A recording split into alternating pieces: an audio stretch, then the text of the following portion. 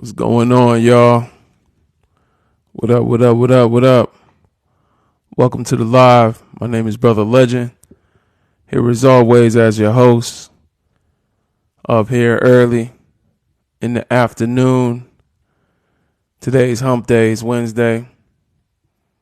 Shout out to all the people that was here last night. We had an incredible live. Back again to help some of us think critically. Different topics up here to talk about. Feel free to join. Today we're asking different questions to meet the same goal.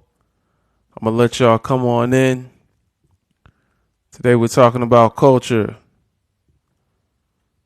That's what we're talking about. Let me know if y'all can see the question at the top. If it's covered up for you, let me know. I can change it real quick. Let me know. I'm going to start bringing people up here. When we get to 2K likes, how I normally do it. When we get to 2K likes, I'm going to start inviting guests up here. In the meantime, feel free to answer the questions in the comments below. Let us know your opinions, your thoughts, things of that nature. When we get to 2K likes, I'm going to start bringing people up. Appreciate y'all. Somebody in the comments, let me know if you can see the top question, or if it's blocked by something. Let me know if it's visible.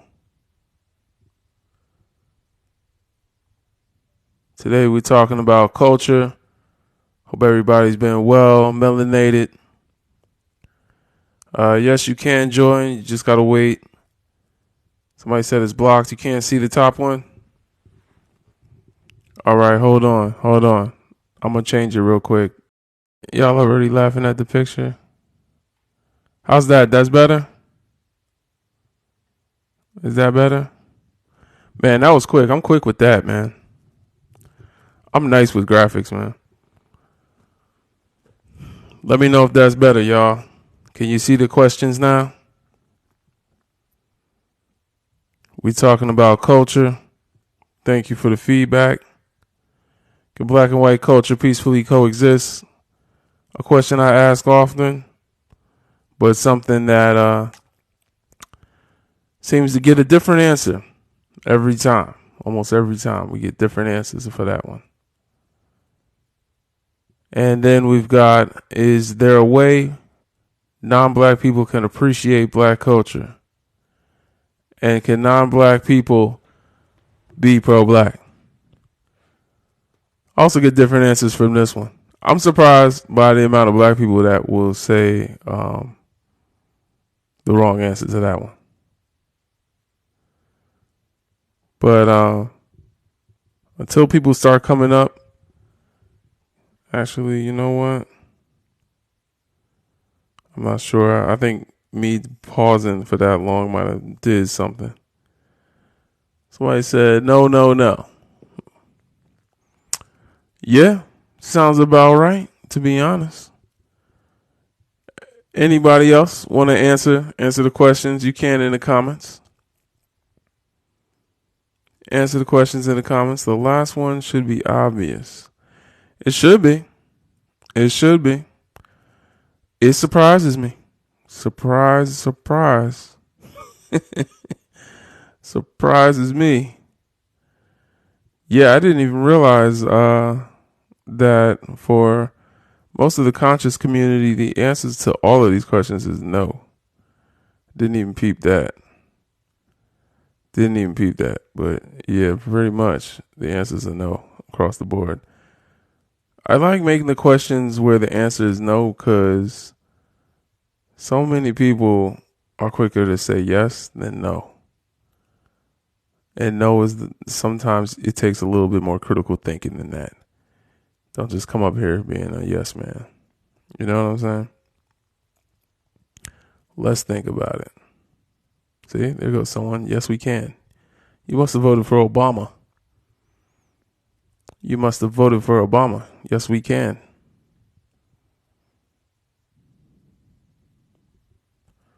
Can black and white culture fully coexist? Someone said, yes, we can. Obama's part of the problem, to be honest. If we really going to talk about it, Obama's a big part of the problem. It started with Obama's mama. Her family owned slaves. We can't exist peacefully because of white people. Okay. All right. This is why we have the comments. Okay. Race is stupid. Turn to Christ. Actually, Christ was racist. Well, the Christ that you're talking about. Christ is a Greek word. Greek from Europe. So you're telling me to turn to Europe? Yeah. Turn to Christ. Let's see. I want to see some of these comments. It's funny how the oppressors think we can. The oppressors have to think we can. They have to think that. That's what they need. That's why people come up here and say, you're being divisive. If I'm so divisive, get the hell up out of Africa. If I'm so divisive, leave us the hell alone. Why do you need our I'm confused, man. I get confused. I don't know. They say, no, people come up and say that they're trying to divide us. They just want to divide us. Yes, I'm taking guests after we get to 2K likes. Oh, we are at 2K. If you want to come up, you can. But people, I'm sorry, I misspoke just then.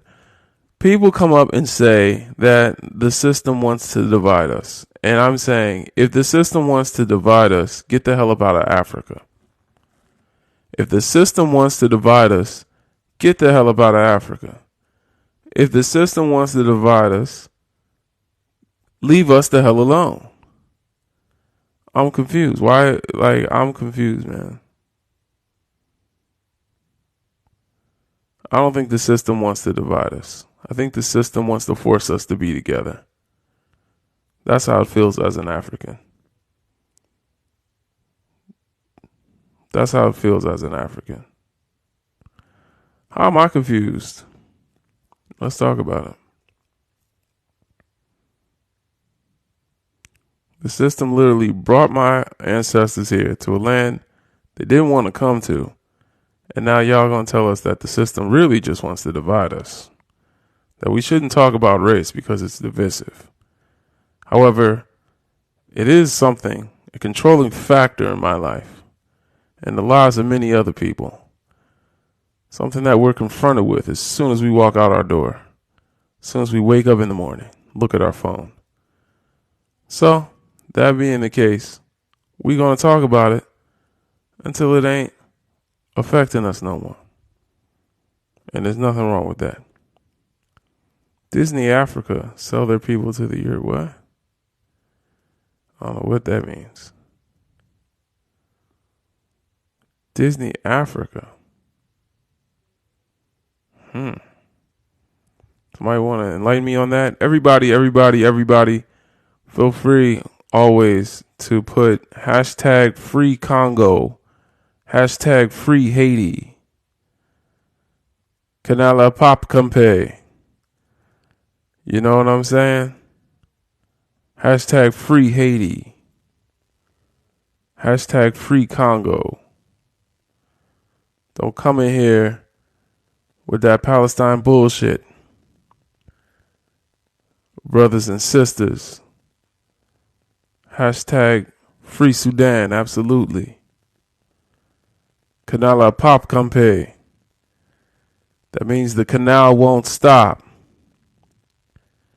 The canal won't stop. Look at what's going on in Haiti. Canala Pop Campe. I don't even speak Creole. But y'all know what I'm saying.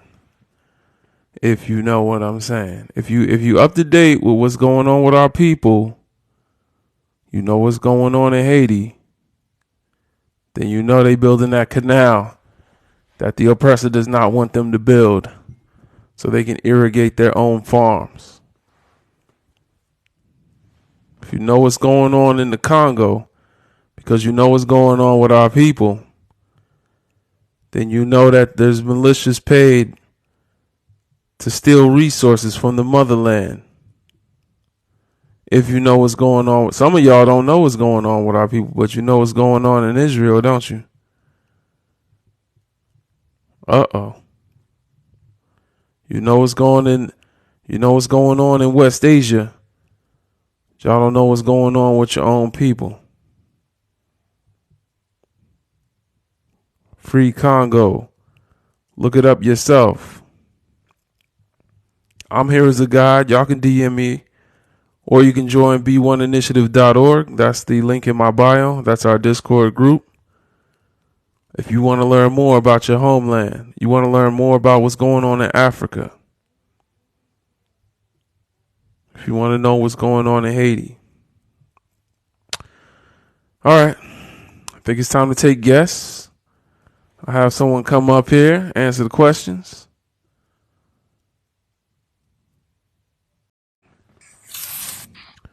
What's up? What's up? Hi. Howdy. Give us your age, race, and pronouns, please. 32, white, and female. Okay. It's not a pronoun, but okay. Oh, sorry. She. All right. Sorry. And answer the questions for us. What do you think?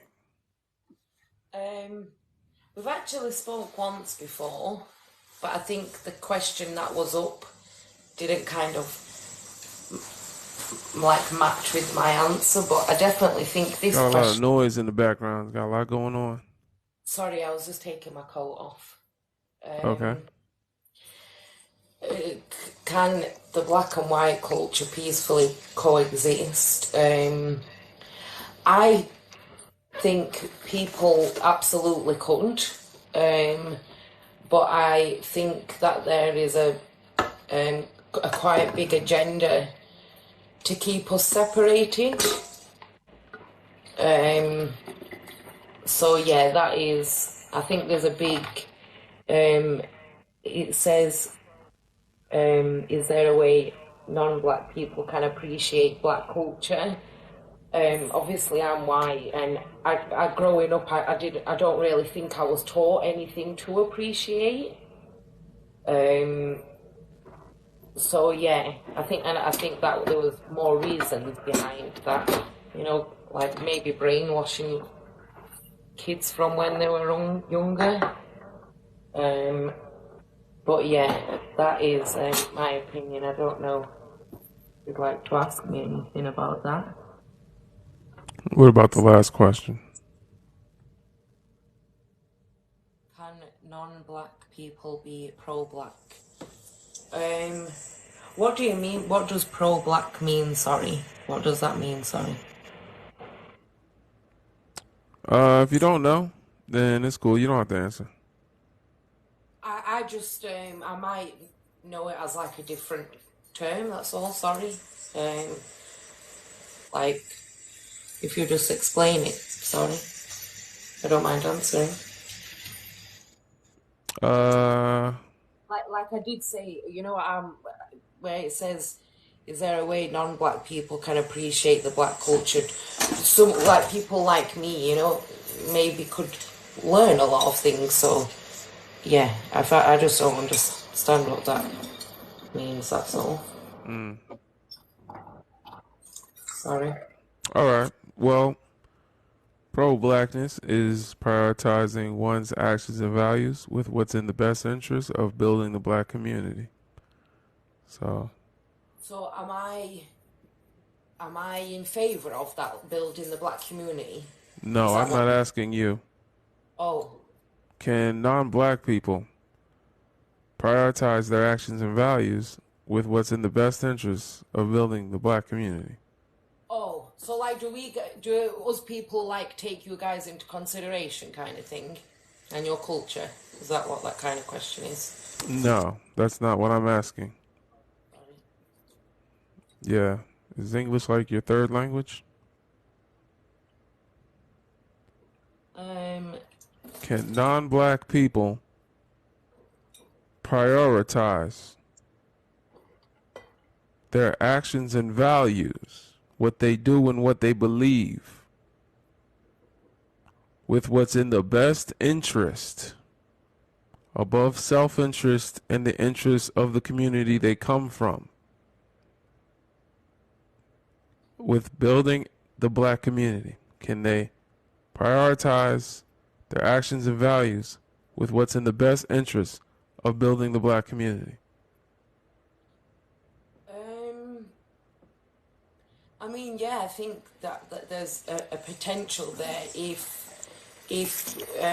like people like me, like myself, could understand your guys' culture a bit more, maybe. When has that ever happened? Name a pro-black, non-black person.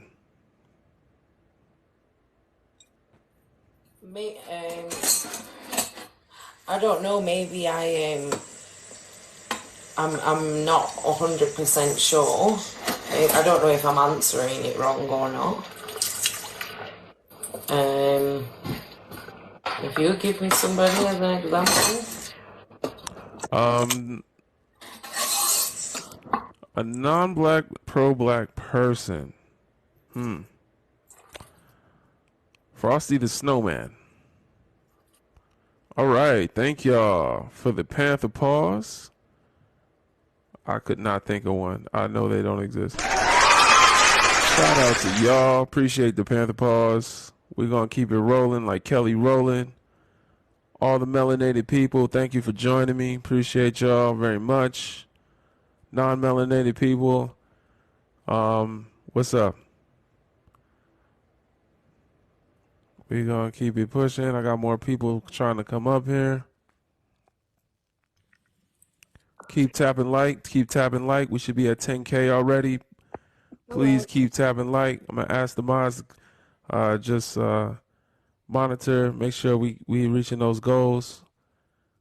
As you listen along, brothers and sisters, help me protect the live as we have this conversation on an app that was not built for us. Please keep tapping like. Let's get to 20K. Appreciate y'all.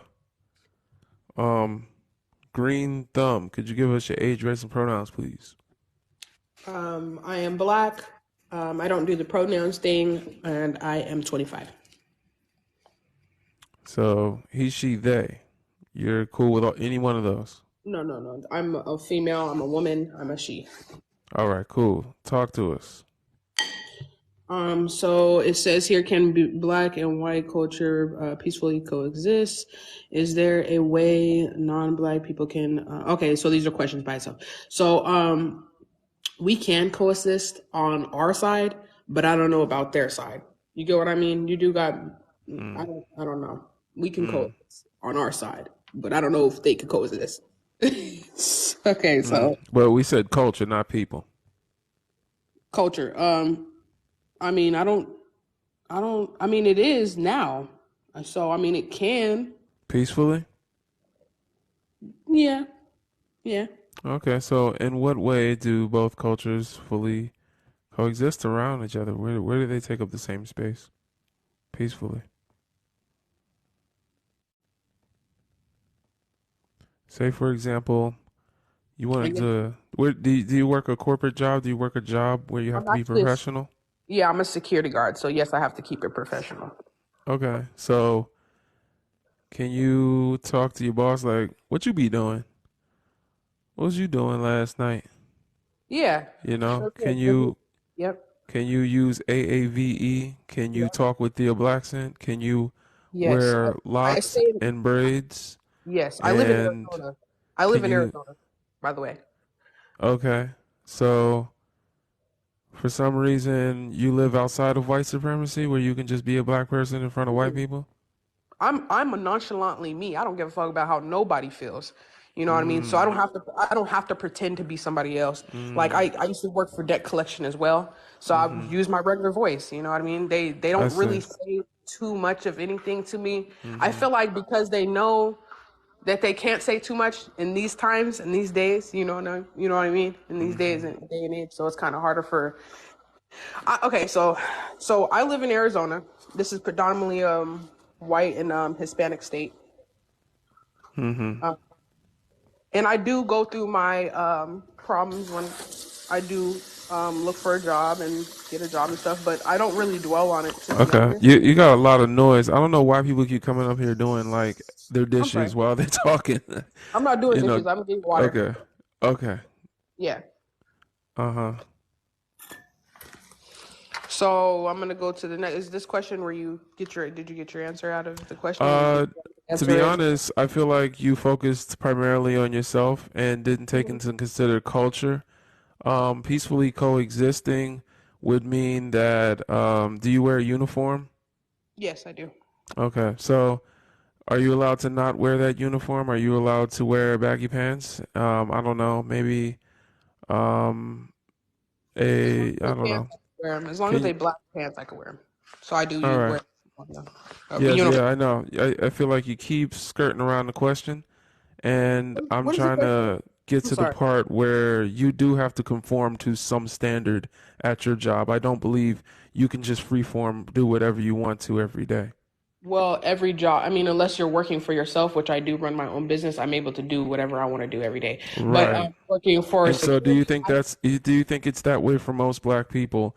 And then also, do you understand that in 38, I believe is it 38 states, black people are discriminated against by wearing their natural hairstyles yeah, that that's just are part of their culture? that's Right. gonna have to So do maybe with not zoom it into just yourself and how you decide how you want to show up, and people can't say anything to you, and realize that we're talking about groups of people and cultures, not specifically you. okay. Um, Black people really don't have culture out here in America, I knew in, that was coming. in my opinion. Wow. Because if we did, we'll be all in one. And if we did, we would. It's funny how some of us don't know we have culture. Meanwhile, they've been appropriating it this whole time. Thanks for coming up. I Have mean, yeah, fun we have culture. We being have a black s- culture in America. have fun protecting the property of your boss. She protect master's property. That's why she talk like that.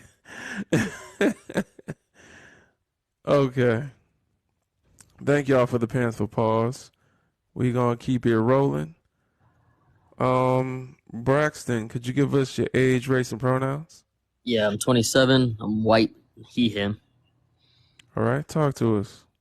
Um, I mean, personally, I think that all these could be answered with yes. You were just talking about like jobs and things and having to conform to whatever. I've worked. I mean, if you look at my resume, it is slightly embarrassing. I've worked at so many different places and been mixed with so many different types of people, and never ever in my experience in any of those jobs over the past 15 years have I ever seen me get treated different than the person next to me because their skin color is darker than mine, or they have to dress a certain way. Like, when I worked at Would you Sonic. believe me if I said when it comes to racism and experiencing racism, I don't want to hear your opinion? I mean, I believe you. Yeah, You know what I'm saying? I, Because I believe it. I did it, it's but like a shark. You know what a shark is? Like the great white shark are like apex predators. You know what that means? That means that they're like the king of the ocean, right? Like nothing really feeds on them, but they feed on everything else. And so it's like a shark saying, things don't really bite me much. I don't really see an issue. You know what I'm saying? Your anecdote when it comes to experiencing racism is not what I actually want to hear. no, for sure. I I would get what rather you're saying. hear you speak on a systemic ideological level than anecdotal. Right. I'm not talking just about my own experience. I'm saying, I mean, if I'm experiencing that Yes, you happening, did. it's You got to be said happening you other worked places too. jobs and you I did this and mentioned you did I that mentioned and you my never experience. saw, Yes, I mentioned yeah, my experience, racism. but He I'm never not saw it. speaking solely to my experience. I'm saying Yes, if you that's are. happening, sure. I mean, if that helps your cause, I guess. But I'm saying that happens other places too. That's not just me. My fiance's experienced it. My mom's experienced it. Yeah, there My are many friends have sharks in the experienced it. ocean. I'm sure they would all agree that they don't get bit much. I'm But not that's saying an they're all white anecdote. either. That's an anecdote of the oppressor. So we're not that's you're a part of the privileged class and so are the people that you're talking about. One more poll. I think we're one more away. Up. All right. Have a day. I'm going to keep it rolling. Shout out to y'all for the Panther poll. This live is getting a very interesting response. What's up, bro? Hey, what's going on? Welcome back. Chilling. Welcome to the live. Can you give us your age, your race, and your pronouns, please, if you have any? 30, black, AF. All right. And she, her. Thank you, sister. And talk to us. With the first question, as we are now, no. We cannot live peacefully or coexist peacefully with people who are actively hostile. That's just facts. It's not possible. And not to bring up old anecdotes, but like what Malcolm said, if I can't trust people completely, like if there's 100 snakes and 5 of them are poisonous and the other 95 are not, and I can't differentiate by the looks, I'm going to protect me first. Right. F the snakes. And so the animosity that I like, and the thing is, as a human being, I understand like the how do I say, feeling left out, because I look at YT people and I can see like, okay, you feel left out, but that is a product of y'all's cultural and historical behavior. So if you don't want to feel that way, they have to change the narrative of their cultural and historical behavior, because like it would be foolish to trust them implicitly. Right. Because of the harm they've done everywhere. There's not a place that these people have landed that has not decimated, harmed, eradicated the people that lived there first. Right. Yeah. Including people that live with them. Like you talk about the English. Look at what they did to the Irish. Right. Yeah. Even with them. Yeah. So like it's kind of inane and crazy to me for them to ask us to trust them when they do this kind of stuff to themselves. If they're going to do that to people who look just like them, who live right next to their next door neighbors, why should I trust them that they're not going to do it to us? Yeah, World War II is an example of that as well. Exactly, like because I was talking about this earlier with like what's going on with not to bring up what's going, but what's going on with Israel and Palestine. Those are white Jews. Their origins are in Hungary. Their origins are in Europe. Yeah. And what are they doing? Colonizing brown people. They put brown people out of their homes and are expecting and saying it's theirs. That's been going on. That's always been going on. And so it's not shocking to me that what's going on over there. It's not shocking. It's sad. It's heartbreaking. But then again, like they're not even talking about what's going on in like the Congo. Yeah. They're eradicating the people over there so they can get the stuff to build cell phones, who they're selling to the Asians to sell back to them. Sorry. I get worked up. Yeah. It's all interconnected. Yes. Yeah. And the fact that people are like want to do this kumbaya, pat each other on the back for doing the basic, I don't even want to say the bare minimum, because the bar is in hell. Yeah. And it's just crazy to me that people who look like me, and I don't want to drag no other black woman, but what the last girl who's up here, what she was saying was crazy. And like you were saying, it's selfish and self-centered what she was talking about. Well, I don't experience this and I don't go through this. It's not about it's about us. It's about we. Even if she does go to work, speaking AAVE, being able to be just her black ass self, I guarantee you they talk about her behind her back. There's no way they treat her the same way that they treat Taylor Swift walking in there. And honestly, I don't believe it. I don't believe it. Yeah. She changed her voice for boss. Yeah, I know she do. I know. we And then, yeah. is there a way for non-black people to appreciate black culture? No, they their history is thievery. No, you Mm-hmm. can't appreciate something that you feel entitled to and you just take anyway. Yeah. It's thievery, and so like I don't agree with that. And can black people be pro? No, that honestly that's weird. Like It how can is. you? Yeah. Like if I'm like anytime I've met a quote unquote pro black Asian, pro black white person, it's usually just fetishization. Yeah. It gets weird after that. It It's definitely gets just weird. fetishization because like just like me, I can empathize with what's going on with the Palestinians. I'm not pro Palestinian. I'm empathizing with them and I can recognize what's going on is completely wrong. Right. But it's not me. I can't be pro them. I'm not them. Right. Yeah. Yeah. And it's not to say that like you can't love other people and I wish Yeah. like I call myself a humanist and I Mm-hmm. wish I could love humanity without any barriers. Yeah. But this is the world we live in. Right. So And and we have to protect ourselves first and foremost. it's funny because that's the same way I feel about the Palestine situation. Is we're not them, so I can't be pro them.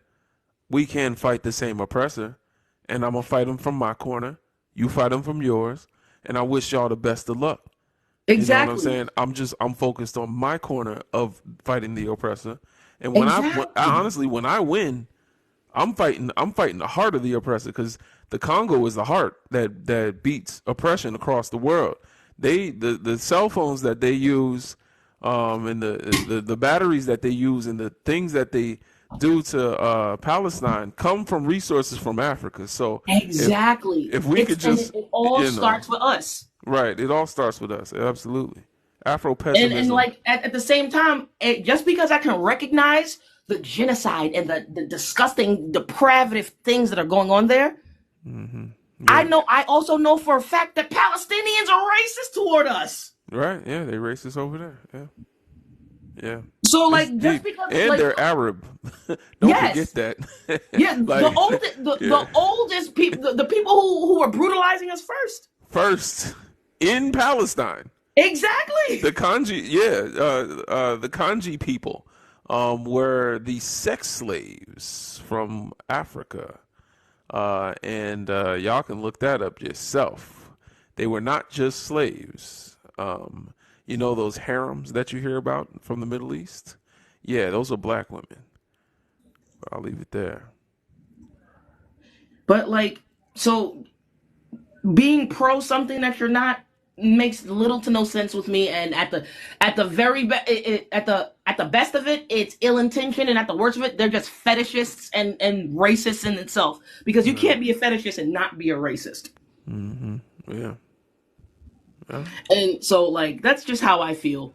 Like can we coexist peacefully in a fairyland where none of this is never where the history of the world we live in never happened maybe, but this is the world we live in. It sucks, but it's our reality. Yeah. And we can't kumbaya and pretend our way out of it. Right. That's cognitive dissonance, and that's literally what my entire platform is aimed at, putting it into. It's cognitive dissonance for brothers and sisters that are ready.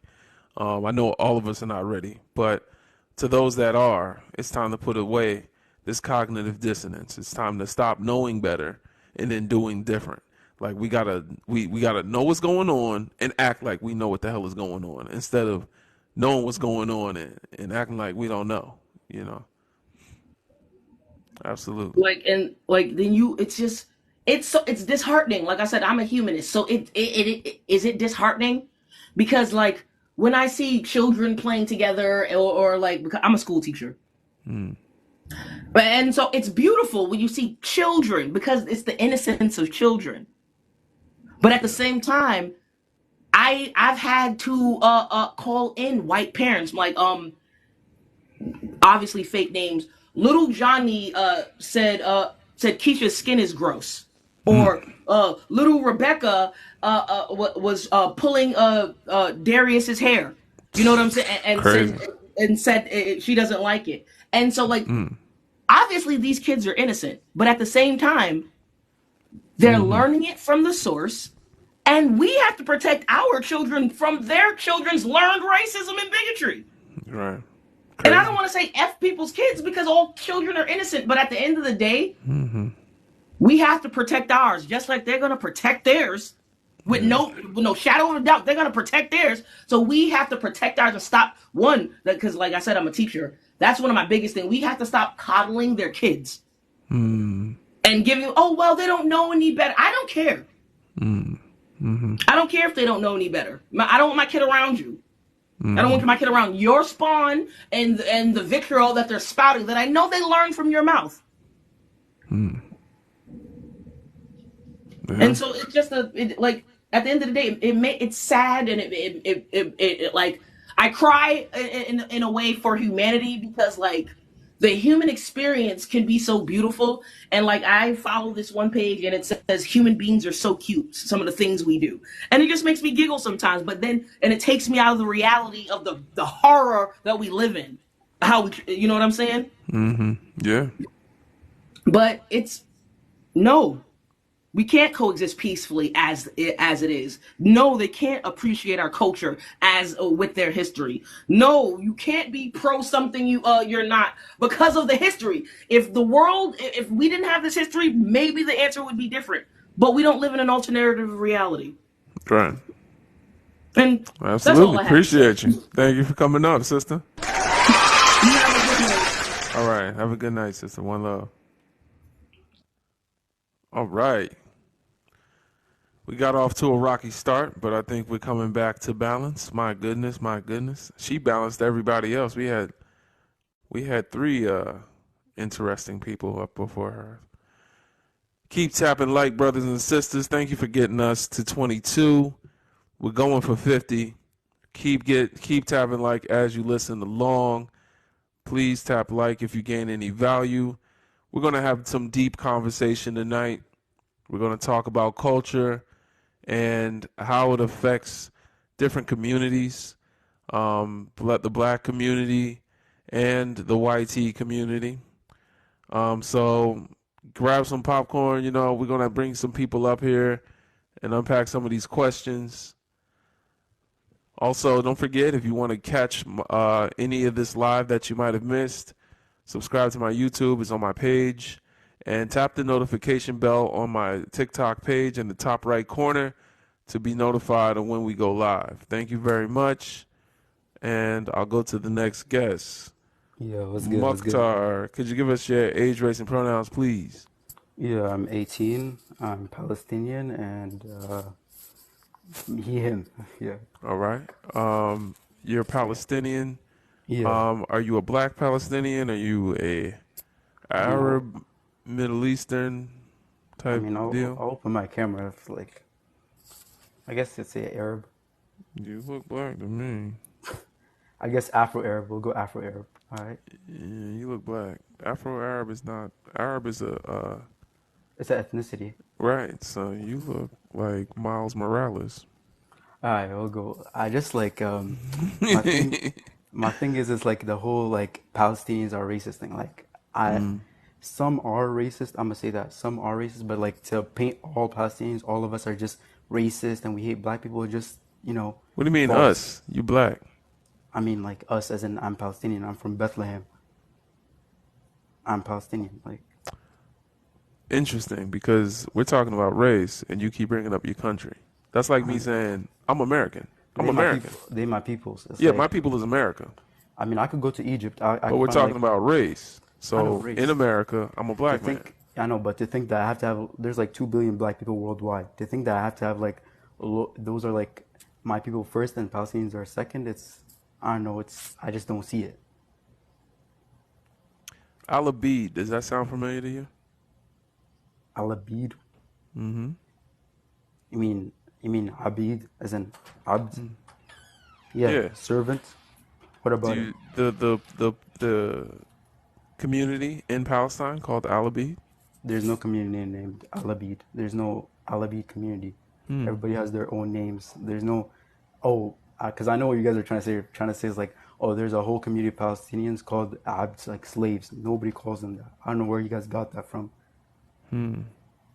And another point of your I saw another video. You said that like Palestinians were some of the first people to do slavery, They were. which is false. They weren't called we Palestinians have at the time. We have history of It was black called slaves. the Ottoman Empire. The Ottoman Empire were Turks. You know that, right? Turks. The Ottoman Empire stretched to Palestine, what we I call know. Palestine today. They were still Turks. You know that. But the reason that Israel and the Zionists came in is because once the Ottoman Empire was defeated, they split up the land of the Ottomans, which was Palestine. So the Palestinians would have been considered part of the Ottoman Empire. Yeah, the Ottomans were still Turks, though. They were still Turks. They weren't all Turks. The ruling powers, the main leaders. They weren't all Turks. They were the one who Turks, did all the they were policies Persians, and they were Arabs as well. I know, but the person who did all the Okay. policies, all the control, were Turks. This is basic history. Not technically, because the official language of the religion was Arab. So, I know. They were still ruled by Turks. It was still a Turkic empire. You know that, right? but there were still Arab slave owners buying African slaves. And there were African slaves buying slaves from the Ottomans. There were African slaves buying slaves? Yes. No, African kingdoms, like for example what's it called again? Oh, the Songhai Sultanate. They were buying slaves from the Ottomans. You call them a sultan, right? Songhai Sultanate, yes. So was he Arab? No, they were black. They were darker than me. You can see the Now, pictures. earlier you said Arab was an ethnicity. Yes. Now you're saying it's a race. So which one is it?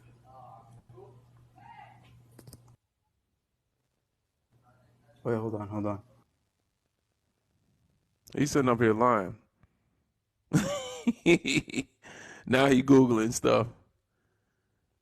And now he's sitting up here lying and Googling stuff. All you need to know is the history of World War II to understand that Palestine was once part of the Ottoman Empire, and the Ottoman Empire and people in Palestine were buying African slaves. And today there is a community that they call Al-Abid. You don't even have to learn this from a brother such as himself. All you got to do is search here on TikTok, and you will find non-black Palestinians saying this same thing. So I'm really confused because this man just said he's not black. He said black people are not his people. He said Palestinian people are his people.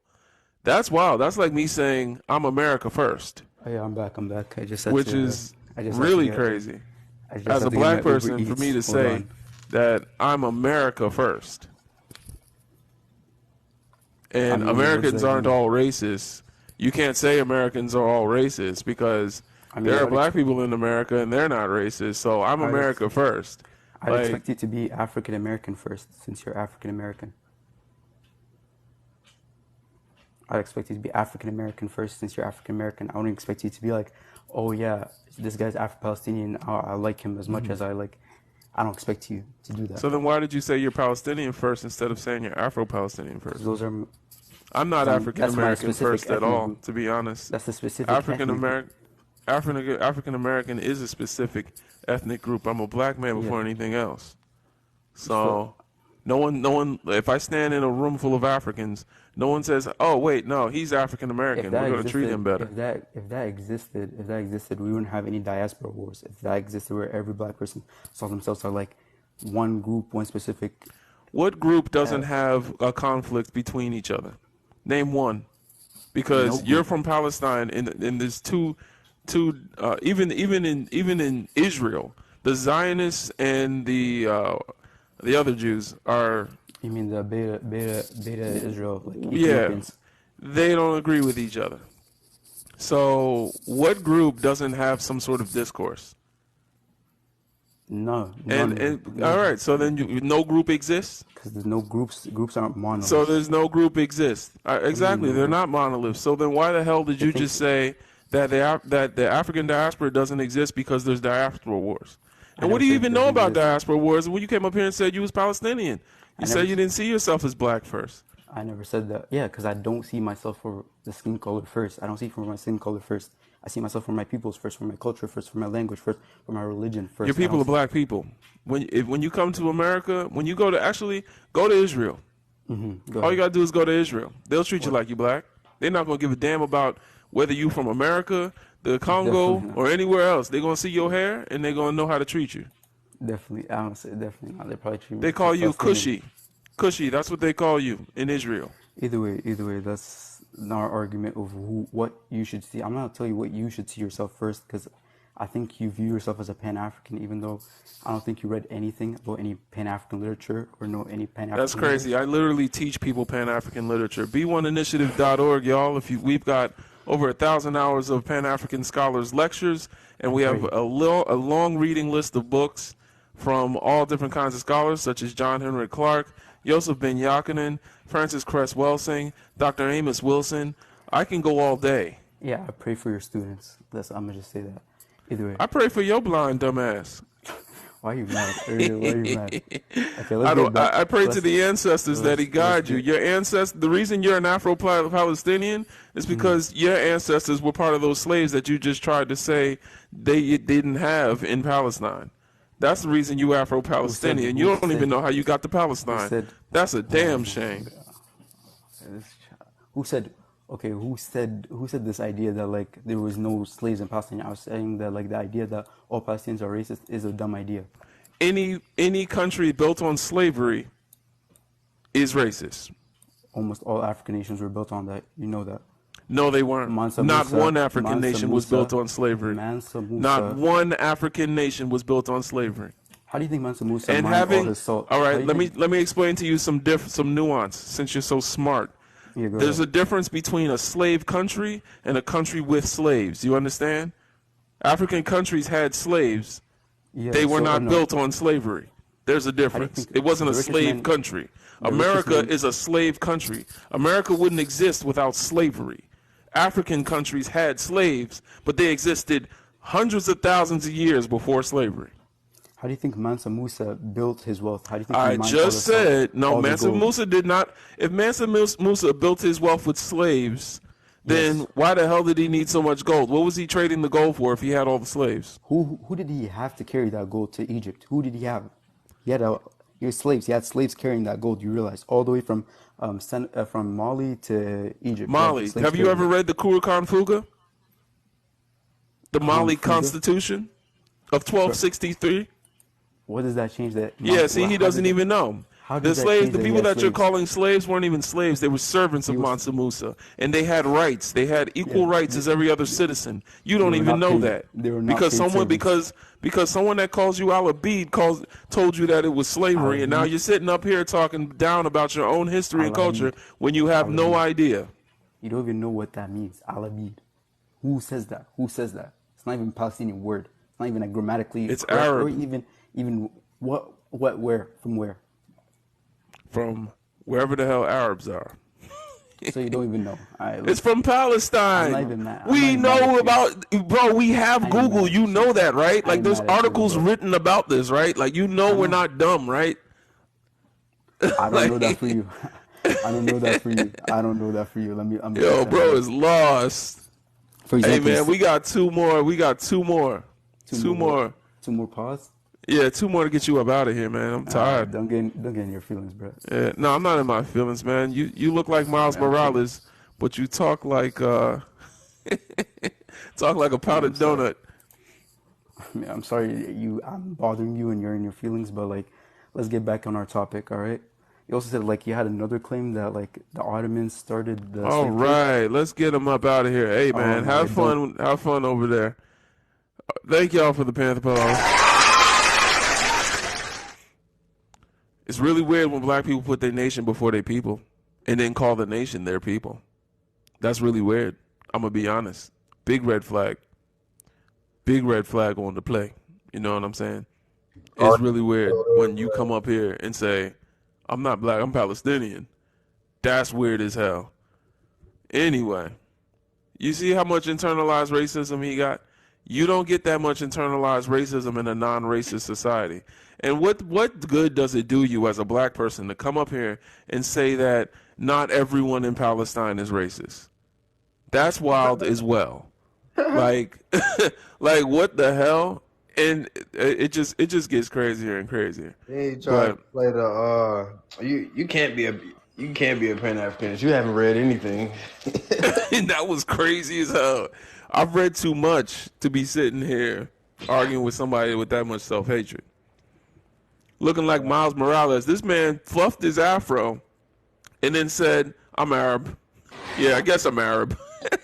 It's that same. I think it's that same phenomenon where some East Africans have like some type of anti-black mentality where they separate themselves from the rest of Africa because they speak Right. Arabic and they pray to Allah. Yeah, that's what it is. Arabization. Arabization is the same thing. It's done the same thing to Africa as what Europeans did with their Eurocentrism.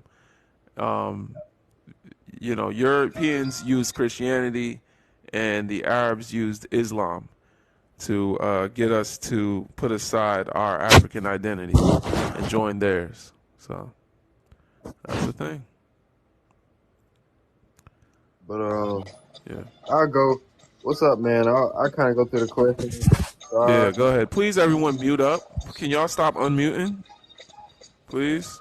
Oh shit, I'm sorry. And the person at the top. Rashad, 22, he, him. Okay. Can black and white culture peacefully coexist? I mean, it's just too much has been done in a negative light to our people. The relationship we have with white people is so damaged. I just feel like we should go culturally in a systematically way. We should probably go our separate ways. But that's another conversation. Is there a way non-black people can appreciate black culture? I mean, yes. I would appreciate is a weird word to say. I'd rather just people observe and shut up. I don't really know whether or not appreciate my culture or not. Because Appreciate is the opposite of appropriation. That's why I brought that up. Yeah. So, is there a way they can not appropriate the culture while still participating in it? I guess would be another way to ask that. I mean, I wouldn't say, and I don't know. I agree with what you said. To be honest, you can look at it and shut up. Yeah, that's cool. It's just when you get into when they get into like participating, it's just where do you draw the line between? Right. Yeah, it's just so gray. I rather people like I have white acquaintances, I have white friends, and we indulge in stuff that I would say is more American culture. Like for instance, I train MMA, and most of my training partners are white, and we mesh in jail together in that situation because that doesn't have anything to do with our culture separately. That's more of a coming together. But it's just so great when you talk about them participating in what we do, because what we do is so centered around us for a reason. It's just hard to draw a line. Yeah. And then can non-black people be pro-black? Man, of course not, man. Like, come on. Pro-blackness is about centering yourself, recognizing yourself as part of the community, and your community also being you. You can't be pro-us if you're not our us, because we live at a place where it was designed to be opposite us. Everything we do in American culture is designed to be opposite black. So I just think that you just cannot be pro-black if you don't come from where we come from, if you don't have that same lineage, if you don't have that same upbringing, if you don't have that same daily experience in this country. Nah, you can't. You could be anti-racist. Of course, you could be anti-racist. That's like being a normal human being. Mm-hmm. But being pro-black, nah, man. Like I don't even see why anybody that's not black will want to even classify themselves as that. Yeah, I understand that. That's a Yeah. little weird in Yeah. itself, in my opinion. But yeah, I just don't think that people can. You can. White people. If you want to be an ally, man, you need to do some observing. Don't talk. Don't say nothing. That's what I say. Mm-hmm. Start from there and then work your way up. Yeah. Absolutely. Appreciate you, brother. That last dude, man, he's A just trip, huh? he just wanted to hear himself speak, I think. Yeah. Yeah, nah, that last dude was a trip. But y'all keep tapping like, tapping like, tapping like. We're trying to get to 50K likes in the next few minutes. We got 300 people in here. I know we can do it. Just tap like, tap like, tap like as you listen along. And when we get to 50K, I won't turn the comments off, but we got a few more minutes to reach that goal. Help me protect the live as we have this sensitive conversation. Y'all know the app be tripping, so please continue to tap like. I appreciate y'all. I don't know your name because it's just an emoji. Could you give us your age, race, and pronouns, please? Hi, my name is Maria. Nice to meet you. What's up? Can you hear me? Can you hear me? Yes, we hear you. My name is Maria. First, I have a question. Age, What is race, the and pronouns, her and she. and your race. Well, I'm Brazilian. I'm living in Brazil right now. I'm not American, so Are you a black I Brazilian, a white I would Brazilian, say an I Asian would say I'm Brazilian? I would say I'm biracial. This is my dad. I would say I'm biracial. So yeah, but Mm-hmm. most people would say I'm black. You know, So then why don't you say you black? man, that's it's. I just have a huge identity crisis when it comes to race because to black people, I'm not black enough. And You to just white said, but you people, just I'm said black. most people would say you're black, and then now you're saying white people will also say you black. So sounds like the only one that don't believe they black is you. Do you think I'm black?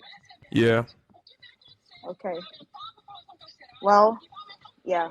I you mean, ain't white, so I don't know what you're talking yeah, about. yeah, exactly, So if you know you exactly. ain't white, guess what? But that's the thing, though. This is how you tell. This is how you tell what race you are. Okay, if you mix with white, whatever the reason people won't tell you that you're white is what you are. Whatever Yeah, the reason, if it's because you have a black parent that you're not white, you're black. If you have an Asian yeah, parent and that's what makes you not white, then you're Asian. That's how that works. yeah. I mean, thanks, thank you. Mm-hmm. Uh, it's really hard in Brazil because a lot of no. Oh, she's frozen. Oh my goodness, thank God, D. You're like a breath of fresh air, sister. It's been crazy up here. They started off rowdy today. What's good, Melanated? I see you in here as well, sister. The last guest is frozen in time. That's a wild face to be frozen on. Oh, she's not. She left. Slavery still exists in Africa. All right, so we gonna get him the hell up out of here because I don't know what the hell he talking about. Hey yo, Marshmallow Man, y'all are weird as hell, man. I don't know what's up with them, man. We ain't even giving him the Panther pause. He gotta go. How the first thing out your mouth in front of all these black ass people is slavery still exists in Africa? Slavery still exists in America. Worry about your own country, weirdo. Anyway. That's crazy. That's crazy. All right. Who we got next? Leisha, let me know. You bring your people up. I'm not sure what order we going in. What's up, yo? Thanks for having me up here again. It's Yelly. Yes, sir. What's going on? What's going on? Is that Yelly at the bottom? Yo. Yeah, Jelly. He, him, Okay. 34. All I'm right. black and Thank you. proud. Thank you. Thank you. All right. Um, Let me go to the next guest real quick. I'll come back to you. all right. Melanated, could you give us your age, race, and pronouns, please? Um, over 45, female, her, she, or she, her, blackety black. All I right. never even Thank you. came up to answer the questions. I wanted to listen to Miss Brazil, and interrogate her, but she's gone, to be honest. So, Yeah, and let it me didn't see if look like you she's. had any mods. About 5 minutes ago, it didn't like you had any mods. So I was gonna offer to mod, but I see Leisha's in here, and there's a few now. So I'm just gonna drop down and just be in the comments unless I need to come and correct anyone. Please do. Yeah. Please do. Alrighty, take care. Take Appreciate you, care. sister. All right. One love. Um, and then I think we got J.K. Mose. Oh no, D. Did you want to address us? Holy Spirit, activate. Activate. Wait. Hello, everyone, and welcome in. You are in Brother Legends Live. Again, you are in Brother Legends Live. Go ahead and tap that screen, you guys. It's time to tune in and turn up. You need to tap that screen, share the live, and also, guess what? You need to subscribe. You guys, it is time for you to get into it. We're trying to get to 75K. Make it happen. Tap, tap, tap. Appreciate you, Queen. Shout out to D. That's my co-host, y'all. She gonna be up here with us, unpacking all different kinds of jars of mayonnaise. Please send her gifts. Show her love as well. Um, J.K. Mosby, could you give us your age, race, and pronouns, please?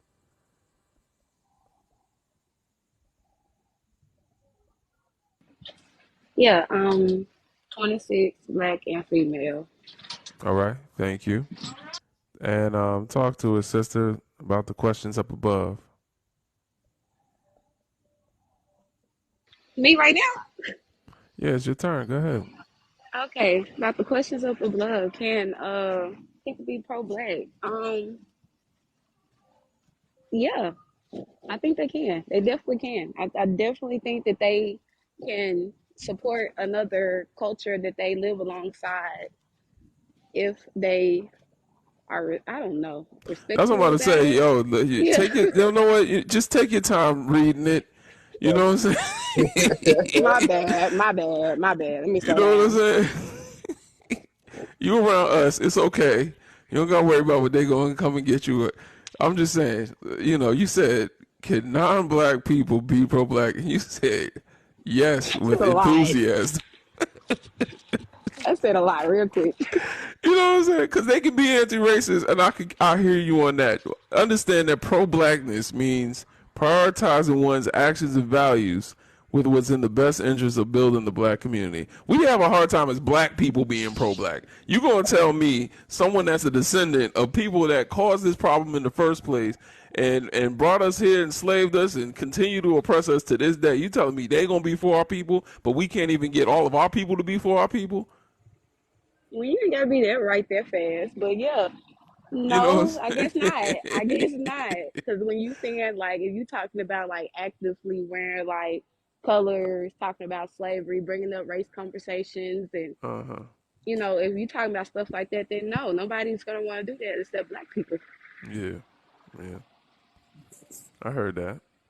So do you think there's a way that non-black people can appreciate and not appropriate, but appreciate black culture? For example, our lovely Christina Aguilera here, rocking the box braids. Do you think that she's able to wear these braids and appreciate our culture, or do you think it's just flat out appropriation?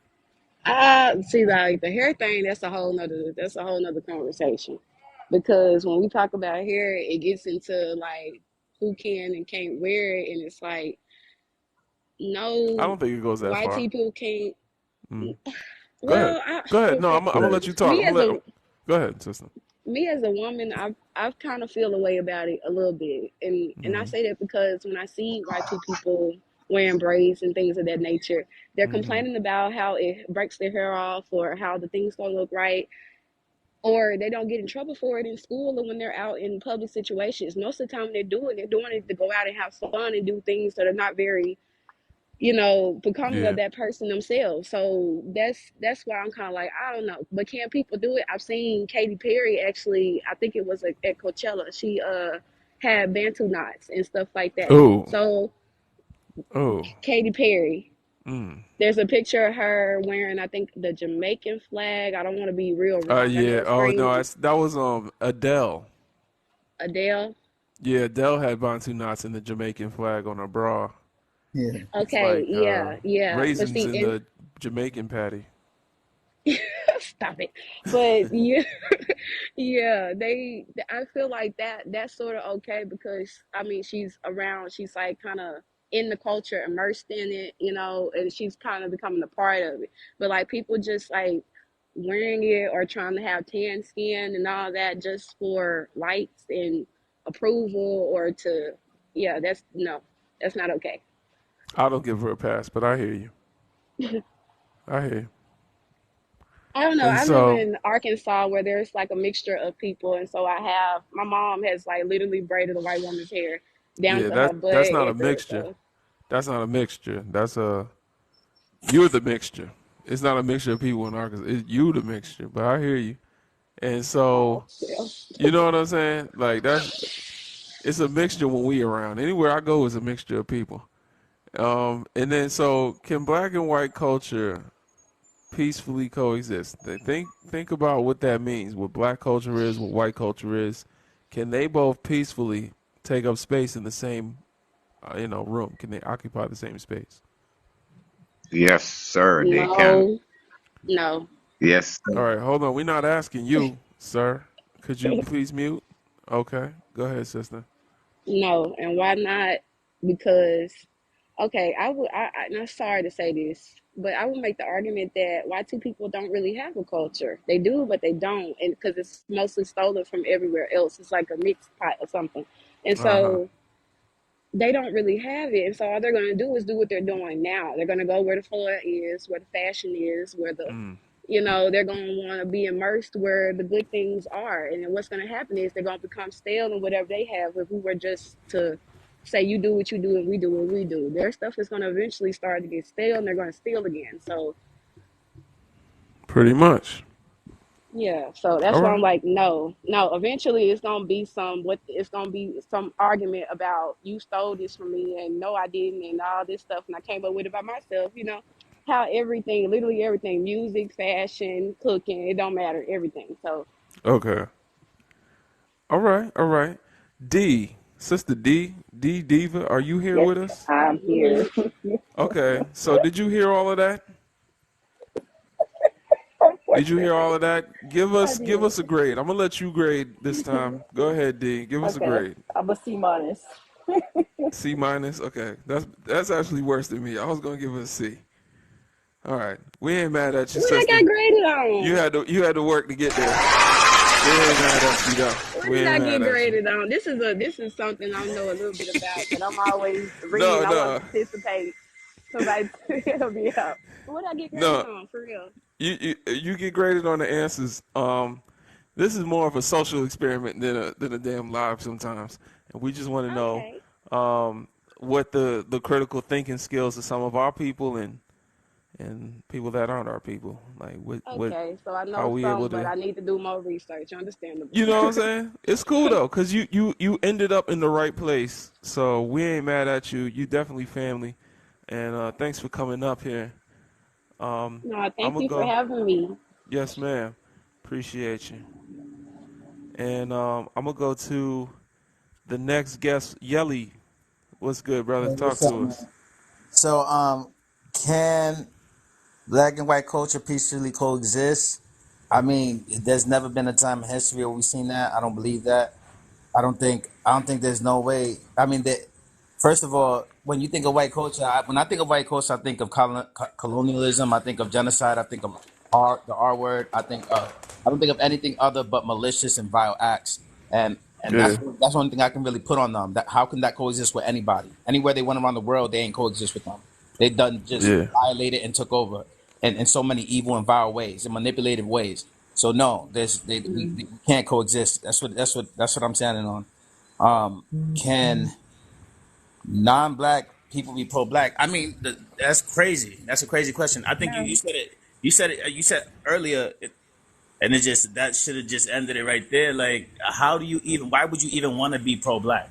I mean, like, you Yeah. cannot be black. That's weird. That is very weird.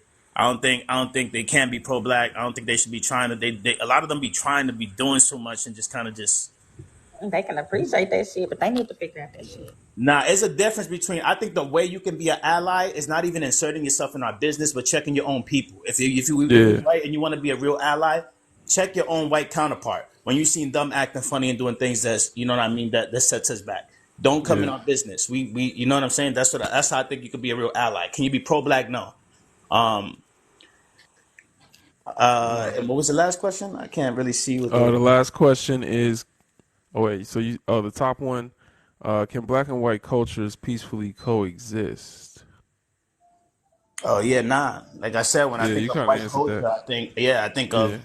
of of just massive genocide and colonialism and classifications and all these things that kind of just is the opposite of coexisting in peace. And you know what I'm Right. saying? So I don't think they could coexist with anybody, to be honest. Not even with themselves. You see, if you look at all the wars throughout history and the wars going on now, it's all with Israel, Ukraine. Like this is all white people. They can't even coexist with themselves.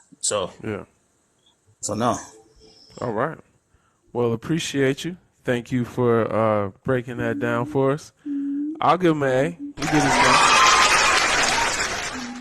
All right. We'll go to the next guest. Everybody keep tapping like. Thank you for getting us over 50K likes.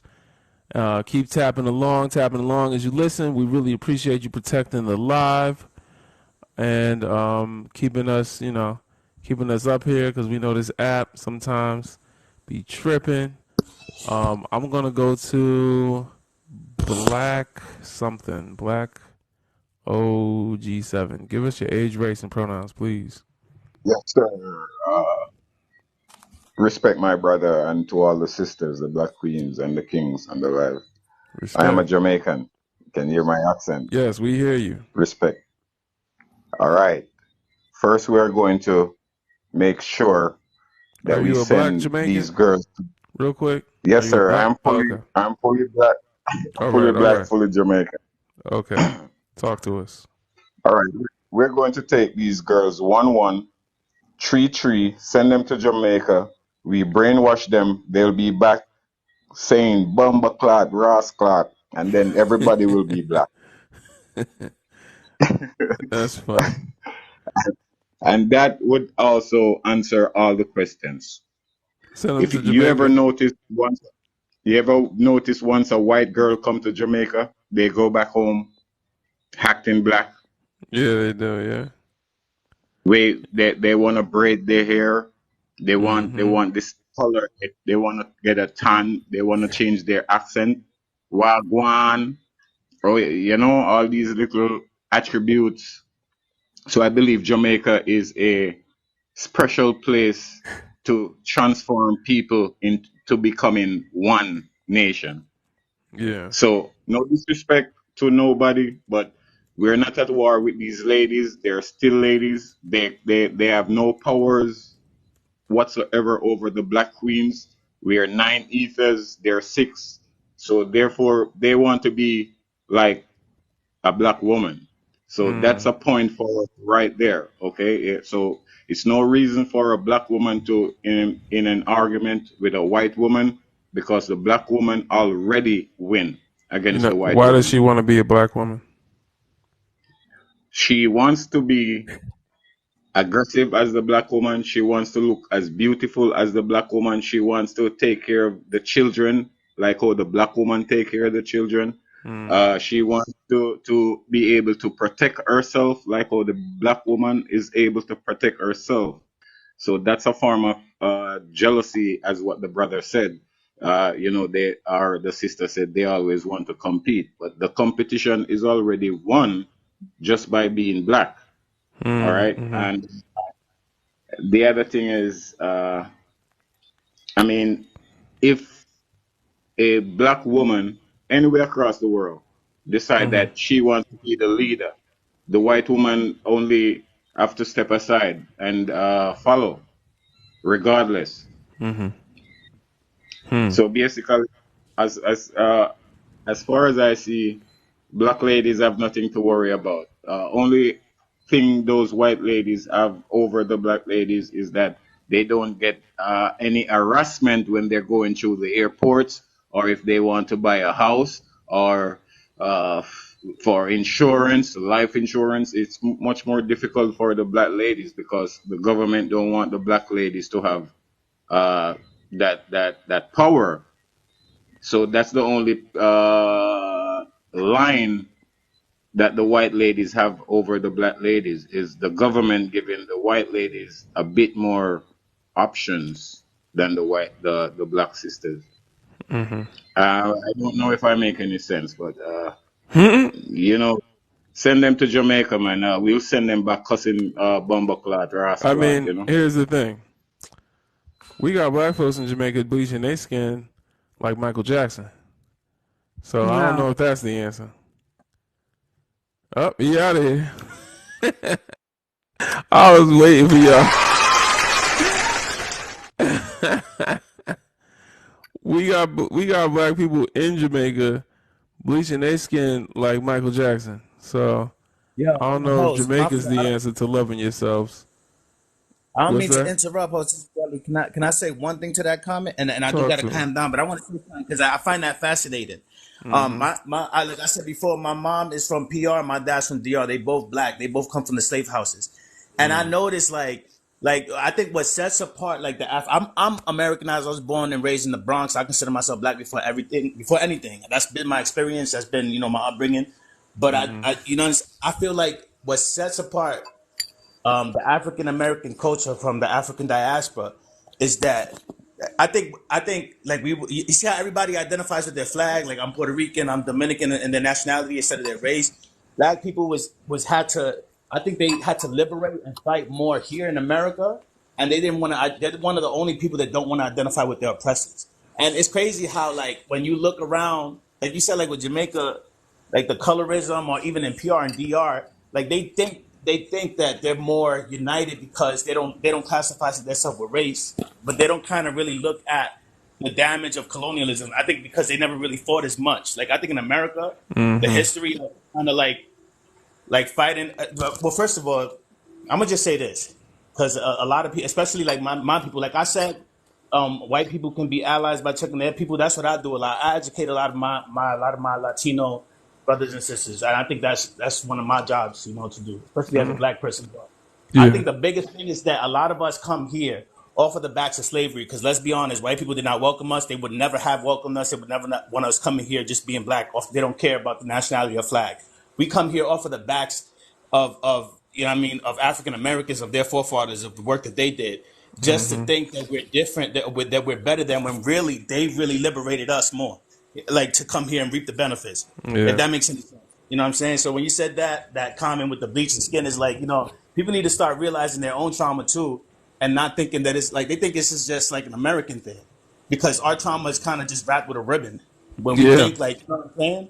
Right. But yeah, Yeah. I just And wanted to say that. Kwame Nkrumah talked about this, where he said that he warned Africans against. Well, he was speaking specifically about the continent, but he warned Africans against associating with their colonizers' nationality before their people. He was trying to unify Africa, of course, but it applies to all African people. Kwame Right. Nkrumah was a Pan-Africanist, and that's the problem. Is some of us Yeah, think it's so our race is ironic how they Jamaican and say, Dominican. right? Yeah, It's so ironic how they say African Americans are so separated, and they just divided, and when they don't realize that we're more separated than anything. Like we can't even we don't even know our tribe. We don't even yeah, like, you know what I mean? And right, the yeah, bigger thing is that there's problems that affect us is right under our noses that we don't even acknowledge because we're identifying with a flag. Like even in right. Puerto Rico and DR, the demographic that's Oh treated the yeah, worst is black people, and they still get separated. Not you right. they want to act like they want people, but the government still separates them. You go to the worstest areas in PR and DR, it's the darkest people. You know what I'm Right. saying? Louisa Yeah. or Same thing in Palestine. That's what we were right. talking about earlier. But thank you for But having me yeah. up here. I love your lives. I'm gonna Yes, continue sir. to pop up, show face, and support, brother. All right. One love. Thank y'all for those Panther paws, man. We appreciate you. Keep tapping like. We almost at 70K, man. Y'all got the live going crazy. We got people lined up, coming up, man. This is what happens when y'all tap like. We get more and more people to join. It keeps the live looking fresh. We got fresh ideas coming in. You know what I'm saying? Some people don't really qualify to come up here, but they come up here anyway and fall on their face. It's crazy, man. You know, like all you gotta do is come up here and be real. If you don't know something, just say you don't know it. If you don't know an answer to a question, don't answer it. Just be like, you know what? I'm not even comfortable. I'm not even gonna lie to you. I need to learn a little bit more on that. But I just came up to answer this. Don't come up here for no reason. Don't come up here just to No, that's not sit right. up here and talk your shit. Like, You're please don't do dumb. that. And what? Excuse me? Oh no. Oh no. Excuse me? I have headphones in. I can hear what you say. Who's dumb? Chrissy, who is this? Chrissy Yala. I'm trying to text this girl. Hit her, Chrissy Alsa. Chrissy Alisa. What is happening? I don't know what's happening. What's going on? I think we all texting somebody right now. I don't know what that was. Are you finished or are you done, miss? Hello? What name is that? Cheevel? Cheevel Knievel? Oh, Chevelle. I'm up next. Chevelle. No, but you're not muted, so I think you just interrupted our live. Could you mute Oh, yourself? I'm not muted. Absolutely. All right. So back to what I was saying, man. Keep tapping like, send a little gift or two, little rose. Send gifts to the diva, my co-host, and my brother Rashad is up here. Send us some love. We just gonna be up here talking to people about these questions. This is gonna get interesting. All right.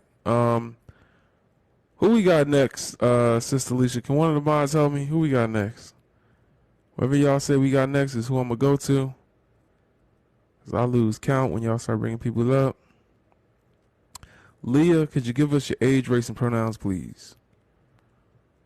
Hello, my age is. Oh, can you hear me? Yes, we hear you. Hiya, my name is Leah. I'm 33. And my race is I am a woman of color. I don't know. The reason yeah, Of go on. color's not a race, I'm a black. so you're a I'm a black black woman. woman. Okay, all I'm a right. black female. All right, talk to us, sister. To me, I think we can peacefully coexist, but it's a case of making people have a better understanding of what we've done and realize it's not about immersing yourself in our culture and trying to be one with it. It's about understanding our history and about how we move forward and about how people empower Black people to move forward and to succeed the way we should have done centuries and years ago. We should be so far forward in life than what we currently are. And that's because our white allies are not helping us in the correct way. All right, so there's a lot to unpack with what you just said. Sorry, I go pretty quick. Dee, do you want to speak? Okay. Can you hear me? Okay. The first thing I'm gonna say is this. She said, "We," as if speaking about YT people in reference as, but it was like, it was interesting. So I'm gonna assume. I'm just gonna ask you: are you a Black biracial woman? Yes, I am. So in this right. conversation, you use we. So I'm assuming you associate, or you're speaking of YT people. I'm talking of, right. So basically the reason I cast myself as a Black woman, but when people ask me, I will say I'm a woman of color. The reason being, I cannot speak for my darker skinned counterparts. I will never understand the way they've had to live life and they've had to walk in life. But what I can do is I can speak of what I see and what I've experienced from looking at my mum and my mum's side of the family. So I do generally say I'm a woman of color because I don't want to offend, but I am very firm in the fact that I am a black woman. That is how I was And raised. firm enough, if you calling yourself a woman of color, do you know what a woman of color is? Woman of color centers your identity around your whiteness and your proximity or lack thereof. Do you know So, what I know? Sorry, what you're interrupting. really saying when you're saying I'm a woman of color is I'm not a white woman. And that's Hmm. weird, That's like me coming up to you and say, I'm not a giraffe. You see what I'm saying? Yeah. Like, I could just say I'm human. You could just No, say, 100%. you see what I'm saying? So you could just say you're a black woman. You don't have 100%. to focus your Yeah. identity around what you're not. Because woman of color is a term used by white people like Jews and Gentiles. Like we're the people with color, and that's what makes us less than the people without color. They're the people without color. So they're the people Okay, that's who interesting. exclude all color and in their communities and in their systems of power. They're intentionally exclusive. Blackness includes all shades. You can be a black person with a white parent. And look at me. I'm a supposed what they call a monoracial black man. Both my parents were black, and both of their parents were black. But I can't speak for my darker skinned counterparts either. Mm. So I does that mean I I'm not think as black? well in no, of course not. I I think as can't well speak. in the Yeah, way that the I more see it is a melanin, case of let me tell you, the more yeah, go melanin, for it. the more power. It don't got nothing to do with you. Agreed. You don't experience blackness different than anyone else because there is no uniform experience of blackness. We all experience it a different way. Some of us are more phenotypically privileged and have proximity to a white mom, and some of us don't. Some of us are more economically privileged. Some of us are more privileged because we have an American passport and we don't live in the Congo. So that doesn't mean we're not black. It just means, and honestly, privilege is even a misnomer. Someone explained to me that it's concessions that we truly have because privilege is something that's beneficial. So we don't Hmm. benefit from the oppression of any other part of our group because their oppression oppresses us. So it gets really deep when you really think about it. But there is no reason for you to say that you can't identify with black because you can't speak over darker skinned people. Okay, I think do you know what? I think you might be right. I think it may be as well as I think you may be able to tell from the accent. I'm from the UK. So Mm, I think that we do, I think generally they do sort of compartmentalize even within us as Black people in the UK. They still try and segregate us. So as much as we're trying to unify that, it's almost like there is still a consistent divide yeah. that we still need to bridge. So I appreciate what you said because that's a lot of learning for me and affirmations for me as a Black woman because Hmm. I think in the UK, when a light skinned woman goes into a group of Black women, Hmm. they even if you do affirm yourself as a Black woman, they will make a point of saying, "Well, you're of color. You're not necessarily going through what we're going through." So that's actually really Right. interesting So what you said. don't speak about what you're going through over what they're going through. I can't do that either. If someone from the Congo comes on Mm, this live and tells me about his black experience, I cannot tell him, oh, well, for me it's different. I get money all the time and I use my iPhone and don't think about it. When he's saying that his parents were R-worded and unalived to make my iPhone. yeah, You see what I'm saying? So I yeah, can't speak over him. So that's what you have to realize is that in black spaces you have privilege. That doesn't make you not black. yeah. That just means that means you have to be careful. And at the same time, if I anyone agree. tells you Yeah. that you're not black, that's when you got to stand in your blackness and know that that person's just wrong. They can't. So that's what I'm saying. If you want to stand firm, you got to stand firm because there's been brothers and sisters that told me I'm from America. I'm a Native American. I'm supposed to walk around saying I'm Native American when I know my ancestors are from Africa. And then there's been Africans that tell me you're not African. What tribe are you from? If you don't know what tribe you're from, you're not an African. Meanwhile, they look just like me. So, so I have to stand firm in my Africanness and know my history, know my culture, know where my people come from, and that's just how it is. You know what I'm saying? You got to stand firm. Can't let people define you. Very true, 100%. I actually really appreciate you saying that, and The other thank thing you. is the I think ally that was a part. very educational conversation. The Mm-hmm. ally part. I Yeah, got go for it. Sorry. it kicked me off. The ally part is very interesting because Mhm. what do you consider an ally? If they're not doing For anything me, to it's. actually help, how are they even considered an ally? I think it all starts within the home. I think it starts from people having conversation with Black people and understanding about the history and how deep rooted things actually go. And then them going home and being like, look, this is actually what's going on, and trying to actually call out certain instances and being like, no, you're wrong. This is what I've learned. This is how we should proceed.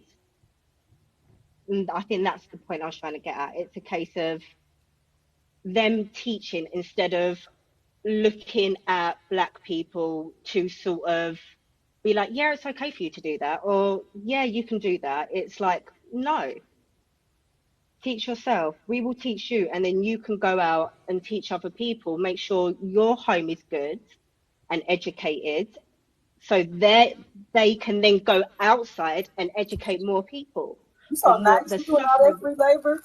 I'm gonna let you do that free Pardon? labor. I'm doing it. It's That's free fine. I'm labor. more than happy to do that. No, It's a lot of you work. know what? It's a lot It of, is a lot of work, but to be honest with you, I think in the UK especially, we aren't as hot on our history and our culture as what we should be, and it's still very glossed over. And I think a lot of Black people in themselves are just starting to really look into things and really educate. So mm-hmm. So, if you're saying that Black people, right, they have this misunderstanding or interpretation of who they are, how mhm. important would it be to focus on your community than it would be trying to teach people that really are going to tell you it's not happening or don't understand that it exists? But this is the thing: if you're learning, you're gonna want to share your experiences and what you've learned with other people. See how they keep bringing So their mother even though along, brother? so Your even though mother it's got to within come your along. household, pardon? Is your mother a YT? No, my mum's Black. Your mother's Black. Mm-hmm. And your father's My mum's YT? Black. My father's Latin. My father's Italian. Mm. So you're telling me that you needed more affirmation. No. Where's your mother from? She's Dominican. Okay. Mm. No, not the Republic. She's from Dominica, the Commonwealth. Where? Can I get that? Dominica, the Commonwealth, next to Antigua in the West Oh, Indies. okay. All right. All right. All right. All right. Not Dominica Republic. Mm-hmm. Yeah. Okay. But We this is the know. thing. I think these conversations. Sorry, go on. I think it's great how you knew by my laugh what I where I was what I thought you meant when you said that. I've had it my whole life, especially with my complexion. Whenever I say Dominica, they always assume that, and that's Yeah. fair because I am half Italian. I get it, but no, You're not half I'm very anything. proud to be. You're 100% Well, black this and you're multicultural. That's all that exactly. is. There are plenty of Well, black this is people in exactly Italy. it. Yeah. Well, that is exactly it, and I'm a very proud Dominican woman, and that's the reason why I think I do kind of affirm to people that no, I'm not from Dominican Republic. I'm from Dominica, the Commonwealth, and I'm happy to educate people on Dominica, the Commonwealth, because it's such a full and vibrant country. Mm-hmm. Sorry, let me stop there. Okay. We can hear the pride in that. I just don't. Yeah. Yeah. We just want that pride for Sorry. for black people. That's all you gotta Well, do. this is well, do Yeah. you know what? I don't think it's a pride for Black people. It's a pride for myself and standing in my Blackness, because I'm very Ubuntu. proud of my. You I know what think that I'm very means? proud of. No, Ubuntu. Look it up. no. UNBUNTU. Ubuntu. UNBUNTU. That's right. You said pride in myself. And I said your people. Ubuntu encompasses all of that. I am who I am because of who we all are. Oh wow, humanity to others. That is beautiful. Mm-hmm. Yeah, and I think that's what it is. I think I appreciate this conversation and thank you for accepting me into this live. I think it's actually something that I needed to realize. And from this, I've noticed that, yeah, Yeah. I need to affirm myself and not just for the fight for other people because I Absolutely. am in that. That's me. Mm-hmm. But All yeah, right. I'm a very proud Dominican woman. Well, So thank yeah, you. Yeah. Thank you. Remember that, you know, it's a thing. We'll talk about it another time. Appreciate you coming up. Yeah, we definitely. just be Thank careful you. with nationalities, because these were plantations for our ancestors, y'all. Always remember that. Don't be too proud of your nationality. These were plantations. They didn't want to be here. They were brought here against their will. Some of us get too proud about our plantation. And so we're gonna keep it pushing. Keep tapping like y'all. We trying to get to 100K. We trying to get to 100K. We on the road there. We doing nicely. We're doing nicely. Y'all keep the lights flowing, and I'm gonna keep the lights going. I don't know if that it just rhymed. I don't know. Anyway, the next guest, what do we got? Chevelle, could you give us your age, race, and pronouns? Hi, I am 49. I'm black. She, I ain't really with all the pronoun shit, but I'm a she, her, whatever. That's a So confusing answer because some people really don't care about pronouns, so you can call him him, her, or whatever you yeah, want to it's call him. just And so crazy. when people, and so some people are just like some To kind of like me, it's conformity. issue with It's it. like it's conformity. It's joining in with You what speak in America English. said. You conform the moment you speak English. You know what I'm Yeah, but saying? that's something that I couldn't help that. That, I can right. help choosing whether or not I want to say he, she, he, No, you her. can't Anyway, because you I'm a say it all she. the time. And if I I'm a called you a she. him, you'd be offended, wouldn't you? Obviously, I'm not a he though. There's no such thing as obviously you're not a he anymore. The way society is moving, respectfully, we're just trying to respect everybody. I think that's the biggest issue that people find with this is it's not about how you feel about it. It's just regards to everyone. I don't want to offend you and call you something based off a profile picture that might be your sister, that could be your brother. So respectfully, is just asking, what would you like to be respected by, and then we push Chevelle, forward. You Chevelle, feel me? That's Chevelle, really it. That's really it. Chevelle. All right. So on the list, can black and white cultures peacefully coexist? No, no. Is there a way non-black people can appreciate the black culture? No. Can non-black people be pro-black? Hell no. Those are my responses. All right. You want to expound on any of those? Yeah, I can. Mm-hmm. All right, so I'll go to the first one. Can black and white culture peacefully coexist?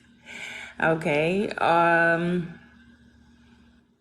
Are we peacefully, because we're not peacefully coexisting today, I would have to say no for that reason. Mm-hmm. Is there a way non-black people can appreciate black culture? I will say that a lot of non-black people, they enjoy our music, our culture, but they would not enjoy actually being black. They enjoy the culture, but that's about it. Mm-hmm. Can non-black people be pro-black? If you ain't black, ain't no way you can be pro-black. It's not possible. It's just Mm-hmm. not possible. It's not humanly possible. It's not possible. Okay. It's just not. Mm-hmm. Those are my takes. All right. Well, I agree with that. Thanks for sharing.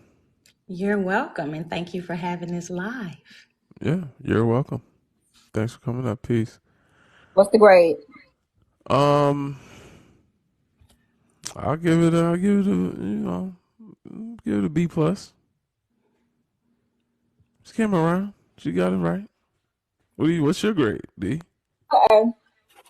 She knows everything. All right. Thanks, Miss Chevelle. Appreciate you. You're All welcome. right. Let me mute this. You're welcome. Thank you. And we'll go to the next guest. Who we got next, y'all? Somebody said F because of pronouns. Hey, man. I just honestly, I wanted to make this a Pan-African space. And I wanted all brothers and sisters to be able to come up here, whether I, know their pronouns or not. Some people don't care. If you don't care, that's going to tell me I can call you he or she. So I don't know why people answer that way when they know they want to be called a she. If you know you want to be called she, then say that. If not, then, if you don't care, then cool. I'll call you anything you want. Our ancestors didn't have pronouns, y'all. I don't know how many of y'all know that, but in our native tongue, our ancestors, before they were colonized and brought to America and all that other stuff, they didn't even have pronouns. So if we speaking in the colonizer's tongue, why the hell do you care about your pronouns? I don't give a damn, honestly. So I don't see why people, have a hard time answering about something they don't care about. Because if you didn't care, you would just tell us your pronouns. You don't care. So, you know what I'm saying? Like, that's why I said, you compromise, you speak in English. English is always going to be offensive to Africans. It's not offensive when we call it dark humor or a little white lie. This don't offend you? Blacklist, blackball somebody. This don't offend you? It's all offensive. So, I don't pick and choose when I'm offended. Pronouns is just more white, colonizer bullshit. So, we called, everybody was they, them. Everybody was Bantu. That was it. Bantu means people. We was all tribe. That was it. So, it didn't matter to us. So I'm going to go back to, okay. She said Jay is next. Jay, give us your age, race, and pronouns, please. Hey, can you hear me? Yes, we hear you. Okay. Hi. I'm a mature woman, and she, her, and I'm black. I've been on your show a few times. Yes, I see. I follow you. Appreciate you for coming back. Talk to us. All right. Can black and white culture peacefully coexist? I don't believe so. I don't believe so based on my experience and observation and history. I feel that white culture will always feel that they're dominant. They're more intelligent. Sorry, whitey culture, more intelligent, more superior to us. No matter what, it doesn't matter what. Even if we create something, they just take it and act like it was them that built it. And even if we teach them something, they take it and act like they're the creators of it, and no shame. So no. And what's the other one? Because there's so much to unpack, but I got my job starts in 15 minutes, so I've got to go and do it. Could you read the other one for me? Because I can't actually read it because the panther is covering it. The second one is. Oh, okay. Yeah. Oh, the third one is, can non-black people be pro-black? Okay. What was the second one? I'm sorry. Could you say? I missed the second one. What was the second one? The second one is there a way non-black people can appreciate black culture? No, because like I said, they're too busy stealing. It's always got to be theirs. It's always got to. Right. Always got to be the leaders of whatever. It's control. The control. I think it's just in them, or ingrained in them. And the other one, can black people be pro-black? No, you've got to be black to be pro-black. I heard that. There's no way, and I don't think it would ever. No, I just can't. No, you can't. I can't. Yeah. Okay. All right. Cheers to you. Appreciate you. Thank you. Yeah, and I wanted to address the Jamaican man. That's why I came off. Okay. Well, he got poured out. So, yeah. They took him down. And I think I talked about Jamaica because I'm African. I'm born in England. My parents are Jamaican. And what he was saying, it was a lot of, he talked about white women a lot, and you can see where he was coming from. Right? And they idolize this, and he's trying to, Jamaica is out of one is Yeah. many, and they don't consider themselves Africans, unfortunately. A lot of them don't. It Yeah. could be my Right. parents at True. once upon a time. And it was very hard to hear what he was saying, and I wanted to speak. And I Damn. wasn't in the room yet, but yeah, I really wanted to challenge him on the things that he was saying. But he was poured out, so it was cool. Yeah, You it said was cool. Jamaicans don't consider themselves black. Yeah. No, Yeah. A lot of they them don't don't. consider themselves. Yeah, they consider themselves black, but not African. But I don't understand. They don't seem to I understand what was black gonna say means. Do Jamaicans. you, I do you- believe. I don't Yeah, know. no. A lot of them don't. And I'm A talking lot. from when I Yeah. was growing up. When I was growing up, and you say you're African, I'm not African. That's Yeah. what that's what Yeah. that's what That's I the grew up. thing. That's They and I don't. yeah Yeah. I've yeah. spoken to a So few of them. They don't. They consider yeah themselves Jamaicans. yeah. And if you A tell lot them of them. anything else, They're and Jamaicans. there's actually an interview of a sister talking about that. An elder. She was talking about it. She was saying, it's controversial in Jamaica to say that we're African, and she was talking about how if a corn is taken from Africa and planted in Jamaican soil, is it no longer African corn? Right. That's the thing. There are Jamaicans that bleach their skin, Oh, and absolutely. you know what I'm saying, and they don't want to see And themselves as African. That's what Marcus colorism is a Garvey was big talking thing about. there. Colorism is a big thing there, and in the UK, colorism is everything. Yeah, Right. So, right. yeah, they've been brainwashed a lot. I mean, when I was growing up, like I said, I'm mature, Yeah, over 50. So when I was growing up, it was like, they'd call England the motherland, crazy. right? So, Wow, and when I was growing up, I didn't know that we were from Africa. I had no wow. idea, Yeah. right? Um, So I took Y'all, classes in the Caribbean reason history. hold on, because I was trying to do this, but the reason I had to take down unresolved is because they got smoke going on in a background. TikTok Oh, okay. will literally shadow ban you for smoking on live. I don't know if y'all know that.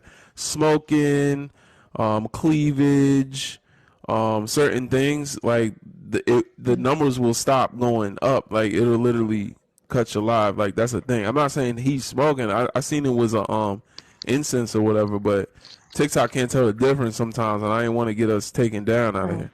Oh yeah, drinking is another one. Yeah, like you can a woman can't even have her cleavage out. Like that's messed up, but that's how they are.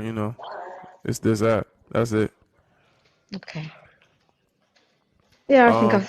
yeah, I better get back to work. But yeah, I just All wanted to, right. say my 2 cents. And And thank you for look what having happened me. after he went down. That's crazy. Yes, appreciate you, Jay. Thank you for sharing with us. No problem. Keep doing what you're doing. I really appreciate you. Thank you so much. Take All care. right. All right. One Bye. love. That's crazy. Look how the numbers are going up. That's something that because I got some insiders. I don't know if I ever told y'all this, but I know some people that know a little thing about TikTok. Um. All right. Who is next, Sister Alicia? Y'all keep tapping like. We almost at 100. We're almost there. We getting to 100 so fast. That's crazy, man. Say what you want to say about Speak. That dude figured out. He cracked the matrix for me. I'm gonna be honest, cause I didn't know you were supposed to get that many likes like that. Like I didn't know. I didn't know. Numbers. I had no. And I would get. shares. Put your shares up. It's gonna get crazy, crazy. Yeah, right. Yeah, facts. I gotta focus on it. Everybody share the live, man. Share the live. Hit the little share notification, little button down there, or whatever. Share it with somebody. I don't care, even if they not awake. You know. Black Void. Give us your age, race, and pronouns, please. How's everybody doing? Can you guys hear me clearly? Yeah, we hear you. My name is James. I'm 36 years old, live in Brooklyn, New York, and my parents are Haitian. All right. And I refer to myself as he. Okay. Yeah, so Talk to us. so can black and white cultures peacefully exist? I would say no. I think what many black people fail to realize is that white people are our complete opposite in every single ways. Spiritually speaking, they're our opposite. Physically speaking, phenotype, they are our opposite. We cannot coexist because for us to coexist, one has to be dominant than the other. If white people are on top, that would have to mean black people have to be at the bottom. If black people are on top, that means white people have to be at the bottom. You can't have two masters in this world. So we That's can't crazy. coexist. We can't coexist. Historically speaking, we've never coexist peacefully. They've always subjugated us. They've even, when we allow them to come partake in our culture, right? We were very hospitable towards them. We welcomed them with open arms in Africa, and they backstabbed us. They taught us all these false religions like Christianity, Islam, and today our people are suffering. They are brainwashed, and we're more separated than ever because of integration, because we're mixing and coexisting, right? Like if we go back to segregation, black people were married at a 70 to 75% rate, right? Because together we was more unified. We had inventors, but ever since integration, you see how the black family has dissolved, and black women and black men are at each other's throats. Also, ever since Loving versus Virginia. Facts. That is true too. So we can't coexist. I'm sorry. Is there a way for non-black people to appreciate black culture? I think if black people have control over their culture and they can monetize from their culture, then white people can purchase. For instance, like say music. We do not have control over our music. This is why our images are destroyed.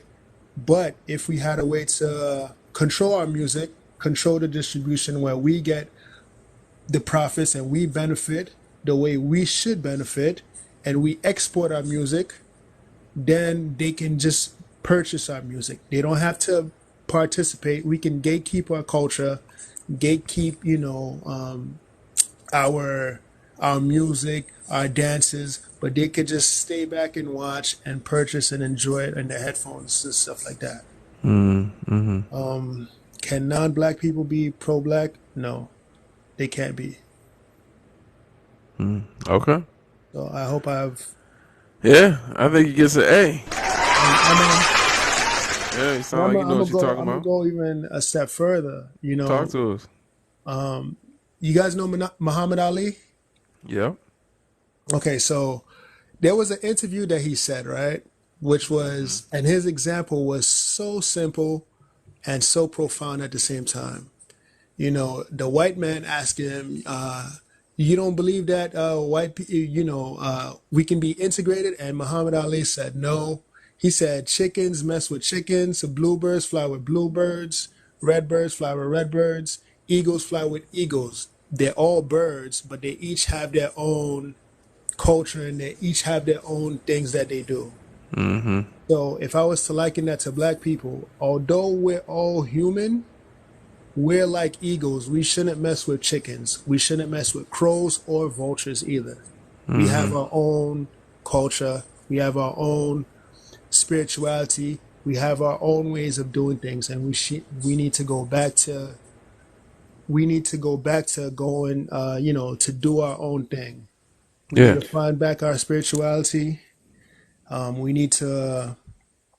I honestly do believe we need to separate from these people. That's the only way to heal, because nobody else can heal us but us. Yeah, I heard that. Absolutely. They don't call it separation when a woman is running away from Freddy Krueger. That's liberation. Liberation looks like separation or segregation when you don't have any context. But when you know what's happened to our people, you know that's just liberation we talking about. So Again, I appreciate you. Thank you for having me. And yeah, feel free to come back up, man. One love. All right. We over 100K, man. Thank y'all so much. Thank y'all so much. That helps with the algorithm a lot. What's that, sister? Let's get 150. All right, let's get 150. I'm here. What time is it? What time is it? It's not late enough yet. I don't think. I got on early today. I got on at 4 o'clock. It's only 6:56. That's crazy. It's only 7 o'clock. This is usually the time I get on. All right, man. I might change the live though. I might change the topic. I don't know. We might need to do that. You already know. You know what I'm saying? We might need to do that thing. I'm just testing this topic out. Talking about cultures, but who's next? Who's next? Honey, give us your age, race, and pronouns, honey, please. Hello. Age is 55. Race is black, and I'm a woman. I'm a she. I'm sorry. Right. I'm not down with that. So I want to put a little twist on this, if you don't mind, and go back up the way for your questions, because I looked at them real hard, and I would say this: no, non-black people cannot be pro-black because they won't speak up against the things that they know that are wrong. Is there a way for non-black people can appreciate a black culture? They do all they steal from us. They take our beauty. They want to emulate it, but they won't admit how beautiful we really are. They will tan themselves. They will pump their lips. All of the things that they think make us us. And we are absolutely beautiful just naturally. Every shade of us is absolutely beautiful. So then that takes me to my first question. In order for blacks and white culture to coexist together peacefully, they would first have to do that second step, and that will never happen because that has been their job to make sure that we are separated or not appreciate just how beautiful we are when we look at one another, and that's the way that I see it. I'll say one thing, just like the blacks, we're black people. We gotta get away from letting other people objectify us. We're not objects. We people. But Yeah. That's true. Did I say thing or No, you I said said blacks. You Oh, said okay. blacks, but then you Okay. also said you don't do pronouns. So it's funny Yeah. how that offends you when I ask you what pronoun you like to be called, even No. though you do like to be called she, but you're not offended by calling your own people blacks. Yeah. Okay. Okay. Understood. I'm just saying, Understood. if we gonna talk a colonizer's tongue, then cool. But Okay. you know what I'm saying? The whole thing is disrespectful, to be honest. You know, Oh. we didn't ask to learn this language. Our ancestors didn't sit down and take an English course. We speaking in the colonizer's tongue, so it's always going to be disrespectful to us black people. Yeah. Our ancestors didn't have pronouns. Everybody was they Understood. them. You know, so Understood. So I didn't mean any disrespect to anyone. I would Uh, so in the future, because I've realized that a lot of people talk a certain way, but just future, if you get on somebody else's panel, they will eat you alive.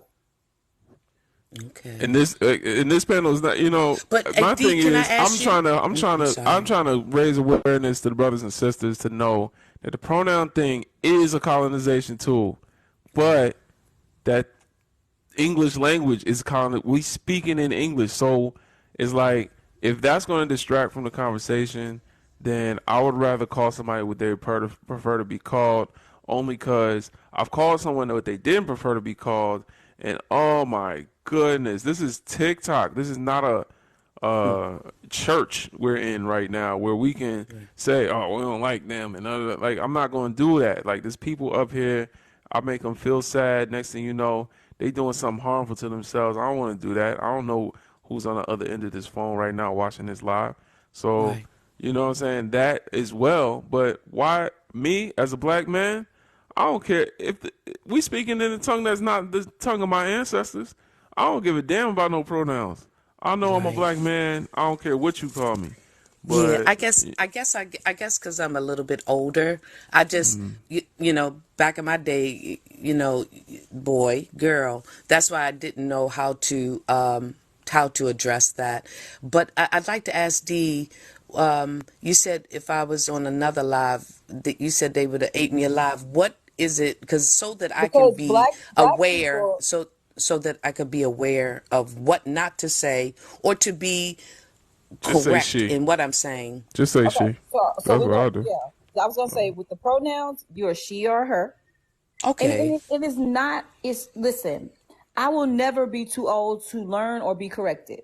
If Right. I do something messed up, whether it be to my child or anyone in between, I expect to be told that I was wrong and try to fix That's it. right. I think that's Agreed. growth across the board. And I'm not trying to tell you anything. I do look at you as an elder. I'm not trying to be disrespectful. I'm just trying to tell you that on any platform besides brother gives grace, particularly to us. He Because to gives me it don't grace. matter. That's what I'm saying. We But Africans. right, but there are platforms where if you come up and you don't want to pronounce yourself as a she or a her, it becomes a whole issue.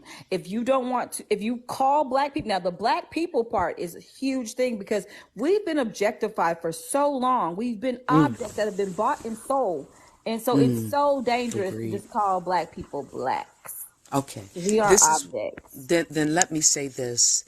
The beautiful people that we are, I think that we have been robbed and stole from our looks to our culture, from everything about us, but yet and still we are not celebrated.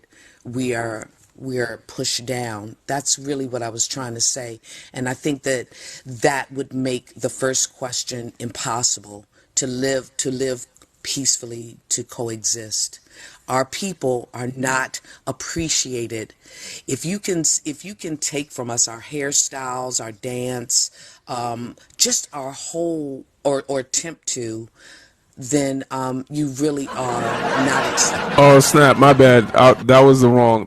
I was not trying to tap that. I was trying to see what my battery was. But either way, you spitting facts. I Yeah. pressed the wrong button I there. But I just wanted to say yeah. this last. I just Uh wanted huh. to say this Go last ahead, little sister. fact, and then I'll get off your live. And then thank you for having me. I worked in this with this institution, right, where I was had to number. We had to. How do I say this to you? Where the black people were number one, and then Mm-hmm. Caucasian was number two. It went down by race, the number, right? And our bosses came through because they were white tea and went through and changed it so that the Caucasian could be number one, just statistically, when I was doing my report. And I remember that stuck with me for over 15 years because I said, what is the difference? And I realized it meant the world to them, that being called a number one person or a number two. I know you guys probably don't know what I mean by that, but it Mm-hmm. is how statistically we are seen. We can't even be seen in blind numbers in the type of work that I used to do in a treatment facility. It was number one. We were known as number one, and then that got changed just out of the blue because they didn't want to see us as a number one of anything. Mm-hmm. And Because you and would and not want to be underneath someone that you consider less than human. absolutely, there you go. And when I pulled up here, I said, "Am I going to mention that?" And that has stuck with me for so long. And when I spoke to my boss, she couldn't give me a reason as to why. Just I was the one that put the statistics in, and they wanted that changed. And Wow. yeah, they just did not want to admit. But so thank you so much for having me. Hopefully, I didn't take up too much time. And thank you, Absolutely Dee, not. for telling me. Thank you, Dee, for saying something to me that maybe I can take forward. I appreciate that. Yes, ma'am. All right. One All love, right. brother. Peace. All right. The next guest, Unreal. Give us your age, race, and pronouns, please.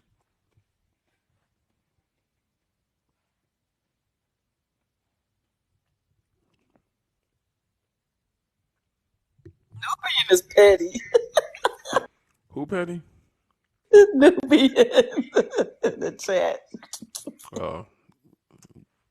Y'all better not be making fun of me eating pineapple. I'm gonna eat this pineapple. I ain't worried about y'all.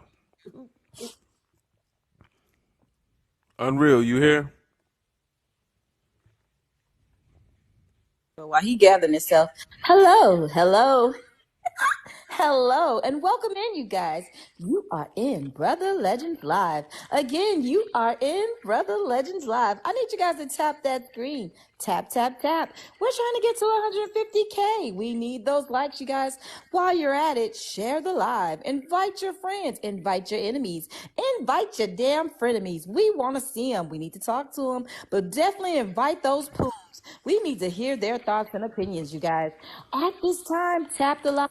Share, but don't forget to subscribe. You guys, sub brother.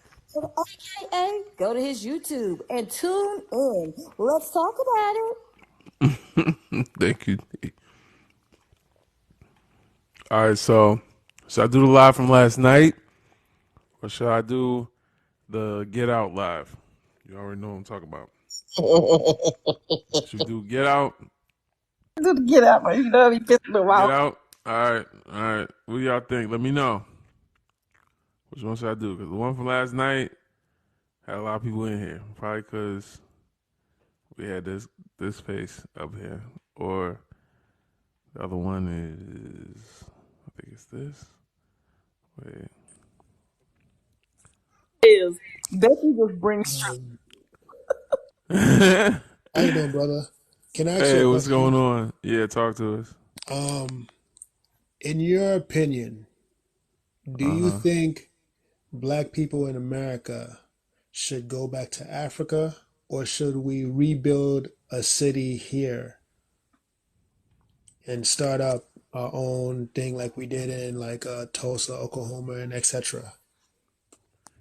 See, the problem with that question is it's short-sighted.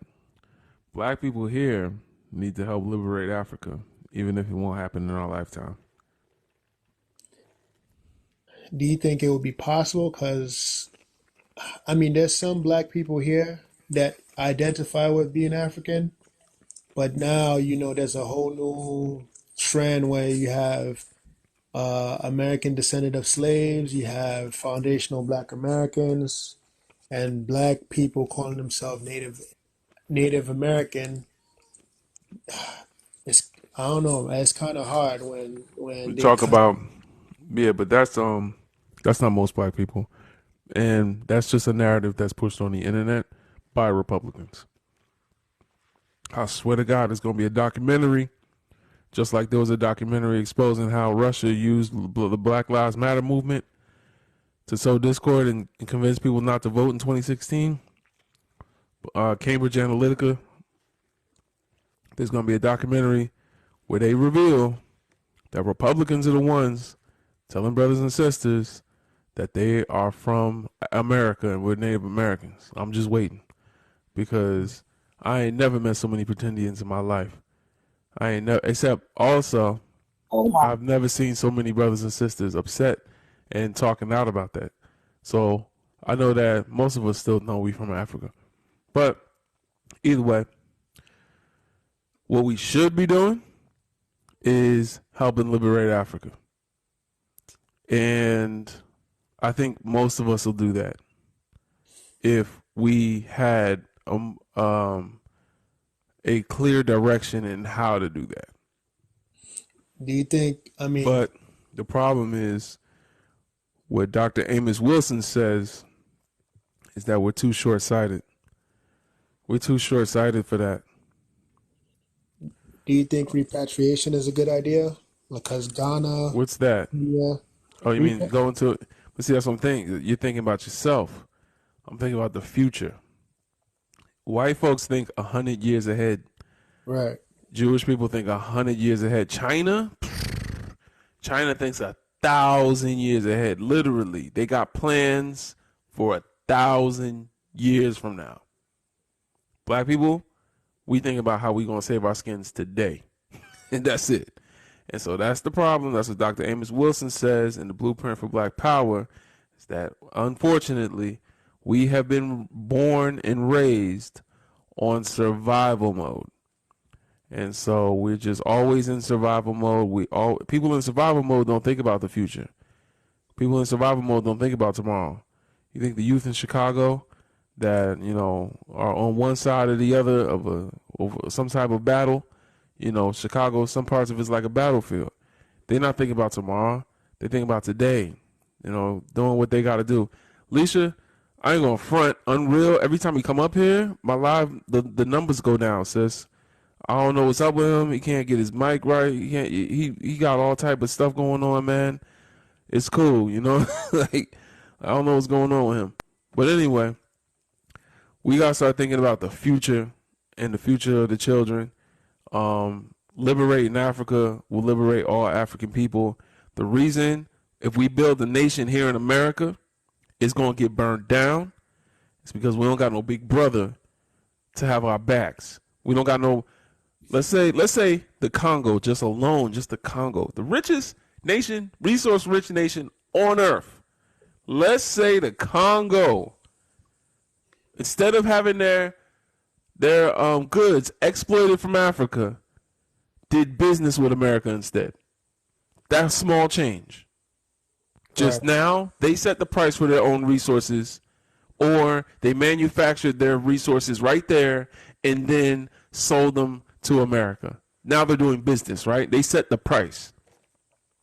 That small change would now mean when we build the community here in America that they wouldn't just burn it down because they know the Congo is going to get upset that we're mistreating their people here in our country. So that's an issue. Joe Biden would run for president and say, okay, if I make a promise to black people, I got to deliver, because if not, the price of our batteries and our phones is going to go up. You see, now they're afraid of something. America does trade with Italy. America does trade with Germany. America does trade with France. America does trade with China. America does trade with Japan. America does trade with Australia. America does trade with everybody else. And that's why when they build their communities, Korea and Koreatown in Hello, LA. bro. That's why when they build their community here in America, they got Korean banks backed by their resources back home. They got Jewish banks backed by their resources back home in Israel. So we don't have that. So it's always not going to work until we have Big Brother. It's not going to work. You know what I'm saying? So that's what I'm saying. It's just we're not going to see it today. We're going to have to work for it. So that's the thing. Cool. I appreciate the answer. Yeah, man. 'Cause I've been thinking about this for a while. Yeah, the scholars point us in the right direction every time. For this, where did I learn it? Well, to be honest, Dr. Umar talks a lot about this. Marcus Garvey too, no? Yes, Marcus Garvey as well, but Marcus Garvey jumped the gun a little bit, but he did try to do it. Yes, the Black Star Line. Marcus Garvey was definitely talking about it. I guess the best example that I could give you, a reference to go back to, the resource, would be Malcolm X's Organization of Afro-American Unity paper. You can read that online, but there's also YouTube. If you type in Malcolm X OAAU on YouTube, there's a brother that'll read it to you. And he outlines specifically what we need to do in order to bring back, like, Africa to where it needs to be. Like, we as a diaspora, what we need to do to help Africa. Because then, once they on their feet, I'm telling you, the whole world will change. Joe Biden will be scared. Police brutality? No more police brutality. Are you kidding? They have a military. They will come over here. You see what I'm saying? Right now, they ain't worried about the African military coming over here. America paid them. America could shut them down. But see, once they got their own autonomy, now ain't no more police brutality, because we don't want Nigeria's military coming over here. You see what I'm saying? We don't want sanctions on America, because Nigeria and the Congo and the African nations have come together. So now, they're gonna cut off all the resources. We need that uranium. So you see. I feel you. You gotta have some bargaining power. But all right, thanks for coming up, brother. Appreciate you. I'll go to the next guest. Y'all keep tapping like. We talking about geopolitics up here in the Interracial Live. Oh my goodness. Why? Could you give us your age, race, and pronouns, please? Yes, I don't. My pronouns, I guess, would be she. Um, I'm 27 and I'm black. All right, talk to us. Yeah, I just so I don't really know what your like opinion about it is because I've been kind of in and out. But I think that if I wanted to answer the second question about is it a preference or a fetishization, and um, I think that it is fetishization by any means because when you look across the globe, black people don't have as many resources, no matter which group you're talking about. Anybody who would fall into the category of a melanated person does not have the same type of resources as white people. And so when you think about relationships, all relationships that you have are transactional, a lot like a vote. You know what I'm saying? So Mm-hmm. because it's transactional, um, and when in a transaction you give and you receive. And so if you're giving your body or your spirit or whatever you want to call it to someone else, you would want to receive something in return. And because black people don't necessarily have as many resources, the resource they would be giving is the sperm or the egg. That's what I mean. Is that you trying to receive something, give something, but if white people are giving it, then they only want it from black people to benefit themselves, not to benefit the other person. So black people don't are not in a position to barter with white people, particularly, if that makes any sense. They don't have any resources. So when you're trying to barter with no resources, and the They only have thing you have to give is your body, they yes, have your work, resources, your right? But body, no, what I'm your saying, work, your value as a yeah, person relies on your ability to function in the society, or your worth is determined by what you can do for someone else, pretty much. I don't know. That's very dark. I'm not sure. Like I It's true, liked your answer more than your explanations. but Um, it's true though. It's you're losing me, transactional. but you're losing me. So, all right, we're talking about preference or fetishization. I don't know how you even ended up there. Um, I was so talking your about value is relationships. determined by how useful you are to your oppressor. Well, in the case of black people, if you are melanated, right? And I'm talking about an interracial relationship, right? That's the topic. She was So, speaking more to the exchange, right? So it went deeper right, than just us having a conversation about, preference fetishization when you talk about the price of bartering. And it's almost like the exchange of the body for right. the, Mhm. time. But you went deep and that it was deep and because some people don't think about the exchange of sperm or egg. They think about just getting some level of convenience or comfort or just being chose or feeling like they've gotten ostracized in their own community. So, Yeah, and the sperm and the it can egg be to their is own the detriment ultimate though. gift, right? That's like the ultimate gift is a child because it's the continue, especially for men. It's the continuation of your legacy. It's the continuation of your DNA. And as humans, you are naturally always protecting yourself, even your body. If you didn't want to protect yourself, your body would try to heal itself because the baby, the sperm, the egg is the ultimate, that's the ultimate gift you could give somebody. Now, when you talk about white people, their birth rates are low. White people, European people have low birth rates. So when they seek out the sperm or the egg in a black person, they're trying to continue their lineage because it is natural to them to protect themselves. Thus, I in don't this think that's it. transaction. Nah, they're And not trying to continue their lineage because that child's not gonna come out white. no, but it will have a brighter shade. And they've already That don't established matter. racism on the planet. Well, the Yeah, but racism is but already according established. to racism, right? White and Uh-huh. black, a lighter shade ain't white, so they call it black. Whatever No, excludes you from whiteness is what you are.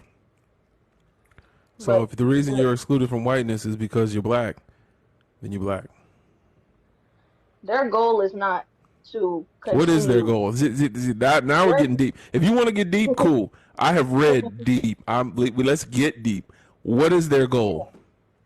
their goal is to continue the system. That's their goal, is to perpetuate the system based on the discrimination of people based on their color. They want the system to continue, and they want to never have to worry about a black person being equal to them because they, in their minds, have determined that they are the yardstick for equality or equity. And that's how they run the system of racism, white supremacy. Okay. Is that we are the yardstick, we make the rules, we have the power because we have the resources.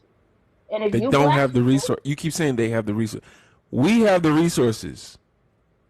okay, They steal resources from us because we have the resources.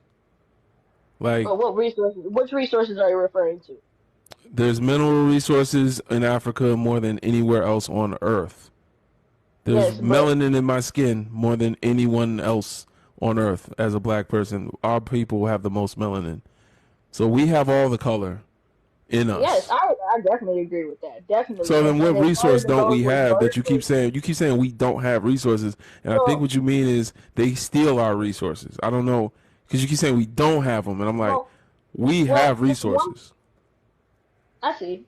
And it's one thing to have resources, and it's another thing to monetize the resource, right?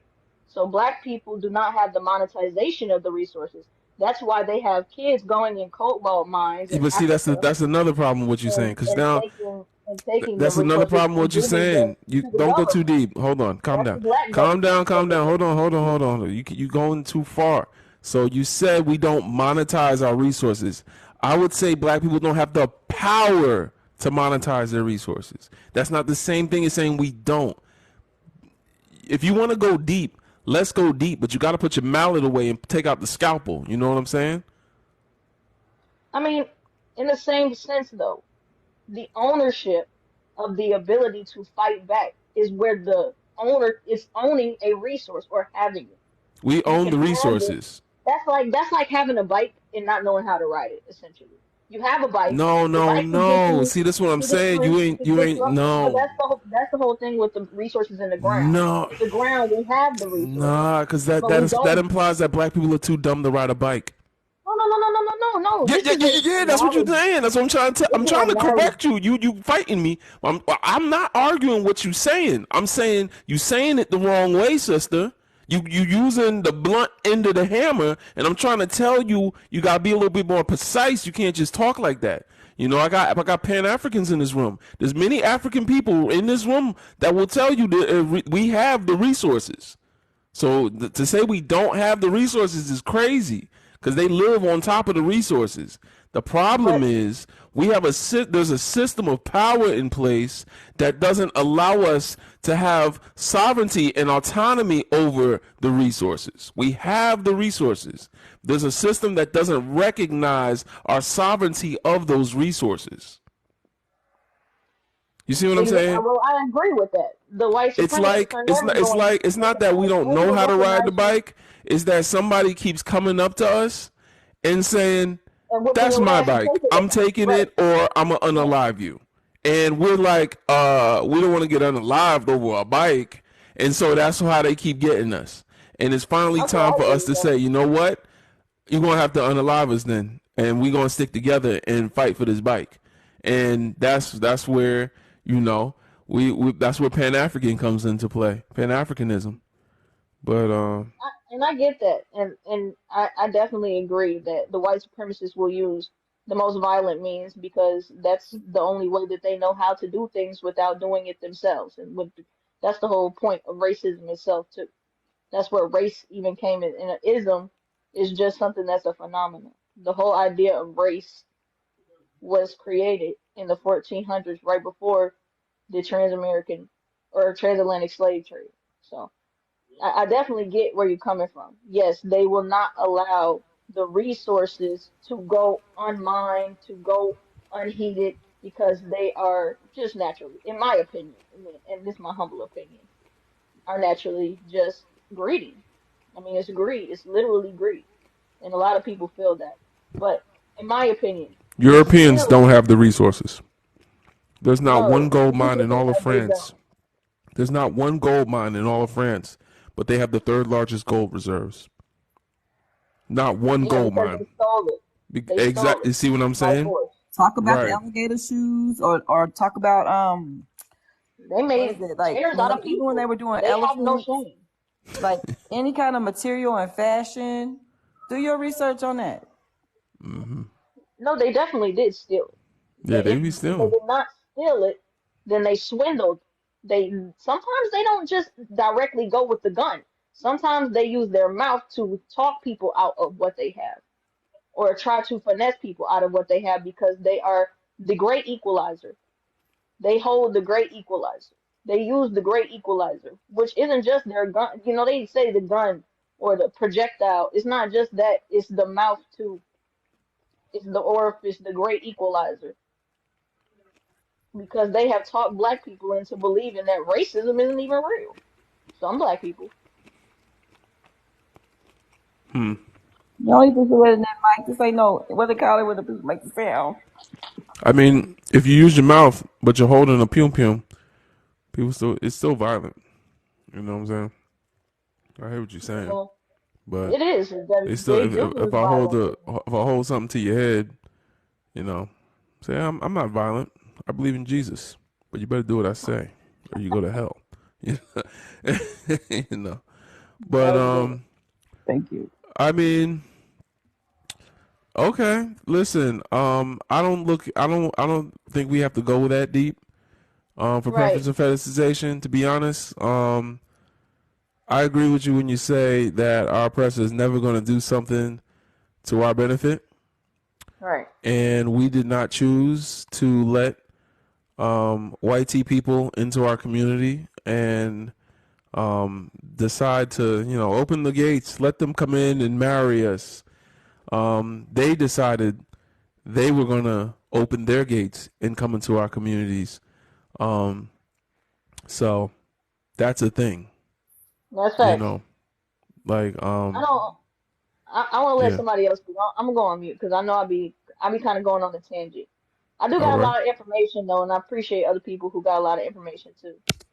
Yeah. Lenny, I heard you over there trying to hold it down, by the way, on that in that Crazy Girls panel. So shout out to Man, you. bruh, I appreciate that, bro. My Mm. thing, excuse me, real quick, but my thing is like they were Hold on. trying to We don't just hop in, Lenny. for Shirley, I appreciate you having some excitement though. I got people that came in before you. I just don't want to be disrespectful. for I Shirley, appreciate you though. no doubt. Um who was before Lenny? Say Okay, Saeed. Could you give us your age, race, and pronouns, please? I'm 23. I'm a man. Yeah, that's it. And then Race. oh yeah, I'm black.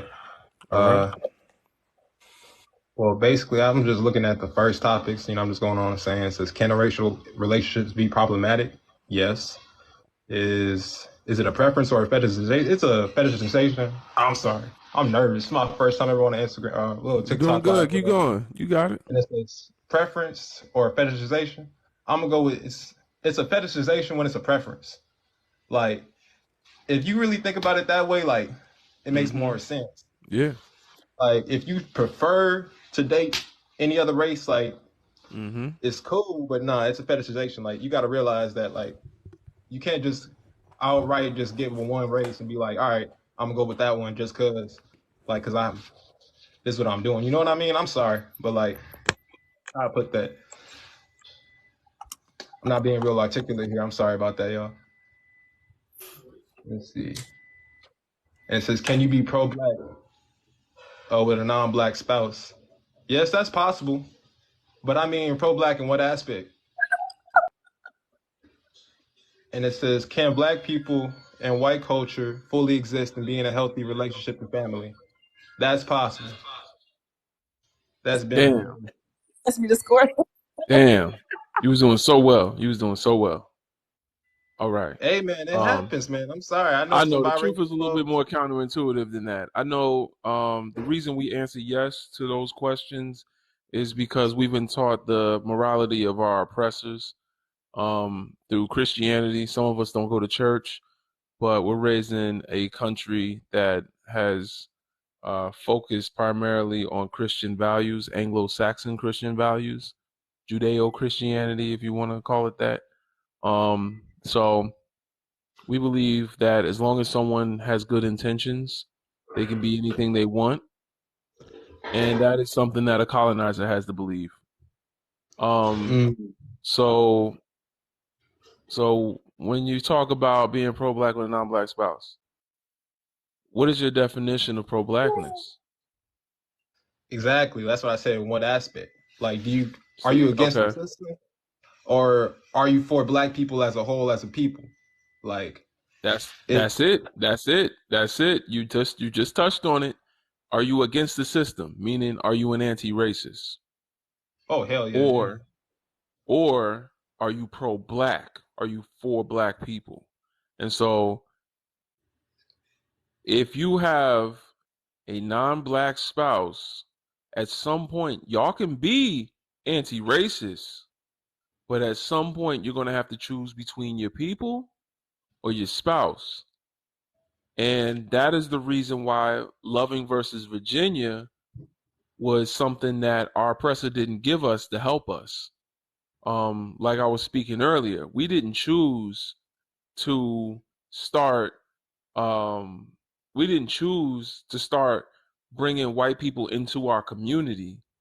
They had a court ruling where they decided they was going to come into our community. We don't have autonomy and power in this country enough to choose whether or not we wanted to segregate them out. They segregated us and decided to stop doing that. And whenever they stop doing something, whenever they do something, it's not going to be for our best interest.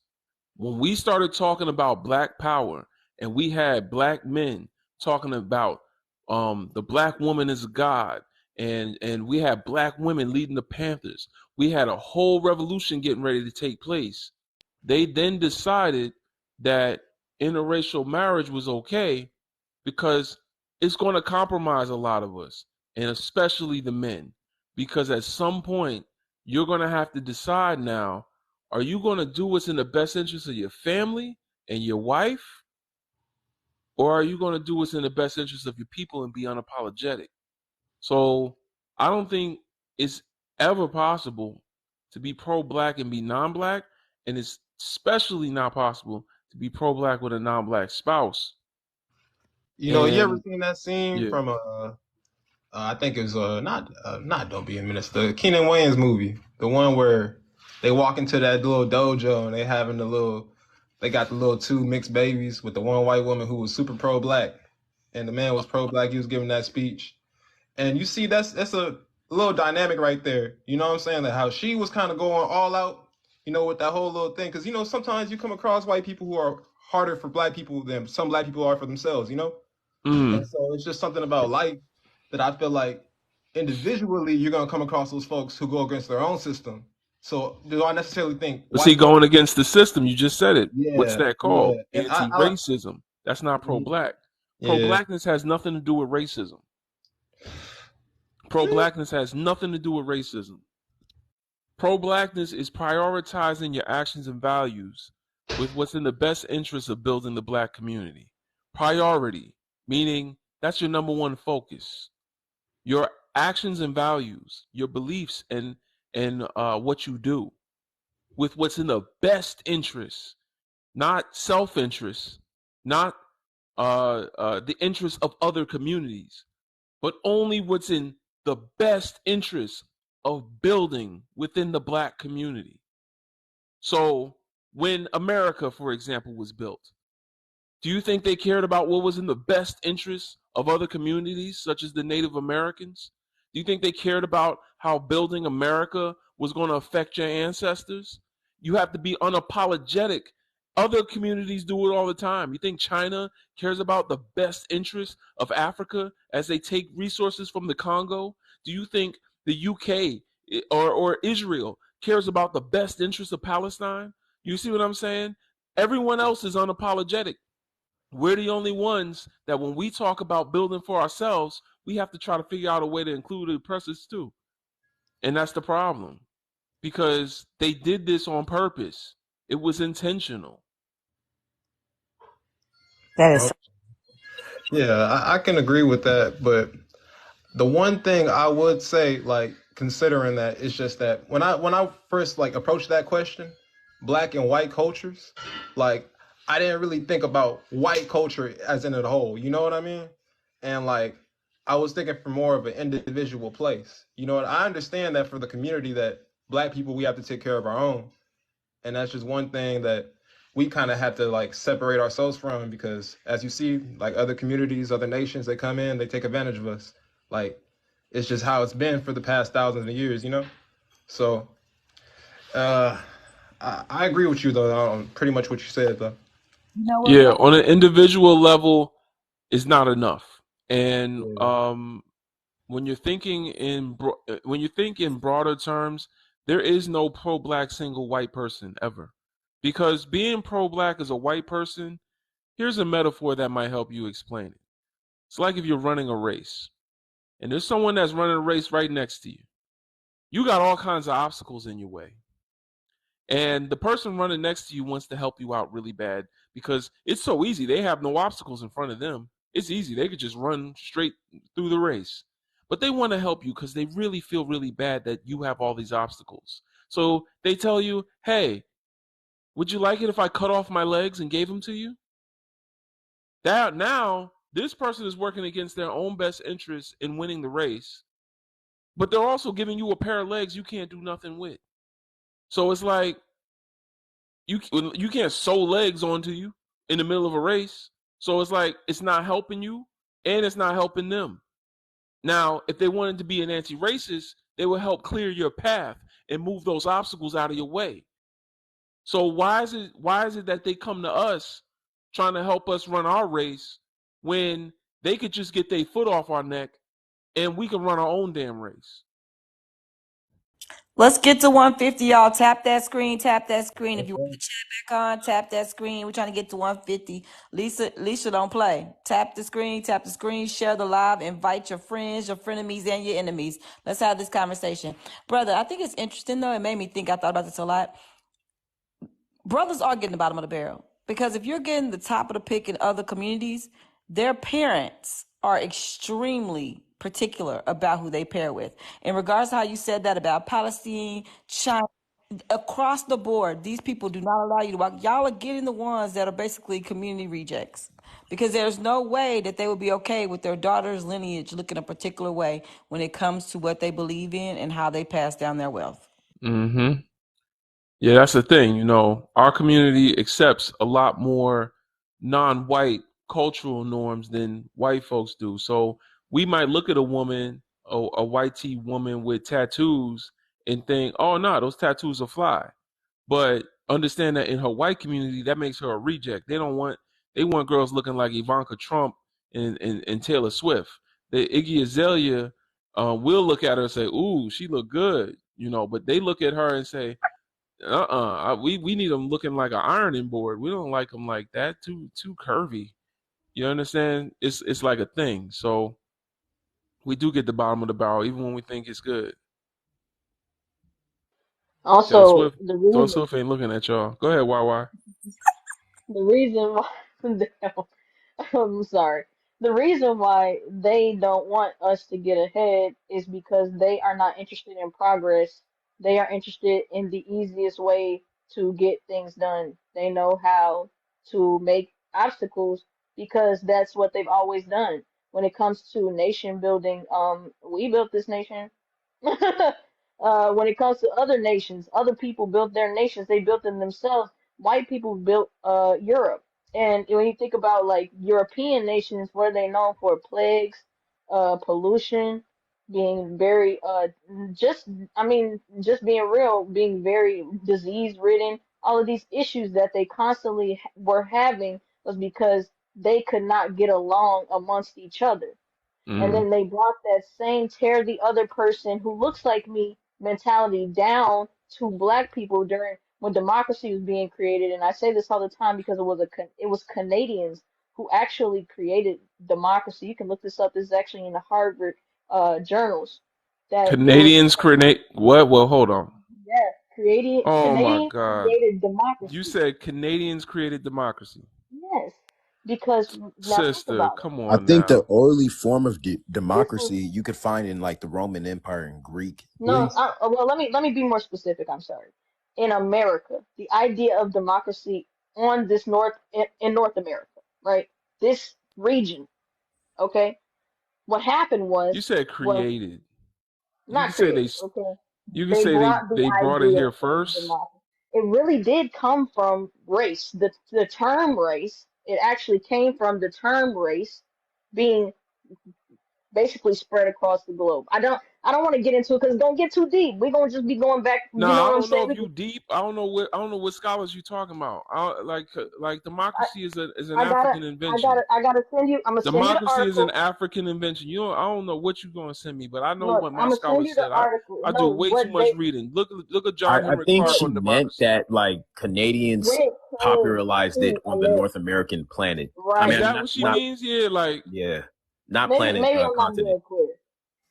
No, they didn't create democracy itself, but they brought the Africans idea did. of democracy to America by saying that the indigenous people here are not of the same they're not of the same mercantile mindset as us Europeans. We are merchants. We use mercantilism or bartering systems to be able to have agreements with each other and try to not kill each other because that's all they did.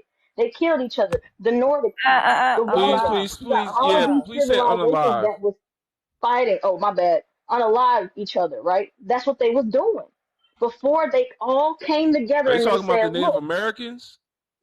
no. The Europeans. Nordic, nor the Europeans, they was killing each other in Say Rome. unalive, The, sister, uh, please. You're gonna get me taken down. Please. they they they didn't like each other, so they were merchants. The way that they got along was through bartering. And when the bartering fell out, essentially when they was tired of doing that, they would go and have a war. And then one area would take over the other area, and then another area would come and take it back. I don't want to say the words, but you know what I'm saying? This is what happened. So when they had this idea of mercantilism, they understood it amongst each other, but what they realized was that this small population that's occupying this huge landmass in North America, okay, they understood that they didn't speak the same language. We are not even talking on the same terms. When they were exploring Africa, they realized we could take these people as prisoners and bring them back to Europe. And they don't understand the same kind of bartering system that we go by because we don't speak the same language. So what they did was they said, look, our interests are the same. We know how much this gold coin, this silver coin costs. We have an idea about what it is worth. These people on this whole foreign land, they don't know what it's worth. They don't know what it is.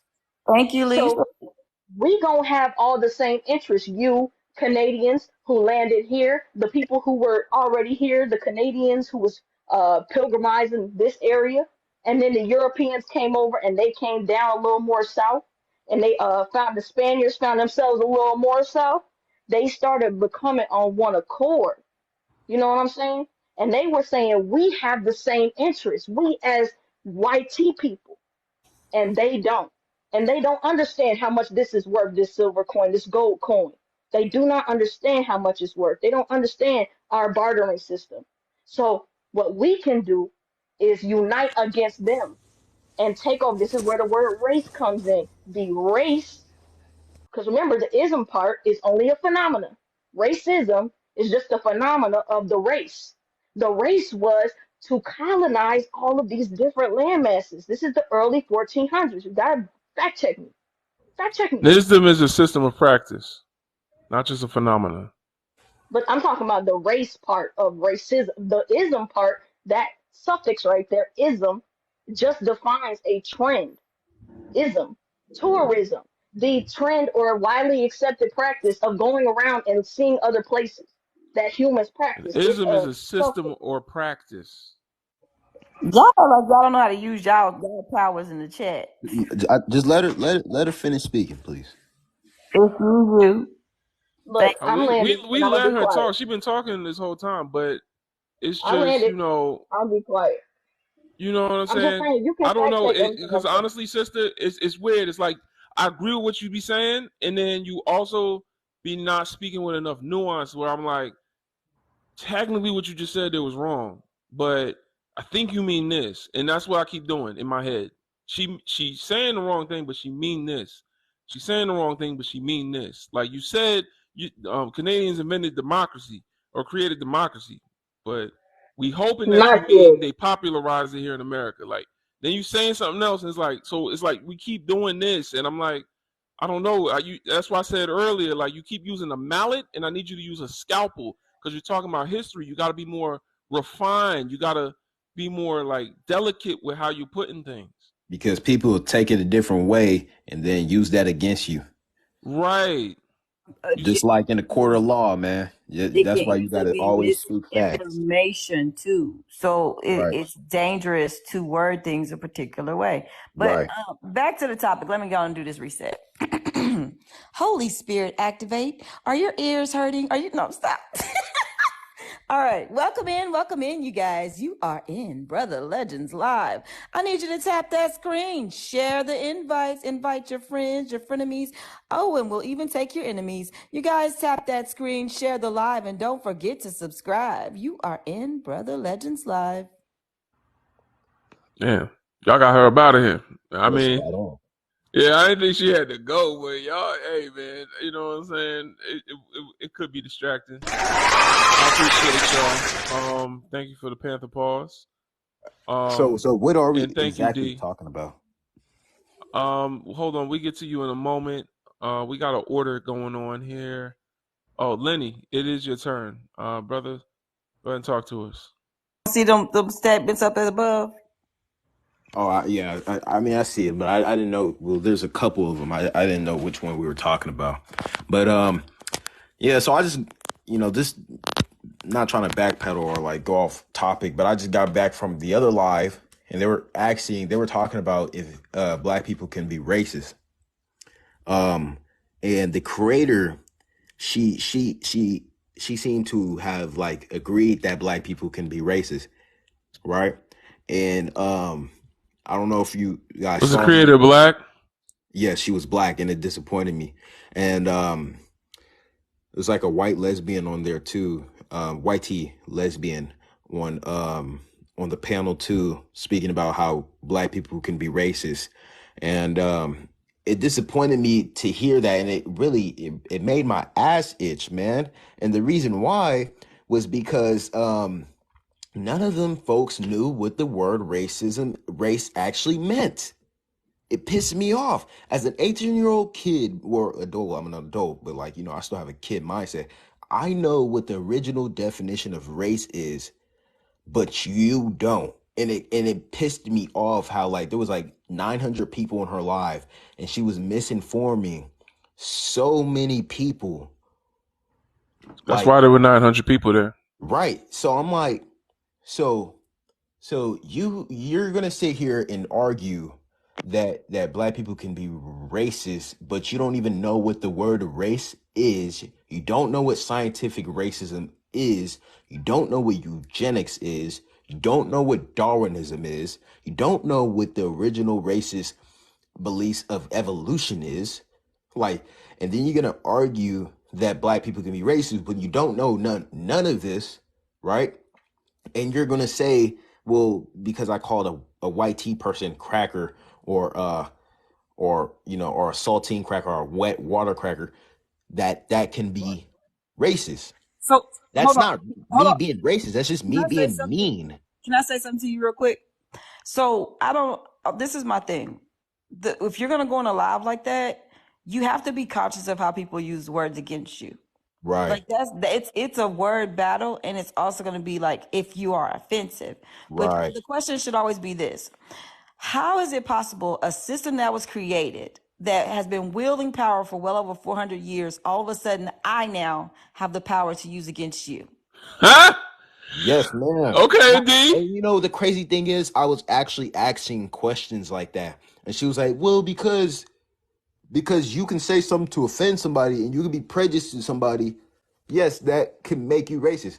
When people don't realize that, you know, going back to what I said, and it really pissed me off because she had this one guy on the panel like that was just I don't know, man. Like it really it just made my ass itch, bro. Like that shit just pissed me off, man. And I Yeah. just came here. And I thank God that I don't know if y'all religious or not, but I'm religious. Not that it matters. Spiritual. I'm spiritual. I'm religious. But here's the thing. I thank God that I stumbled. I think it was God that I stumbled across this live because it really. I think it really was like God, like restoring, like just some calmness. That there's like there's still hope in the black community, and it's not just people being brainwashed How and many black men do you know? A damn, man. lot, right?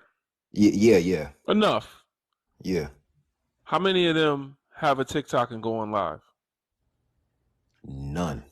All right. So just remember, when you on TikTok, it's not a real place. Right. That like I feel like I'm an anomaly. I'm the only one I know that comes up and goes live. Well, And the reason I do this is because I spent 10 years in the music industry, and I finally stopped making beats every day of my life. Married my wife, moved to Texas. We started our own business, and we're building how we're gonna put together our family. I decided after seeing so much anti-blackness in Hollywood that I wanted to give back to my community and teach them some of the things that I had plenty of time to learn, because a lot of them, shout out to my brother Kron, appreciate you. I had a lot of time to learn about my people and learn about my history because I didn't go to a job every day. I made beats for a living. So I didn't have to really like go to a 9 to 5 every day. So I just got all this information about black people in my brain for 10 years every day. Like, people go to college for like 4 years. 10 years every day. I was either watching John Henry Clark, watching some Dr. Umar or Marcus Garvey, or making beats. That's all I did. And so now I got all this information, and I'm like, you know what? I'm gonna start doing some things. I'm gonna get back to my people. I'm gonna start a little platform. I got tired of seeing the gender wars. The black woman follow train really set me on my path, and I've just been going live ever since. But before that, I was like everybody else, bro. I was just scrolling and not engaging with none of this stuff. So a lot of black people don't get caught up in this, man, because these aren't the real black people. These are the black people that want attention. These aren't the people that's actually doing something. Like, even me hosting this live, my primary focus is not TikTok. If you look at my bio, b1initiative.org, that's a nonprofit that I'm building. It's a technology startup that's going to take a scientific approach at anti-racism and studying anti-racism, like racism as it exists in the world.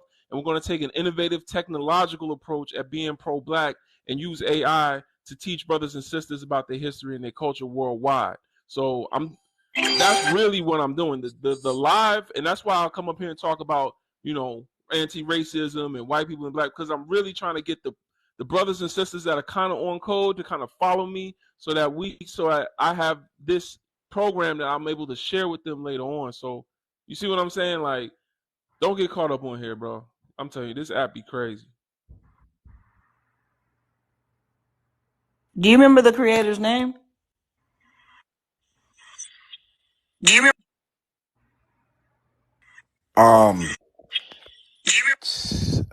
Can you guys hear me?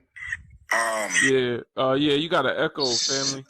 Can you guys hear me? Bring his top screen down. Swipe down. Bring the top screen down and put it back up. Terra.js. Sound like you know how to code JavaScript. If you do, join the link in my bio. It's a Discord group, b1initiative.org. Help me build the website, because I'm putting together the website right now, and I already have like a You'll see when you type when you click on the link in my bio, you'll see like the prototype for the website. I'm trying to get that to come up in JavaScript. I'm using 3JS. So if you want to help me do that, but you have to be black. If you're not black, I'm sorry, I can't help you. I can't see your profile picture right now, but you have to be black if you want to help. I'm sorry, you do. Unfortunately, I can't do something pro black and not be built by black people. Anyway, what who's next? Who's next? So I said, nah, fortunately.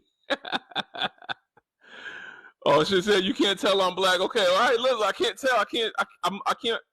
I'm not zoomed in like you know how I'm supposed to. Nah, if you black sister, please.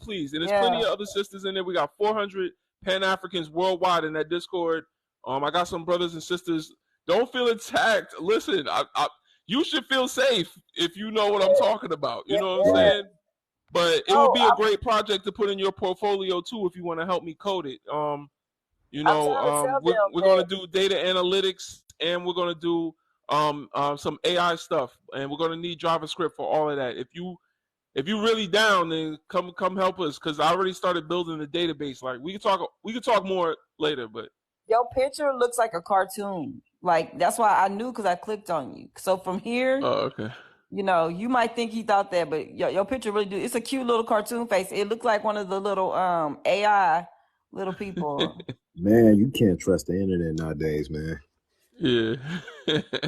Yeah, I don't remember her name, but she was a black lady with like hijab. Oh, that's a problem. See, that's what I'm saying about spirituality. Yeah. You know how that go, man. That's a problem. So you know, it is what it is. You know, that's Nation of Islam, they keep it the liquor store religion. They'll remind you. Yeah. All right. Let me go to the next guest. Appreciate you, Lenny. We're gonna talk to who's next, Sister Alicia. Let me know.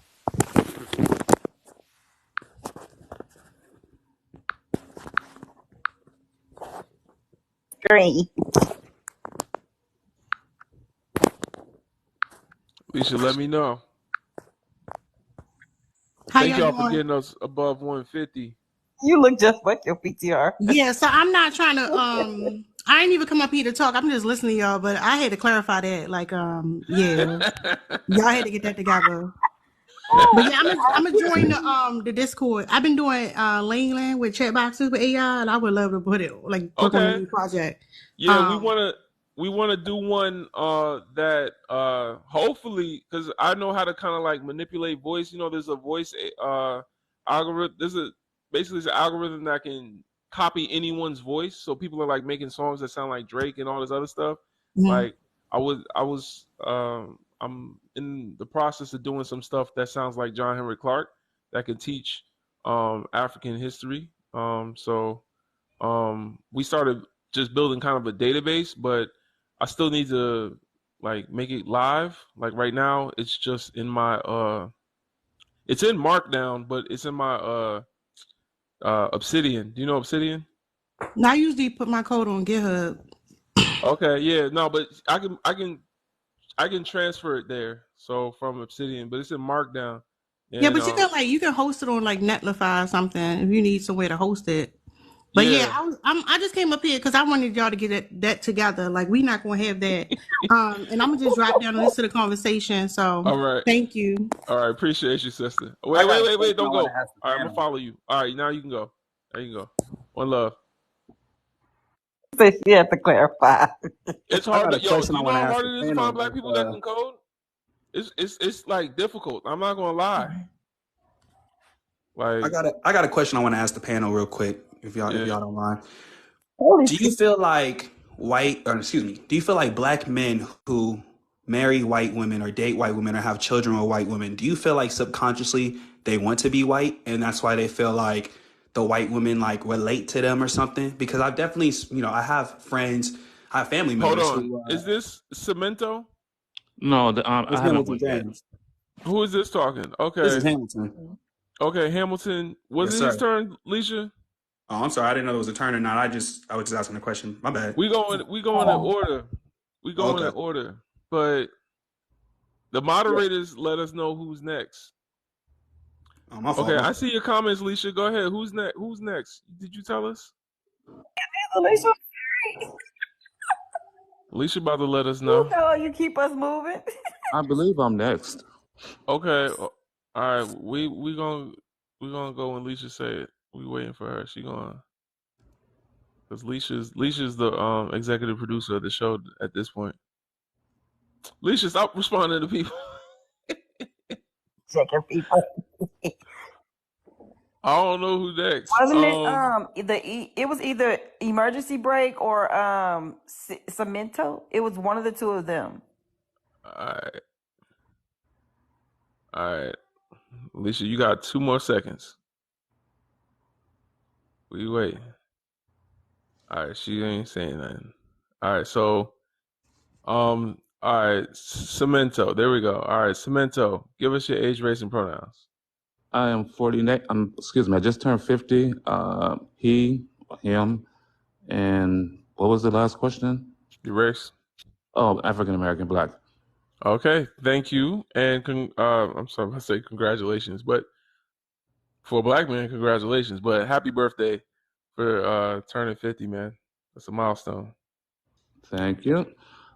So the questions: can interracial relationships be problematic? Yes.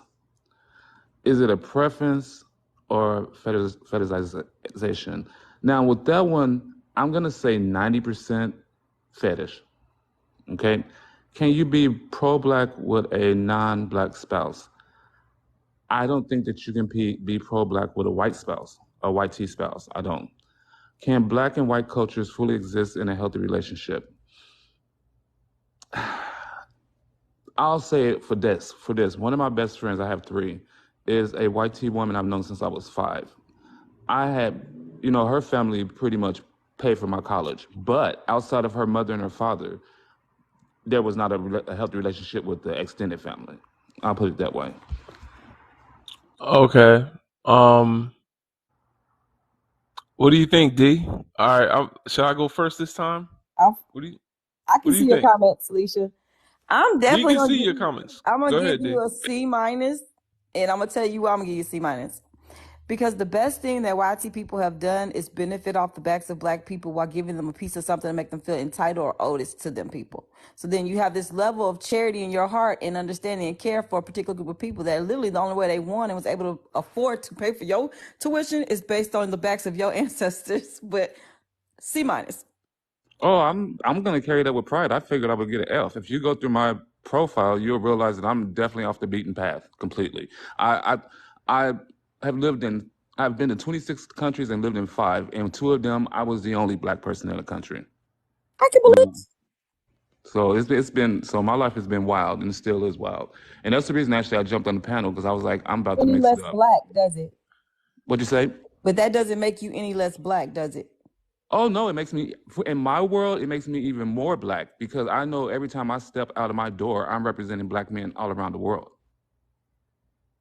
And I know that, people the comments are probably blowing up. I'm off the beaten path, y'all. I just think you have to say more, but you know what I'm saying? I mean, it depends on your definition of what Black is, because I don't know. I just think you Black and you're not. You know what I'm saying? And that was my point. It doesn't make you any less Black because Black people aren't a monolith. I love to hike. I tell people that every time they give me a look. Or if I say I like to kayak. And it's the funny part is where I lived, there was a group called Black Women Kayak, Black Women Hike. I find my tribe wherever I go. But it's the idea that we have to fit a certain box. I don't check a certain box because I uniquely love things because I enjoy them. Well, that's exactly how I am. That's exactly how I am. But I also realize that I'm probably the first Black person that some people have ever seen in their life. Most of us are the first Black person people see in their life at some point. At some point. Yeah. So, but thanks for having me up. Why are you rushing away? Yeah, he running because he know what he said. He said you can't be pro-Black with a white spouse, but that feels like the door is open For other the door is definitely not. No. That door is never going to get open. What is the 10%? It's a preference or fetishization, but it's 90%. It could be the 10. What is the 10%? I think that if an Asian woman met a Muslim man and they fell in love, Muslim is not a race. Rare. That's so rare that it would have to be like complete Muslim love. ain't a race, man. There's Asian Muslims. They call Uyghurs. No. I'm talking about like a Japanese woman and an Afghani man. Japanese is not a race either. Afghani is not a race. No, it's not. All right, I don't want to get into the weeds, but thanks for having me. Okay, let's be basic before you leave. Let's just Let say him something run. basic. Oh, He's trying to run. He's like, why I know. was he trying to run? He said he's off the beaten path. You know what that means? That means the mayonnaise is in him. It's in his. It's in his heart. You know. You got to think about it. That they got to him, and I keep telling black men this: when you find YT people that are ready to give charity to you, I need you to understand where that charity came from and what it was built off the backs of. You understand the history of how your people's, like their cities and everything continuously got destroyed, and how they literally got to file insurance claims and your people did not, and they have to keep rebuilding when they call them riots instead of massacres, and they literally won off of our communities being destroyed and our generational wealth being burned down. They ain't helping you. They wrote that off on their taxes, sir. Everything they donated to your tuition, they wrote off on their taxes. They got that back, if not accounted for, and helped them balance their bills. They took out mortgages on your ancestors and insurance policies. Liberty Mutual, Wells Fargo. These names are still around. They didn't go anywhere. Chase Bank. Like these people took out mortgages on your ancestors. And when slavery was abolished, the U.S. government paid them out in reparations for the loss of investment. It's ridiculous. Hey, I'd like to say something, and this is also completely irrelevant. But on the other panel, they were talking about how like the original human was green, like the Statue of Liberty green. Yeah, you was in Narnia, bro. I don't know what you. Yeah, that was. I don't know what. Yeah, you gotta be careful, man. Listen, the thing about TikTok. I obviously know that's not true. But I just wanted to show you how ridiculous, like how ridiculous that panel was, and how much Welcome to TikTok. And how much misinformation she was spreading to thousands of people. Yeah.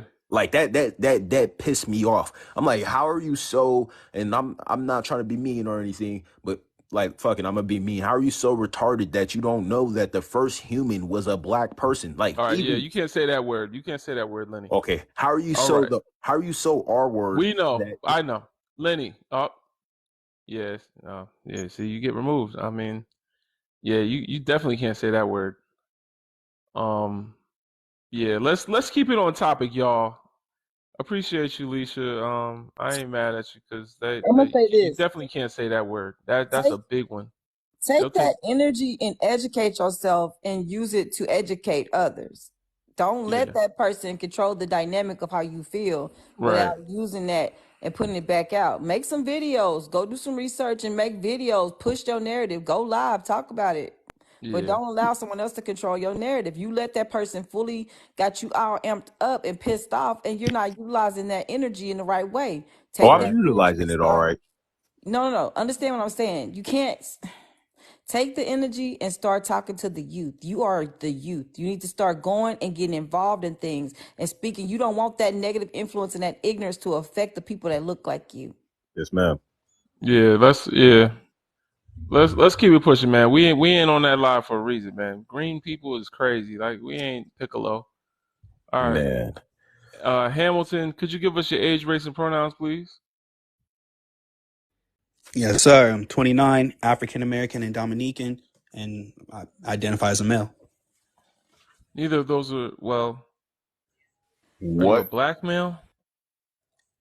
Black male. My ancestry come from, you don't Africa. Gotta tell me all that. You know, we good. You don't got to say I'm black. So it's a she. Leave it there. I'm black. She. All right. She, he, they. Choose one. He. All right. Talk to us. Yes, sir. Yes, I just want to go back to the question I was asking. Can you, if you are a black man and you marry a white woman or dating a white woman, have children with a white woman, could you be fully pro-black Or like, do you see yourself like, do these black men see themselves as white people, and that's why they identify with these white women versus identifying with black women? White women are seen as a asset because of the society that we live in, where their whiteness gives them power, and black men try to co-opt that power to use it to assimilate into whiteness. There used to be a saying that says a white woman comes with a Harvard degree. At Harvard, that's what black men would say, is that when by the time you graduate, you're gonna have you a white woman, because that's intentional. Oh man, they said Lenny violated. They reported him. You got a violation. This is what I say, man. Listen, y'all. Everybody in the comments type F1 just to protect the live. In case they try to come for Legend Live. Y'all gotta be mindful of what y'all saying on this app, man. This is not, we already know what it is, man. Y'all gotta be mindful of what y'all saying. Type F1 and just power tap the screen, man. This shit is crazy. I walked into that. It definitely said violation. That's crazy. Lenny. Yeah. Mm-hmm. Tap up. Let's get 180. 180 in here while we doing that. So go ahead. But I will keep it a buck with y'all. I got 0 violations on this account. That's why, I don't know if y'all remember, some of y'all was here back then, but I took like a 3-month hiatus and just kind of let my account simmer down. So my account is super safe now, but yeah. Let's keep going. All right, he said, yeah, so what was I talking about? We were talking about, I was saying, if you are a black man and Are you you a are white woman? Yeah, That's like hold on, as you a gotta black say it man. again. He remember that part. He trying to remember where he stopped. You were saying that it's like a Harvard degree dating a white woman. Yeah, so no, it comes with a Harvard degree. So basically, the reason for Loving versus Virginia, the reason they decided to start marrying into the class that they have oppressed for so long and called inferior, the black people, like, we did not choose. It's so weird. We don't see it this way today because so many of us have been indoctrinated. But there was basically, like, we had our house and they had their house. And we would be outside, but they wouldn't let us in their house. And they had their own house boarded up. They could come and go as they please, but they would never come into our house. They would leave us the hell alone. So subconsciously, they decided to open the door to our community, and they decided, after bringing us here against our will, that they were now going to start allowing themselves into relationships in our community. A choice we did not make, because we didn't come here under the premise of, oh, everyone, let's just go to America. So it's kind of like consensual grape, if you know what that is. Like, that really exists. There is a such thing as consensual grape. It's kind of when you lock the door and a woman tells you she kind of uncomfortable, but you kind of, still keep spitting games, still trying to convince her, and then eventually she just gives in.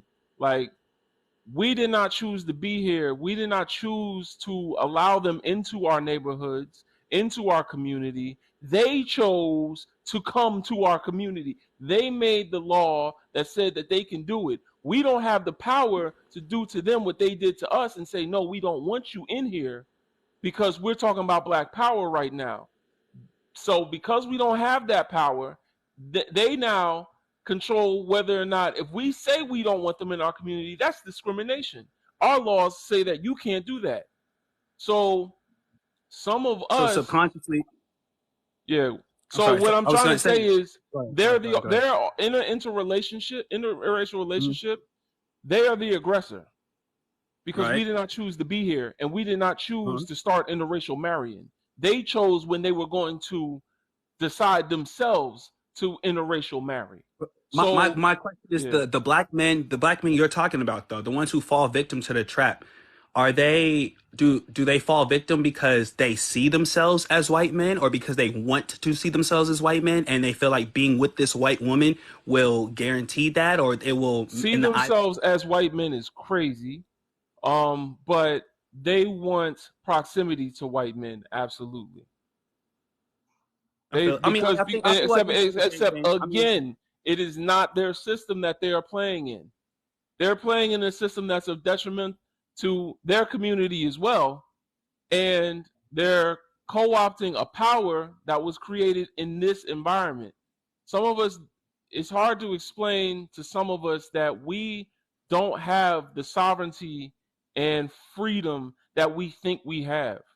And it hurts too many of our brains to really take into account all the things that's going on around us. That's part of what Dr. Francis Quest Wilson calls the cognitive dissonance. We are really in a state of psychosis in this country. A lot of us want to think we're freer and we're choosing things when really we're not. Unfortunately, we don't have the power that we think we have. And when you tell a black man he don't have that power, it's hard for him to believe it. That's why he got to say it's 10% preference, because he doesn't believe that. I think we saying the same thing. I'm like to piggyback on what you're saying. That's why I feel like they subconsciously do feel like they want to be a white man, or they want to be.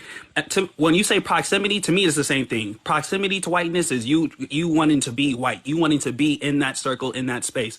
And I'm like, why are these like, for example, see, they would never say that. That's the thing. They're gonna say, I'm a black man, I brought her to my side, you know what I'm saying? They're gonna, and that's what I'm saying about the psychosis. Or they'll say something. They've convinced themselves that this is a choice that they're making. They're not taking into account the conditioning of the European beauty standard ever since they was a young boy, and how society sees her as the standard of woman, and how your mother has a blonde wig and contacts on, so you were taught since a young one to look at these as beautiful. You see what I'm saying? Like, it was all. And so you can look at that black man and say, black man, I hold you accountable for the choice that you're making, because you're not, but you have to realize that they're not always conscious of that conditioning. At the end of the day, the fault still comes back to the oppressor. Here's an example for you. Here's an example for my brother. I have, black friends who date white women, black friends who have, mixed biracial children with white women. When I ask them, what is it about this woman that, made you want to marry her, get with her? Usually the answer I get is, they make me feel like, no other woman makes me feel, or they make, they understand me more than any other woman. And when I hear that, the first thing I'm like, wait a minute, this white woman. That's what I'm saying. I feel you. Like a motherfucker. Oh, like an Isn't there more to people though about who they are than race? But in my mind, hold on, we get to you. Mute up.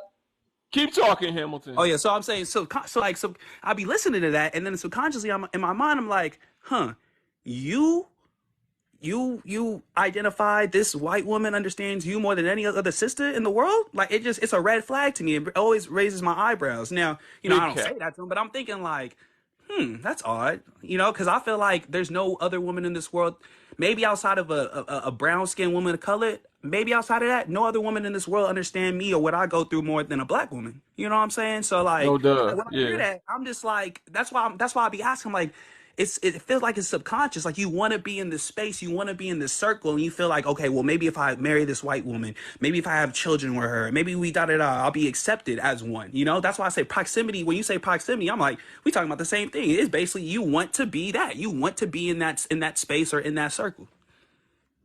Yeah. I mean, they want to be in that space. They want to be in that circle because nobody wants to be part of the losing team, and they've already learned since they were young that that is something worth having, because that's it's just, when you see it from the reverse angle, that's when the black man looks really sad when they do this. Because whenever we interact with white tea people in any of the 10 areas of people activity, we have to understand that they come with a sense of superiority over us. So the reason that she wants a black man is because a white man has superiority over her. So she comes to us because she thinks our blackness makes her superior. And that's when it gets really sad. And we as black people feel like we're equal to them when we get them in bed. But unfortunately, y'all might be equal in the bed, but as soon as you hop back out, she got power over you that she has power over your life that you don't have over hers. Ask Jonathan Majors. So, you know what I'm saying? Mic drop. All right. Well, thanks for joining. Appreciate y'all, man. Thank you. And bringing that out. Yeah, feel free to come back up another time. I love that you asked that question. Will you gift your friends for Christmas some bath towels? Hey man, some of y'all frosted females don't be taking showers every day, so I can imagine what these men be eating. You know what I'm saying? They be eating that sardines and mayonnaise. I don't know what they be doing, man. That look like roast beef. I don't know which looking like you know what I'm saying? The hollow end of a turkey. I don't know. Listen, I couldn't do it. Never be me. I needed brown downtown. Shout out to the sisters, man. I like it brown downtown, you know? Anyway, let's keep going. What we need? Who's next, Sister Leisha?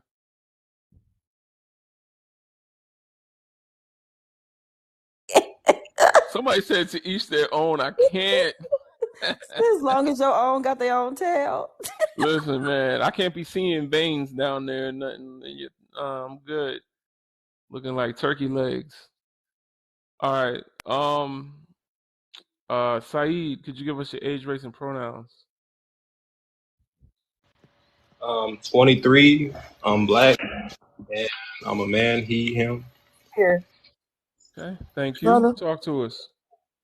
I wanted to get back into what's your definition on what is pro-black and what it means to be black. What it means to be black. That's a very, very multifaceted question. But if we're talking about the identity and who is black, I can answer that. What it means is very deep.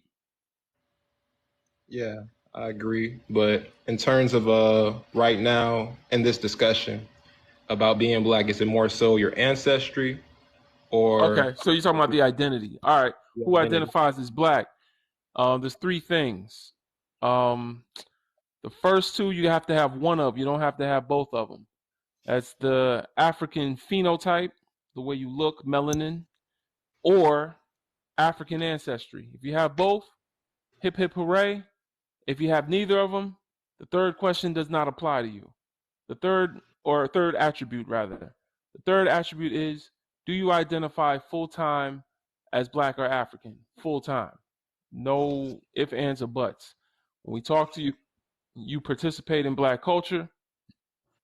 Even if you don't, there's things about you that let us know that you identify with us full time, having empathy for black people. So that's the third one. But in order to get to that one, you have to either have the African phenotype or African ancestry. Some of us don't know our ancestry, so that's why we have to include the phenotype. But yeah, we know what Africans look like. Okay. I wanted to chime in on what Hamilton and Cemento said about, when they started going into lineage and ancestry, about how things are. And I want to get into my experience. I noticed you said you were from Texas, or you live in Texas. Is that correct? Yeah, I'm not from Texas. Where are you from originally? New Jersey. New Jersey. All right, that's wild. So I'm born in Texas. My pops is Jamaican.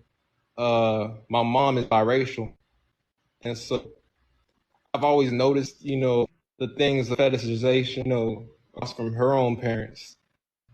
Like grandfather's a Jew. He married my grandma, divorced her after 3 years, married a Japanese woman. It was complete fetishization, and everything that I've kind of seen, grown up in terms of ancestry about who can really be included in our culture, included into Jew in a race. I agree. I know Jew is a religion. I'm just saying, Jew. European. Just want to get in. Yeah, European, Ashkenazi, 99%, 100%.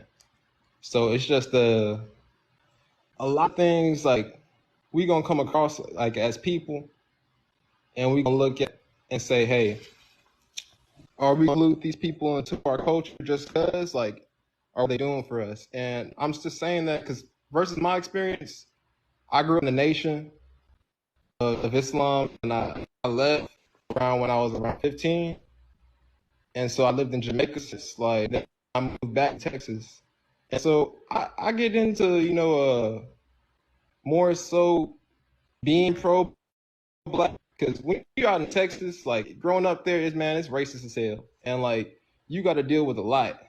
And one thing I've dealt with, I've been beaten up by the police, like knock my teeth out, kick my boots, and, they did the most. And so, like, You I'll in back Houston? everything. There's a lot. I feel like black people, we gonna go through in general, just going through this system. It's a lot of justices, but in terms of like when I say black cultures and white cultures can coexist, like, because I really started to think about that question.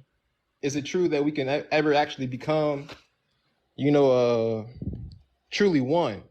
Because I believe the world is truly one. I don't believe in separate entities, and necessarily. I guess that's more so due to my belief because we believe in all one powerful ruler.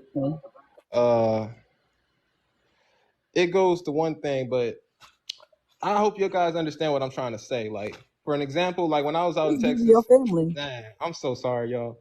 But I'm just saying from like what I see what Cemento was trying to get to, but then he kind of messed it up when he was all like, oh, I'm beating what did he say? He said something about like they beating his way in or something like that. He way off the path, in terms that he's included too much white into his life. And one thing I noticed when we get older, we become more accepting. I realized that a lot of the older revolutionaries and people that really were the pro-black people back in the past who kind of fought for our rights, they kind of just go into just accepting what's around them, and they really don't try to really keep on attacking that aspect that they were out, like, they were pushing. And so I wonder, like, in our hearts, do we become more accepting over time? And that's when I asked you, like, what's our identity about being black? Like, what do you consider, what's our true aspect of like our being, like when we're here on this earth? So let me say something. The question is direct. You asking a question for you, not our. You mean me as Saeed, what's my identity? Because what you just broke down is crazy. But go ahead, Legend. Because you asking that question for you. Because people know who they are. He got a confused background. Let me shut up. I'm gonna say this. It's not a how do I say this nice? It's your family that you have that issue with, because you can find Muslim people that don't like black Muslims. You can find any other group that is anti-black or racist towards black people. Where you at in Texas? Oh, I moved. I'm in San Antonio. No. I was in San Antonio, but you was in Houston or San Antonio? I'm from Houston. I'm from Houston, but Yeah. I was So living hold on, listen. Where did the police attack you at? East Side San Antonio. Oh, okay. My daughter's dad got attacked in Houston. The police will jump you.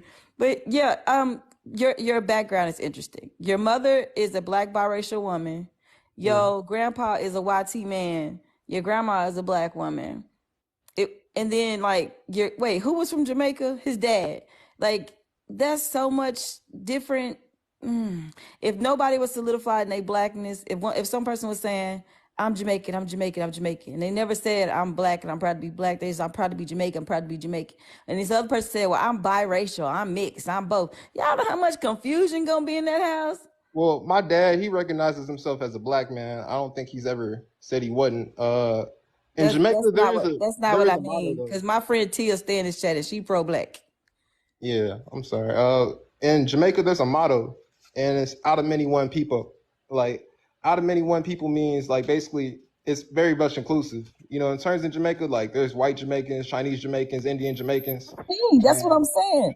Just like in Jamaica, y'all letting them Asians take over and control y'all ports, and they can now they're gonna be able to control if they eat or if they starve. Like, it's the dynamic of understanding that there are groups of people that will take care of their own. We the only ones that gotta constantly feel to include everyone. And when we sit there and we want to focus on our own, someone comes to tell us, well, why we being the grudging hardy ones? Why are we keeping people out? Because that's kind of essentially what you said when you went back to the people that were actually revolutionary leaders, and now they've gotten older and they really don't give the fight they used to give. But it's very interesting how when it is time to focus on Black people evolving and building something for themselves, we're supposed to include everybody else.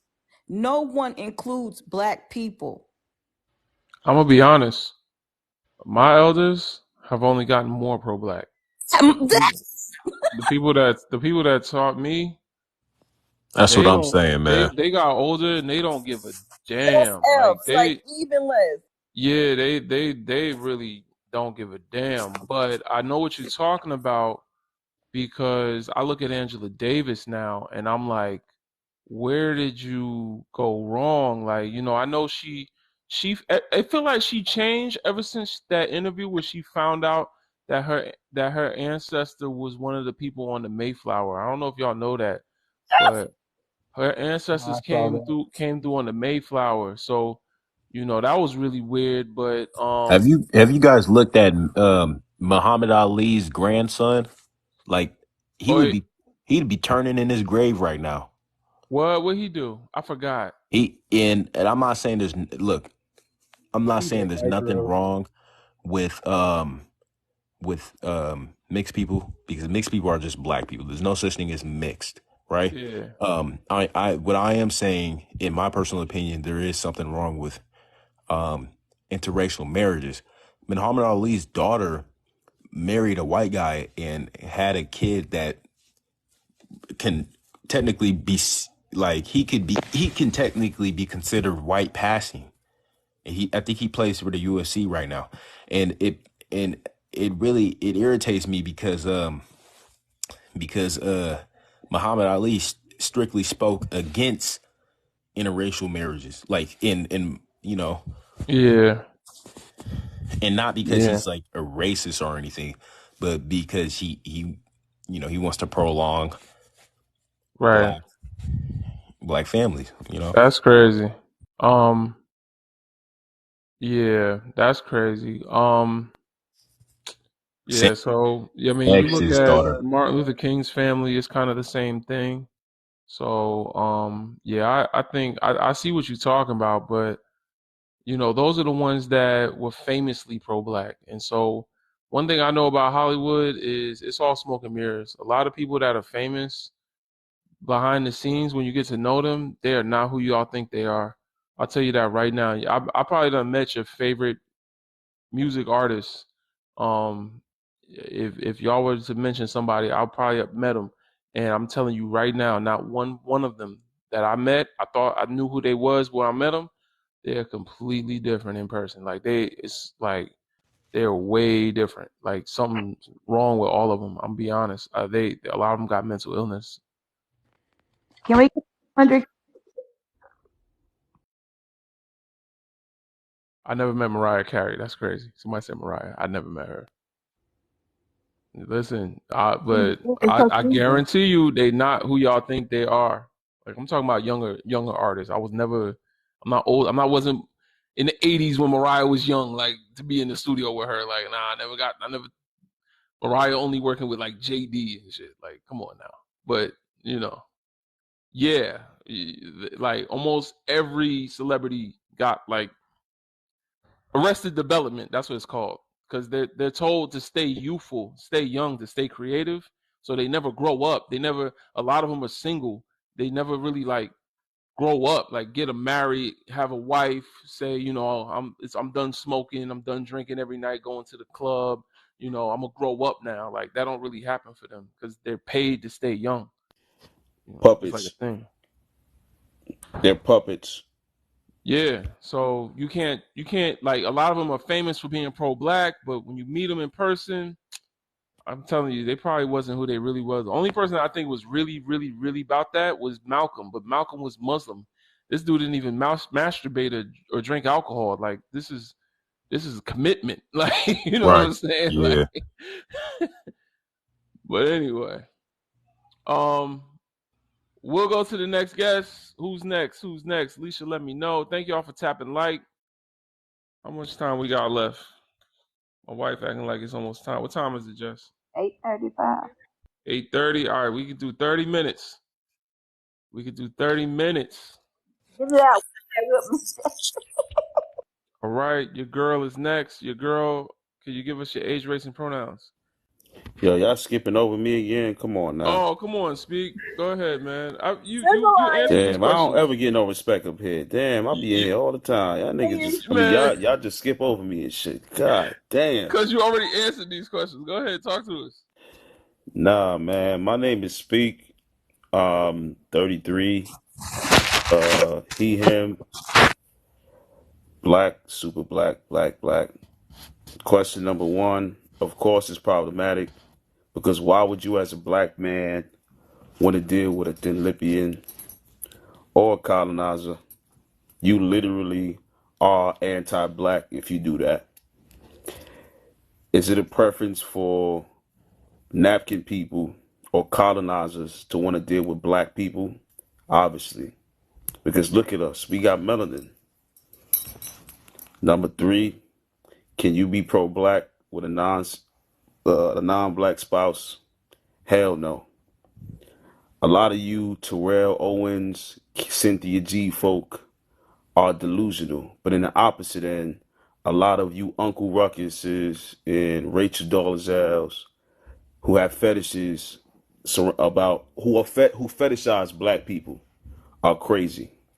So if you think you come Kim Kardashian and you can rock out with a Kanye West or a black man, middle finger to you. If you are Anderson Cooper and you want to deal with a chocolate sister, middle finger to you. Number 4, no, because there is no such thing as colonizer culture. They are animals. I keep saying that. I move away from the S word. But yeah. Yeah, I move away from the S word, the SAV. They're animals. Yeah, they're just a bunch of thieves. Nah, but you can't say They're that manipulative. either. I got TikTok, you. They're wicked. They're wicked. Okay, yeah. And they just steal. They take advantage of other people, especially if you are melanated or brown or black. Their culture is to steal and to destroy, to steal and destroy. So how the hell would Africans coexist with those kind of people? Well, we are loving people. We're tribal. We care about our neighbors. We care about our land, but they don't care about anything. They just destroy and they cause destruction and hurt other people. My name is Speak, and that's my TED Talk, and I'm going to shut the hell up now. All right. Thank you, Speak. And everybody, don't forget to put in the comments hashtag free Haiti, hashtag free Congo, hashtag free Sudan. Let the brothers and sisters all over the diaspora see us on the FYP. Hashtag free Haiti, Kanala Pop Campe. Did I say that right? Haitian brothers and sisters, let me know. Kanala Pop Campe. Am I saying it right? Y'all know what I'm saying? Y'all even know what I'm saying?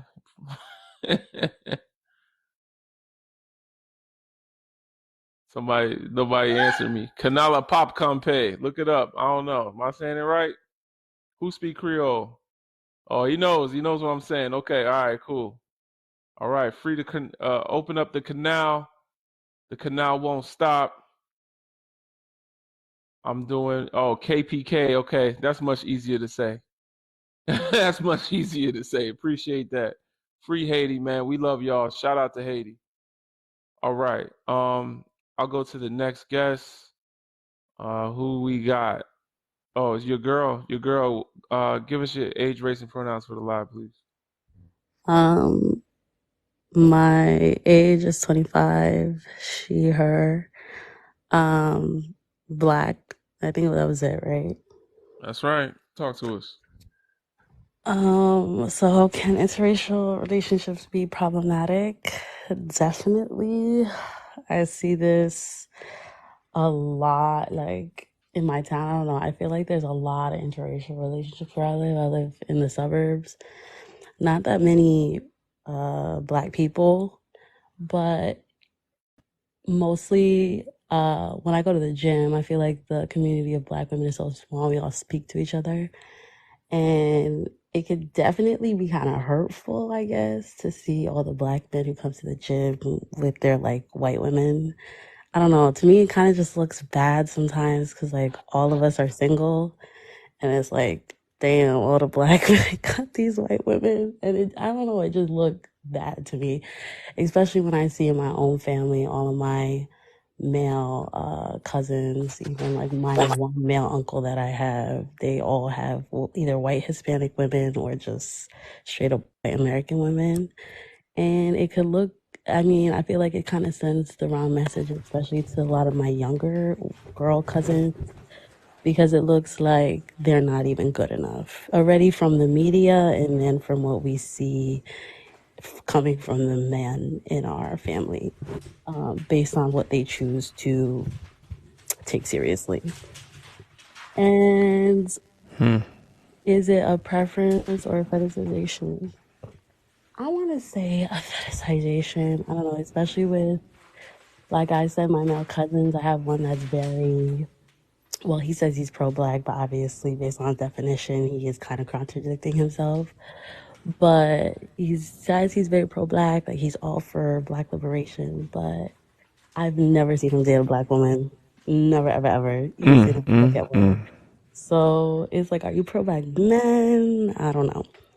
But can you be pro-Black with a non-Black spouse? Obviously not. Like, it's in the definition. I don't know. People always ask you for your personal definition of it, but there is a definition out there. Prioritizing one's actions and values with the best interests of building the Black community. Yeah, so like, no, you can't. And then can Black and white cultures fully coexist? I think we're already seeing that today. It's not really working that well.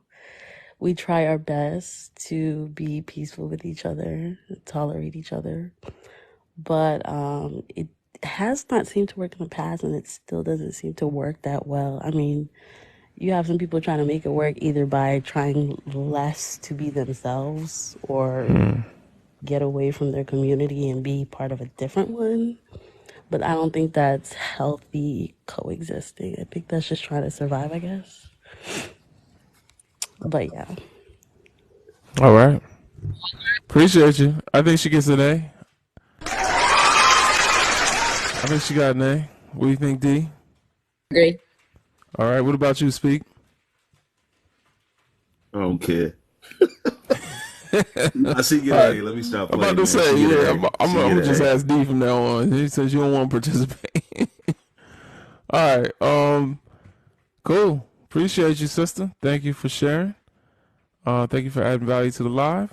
And I'll go to the next guest. Appreciate y'all for the gifts. Don't forget to send gifts up, man. Even if it's just a rose, just to let the algorithm know. It shows how many people are gifting, you know. So share some gifts just so that we can protect the live, stay up here. We almost had 200K likes. Keep tapping like. Appreciate y'all. Sister Alicia, let us know who's next.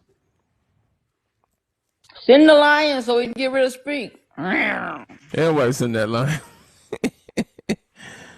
Hey, nobody said that line. That line is expensive. I think that line, like, how much is a line? Yes, I can see you, Alicia. You've been saying that the whole time. We have been like seeing you. $50, I think, or something like that. Probably like $50, because I think it's like 5,000. Yeah, it's like $50. Yeah. See, yeah, $50. I mean, that's a lot. Someone said 100. All right, Coca-Teen. Well, I'm telling y'all, if y'all send that lion, I will drop from the box and I'm gonna stay in the comments. If anybody does that, I am dropping, because that's crazy. That's crazy. But I'm gonna respect Not gonna it. stop talking though. Appreciate you. No, that is crazy. Coca-Teen, give us your age, your race, and your pronouns, please. Alrighty. I'm 22 years old. Pronouns are he, him, and then Afro-Indigenous. And I remember you. Okay, I do remember you. I was up here just recently. What happened? You didn't learn the first time? It's like, no, I'm playing. Nah, you say you're Afro-Indigenous. We asked your race. Afro-Indigenous is not your race. Are you a black man or are you indigenous today? I'll just say I'm a black man today. All right, he's black today. Yay. Of All applause. right, talk to us. Alrighty, so to answer the questions, can interracial relationships be problematic?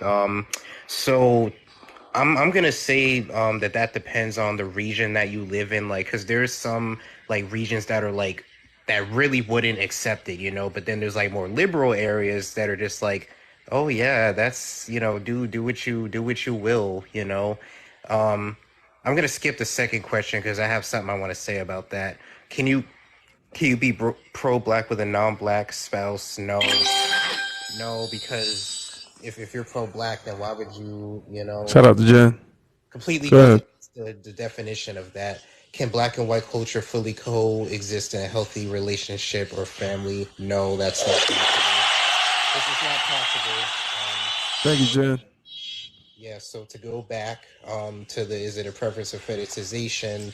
It's definitely a fetish because I remember like and I've experienced it myself because back whenever I was, you know, a lot younger and stuff, like whenever I was going to school, all the way up until lately, actually, I was a lot lighter skinned than I am now, and I have a naturally like wavy hair texture and stuff. So people used to always like touch my hair and say, "Oh, you know, are you mixed? And what are you mixed with? And oh, you know, you're white or whatever." Just because I was light skinned and They you're never said you was white. Don't play with me. no, I'm dead Oh, you ass. talking about black people said that? Yeah, because I used to go to like Oh yeah, all they was just playing. They knew you wasn't white. That's why they told you was white. yeah, I was like, what? Like Nobody tells white people that they white. So when black people call you white, they just mean they just playing with you.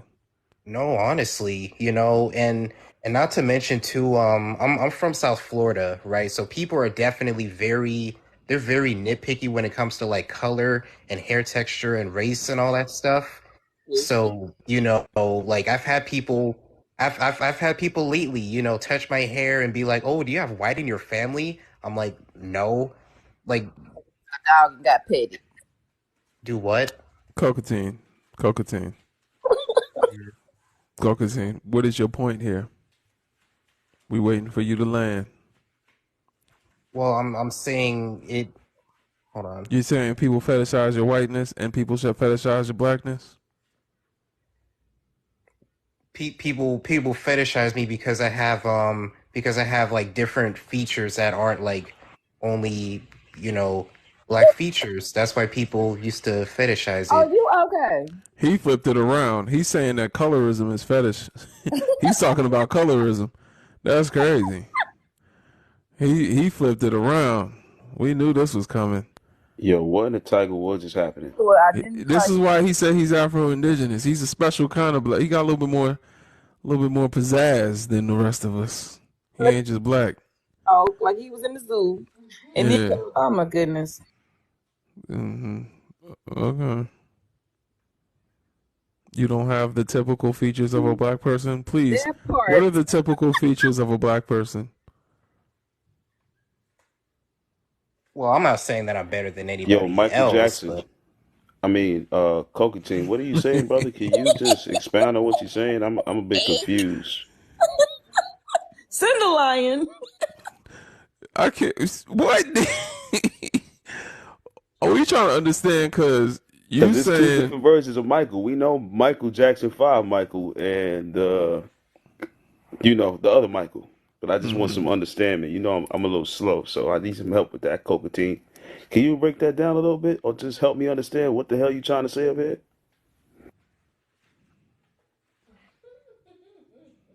okay, well, I'm saying, right, whenever Dude, stop. I'm sorry. Go ahead. I'm gonna explain it. So We waiting. whenever I was a lot, well, I'm not even gonna say whenever I was younger, but people look at my hair texture and then they like I said, they touch all over it and be like, you must be you must be mixed with you know something. So that's what I'm saying. Like, people fetishize it in a way like they're People fetishize it. Oh, and so what do they fetishize? What exactly? Well, my hair texture, and then They fetishize your hair texture. So, what is the reason for that fetish? What attribute about your hair texture makes it irregular to black people? because of how curly. Curly. So you think there are no monoracial black people with curly hair? Well, I know they exist. Yo, Cockatine, don't you got locks, man? No. Okay, so So you what's know that? What they. you got going on? Wait, hold on. Oh, my back, Legend. Yeah, I'm He a mute. knows I they got you. exist. So then, if you look the same way you look now, and you did not have a non-black parent, would you still say that they're fetishizing you for your hair? Yo, that's not locks. My fault, y'all. He got lokes. Wait, what was the question again? About that I'm tub, gonna don't stay worry about it. muted. I'm gonna If stay you were muted. That's crazy. monoracial, if you had two black parents and you looked exactly the way you look now with the same curly hair, would you say people fetishize you for your hair? I mean, I can't say that for sure, but probably not.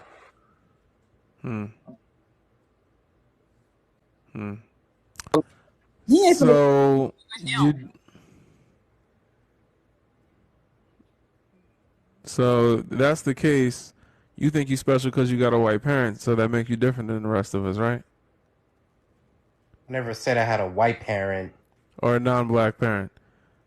So whoever you credit for giving you that curly hair, you think that makes you more desirable? Bye. All right. It was quite an interesting turn, man. Yo, Somebody I say ain't you got gonna a lie, brother. toupee. Hold on, my bad. Cockatine, I'm not even apologizing. I'm just saying, I thought I saw locks. But then I had to go back and I saw something else. Yeah, I all the thought the way. brother had locks. That's why I was confused. Yeah. Damn, what is that? No, That's I didn't yeah. Let see me it. shut the hell up. I'm a mute, man. Lost I in can't do this. Laos. I can't do That's that up here, lost. man. That's That's crazy. crazy. So the people fetishize me because I'm mixed. That's crazy. Honestly, it's not that they fetishize you. It's that they have a self-hatred taught to them by their oppressor and conditioning them since they live in an anti-black world, in an anti-black country. And that would be self-hatred, not fetishization. But we could talk about that another time. When it's intraracial, that's not fetishization. It's self-hate. When we're talking about people of a different race and we attach certain attributes to that race, then it is now a fetish. Fetishization, fetishes are built on stereotypes. We're talking about race. We're talking intraracial to another black person. It just means that they ain't fetishize you. They just have some things they got to work on in themselves. I'm gonna go to the next guest. Can I just say this real quick, brother? Shotty, okay. Yep. He was just lying. Like that line y'all need to send to give her to speak. Lying. Up here lying. I should do one gift. I should do one gift that's like if you send this one gift, then it just means instantly I'll take them down. I should do that. I made it 5 because I wanted more people to participate than just one person. But it should be like if you're willing to really do that, then that's a one like shot. that. Yeah. But it would be a not so easily. It would be a harder decision to make. I'm not gonna make it like a rose or nothing. Like it's gonna have to be something that you're gonna have to think about. Galaxy. Maybe a galaxy. But the Panther Paws was supposed to be like a democracy, so that's why it's 5 of them. So it's like, But listen, you got some snipers in here. They're gonna send that quick. That'll be funny. But I think it's funnier to have the 5 happen, but hey, it is what it is, Right. man. But make sure y'all send that Yeah. lion so I could drop. Send the lion, man. Send that Nah, lion. that Send the line be crazy. goddamn lion. God damn it. Send the line like that boy was sending up your line. All right, so let's go back. Shotty, because I gotta go to bed soon. Shotty. Oh snap, we at 200, yo. Yo, shout out to y'all, man. 2 nights in Hey, a row Legend, we hit 200. That's crazy. let me say this. Before you end the live, I want to play something, some music or something in the background, because I want to do an anthem for the brother that got dropped just now that didn't have locks. But y'all can get ahead. All right. Shotty, give us your age, race, and pronouns, please. Yeah, so I'm 21. My pronouns are he, him, and I'm Arab. All right. Are you a black Arab or an Asian Arab? So I'm both. So I'm from the GCC and from North Africa. So I'm Bahraini and Egyptian. I don't know if you'd consider Egyptians black, but that's not neither here nor there. Well, yeah, the thing is that Egypt technically is in the MENA region. Yeah, so I guess you could say I'm Arab. Arab is not a race. What do you mean? So it's not a race. How is it not a race? It's an ethnicity. Ah, fair enough. Telling them they hair and So, I'm not black. I'm not black.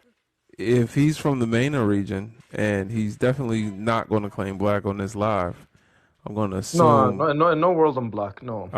So I'm going to assume that he's a light West Asian black type of person. Fair enough.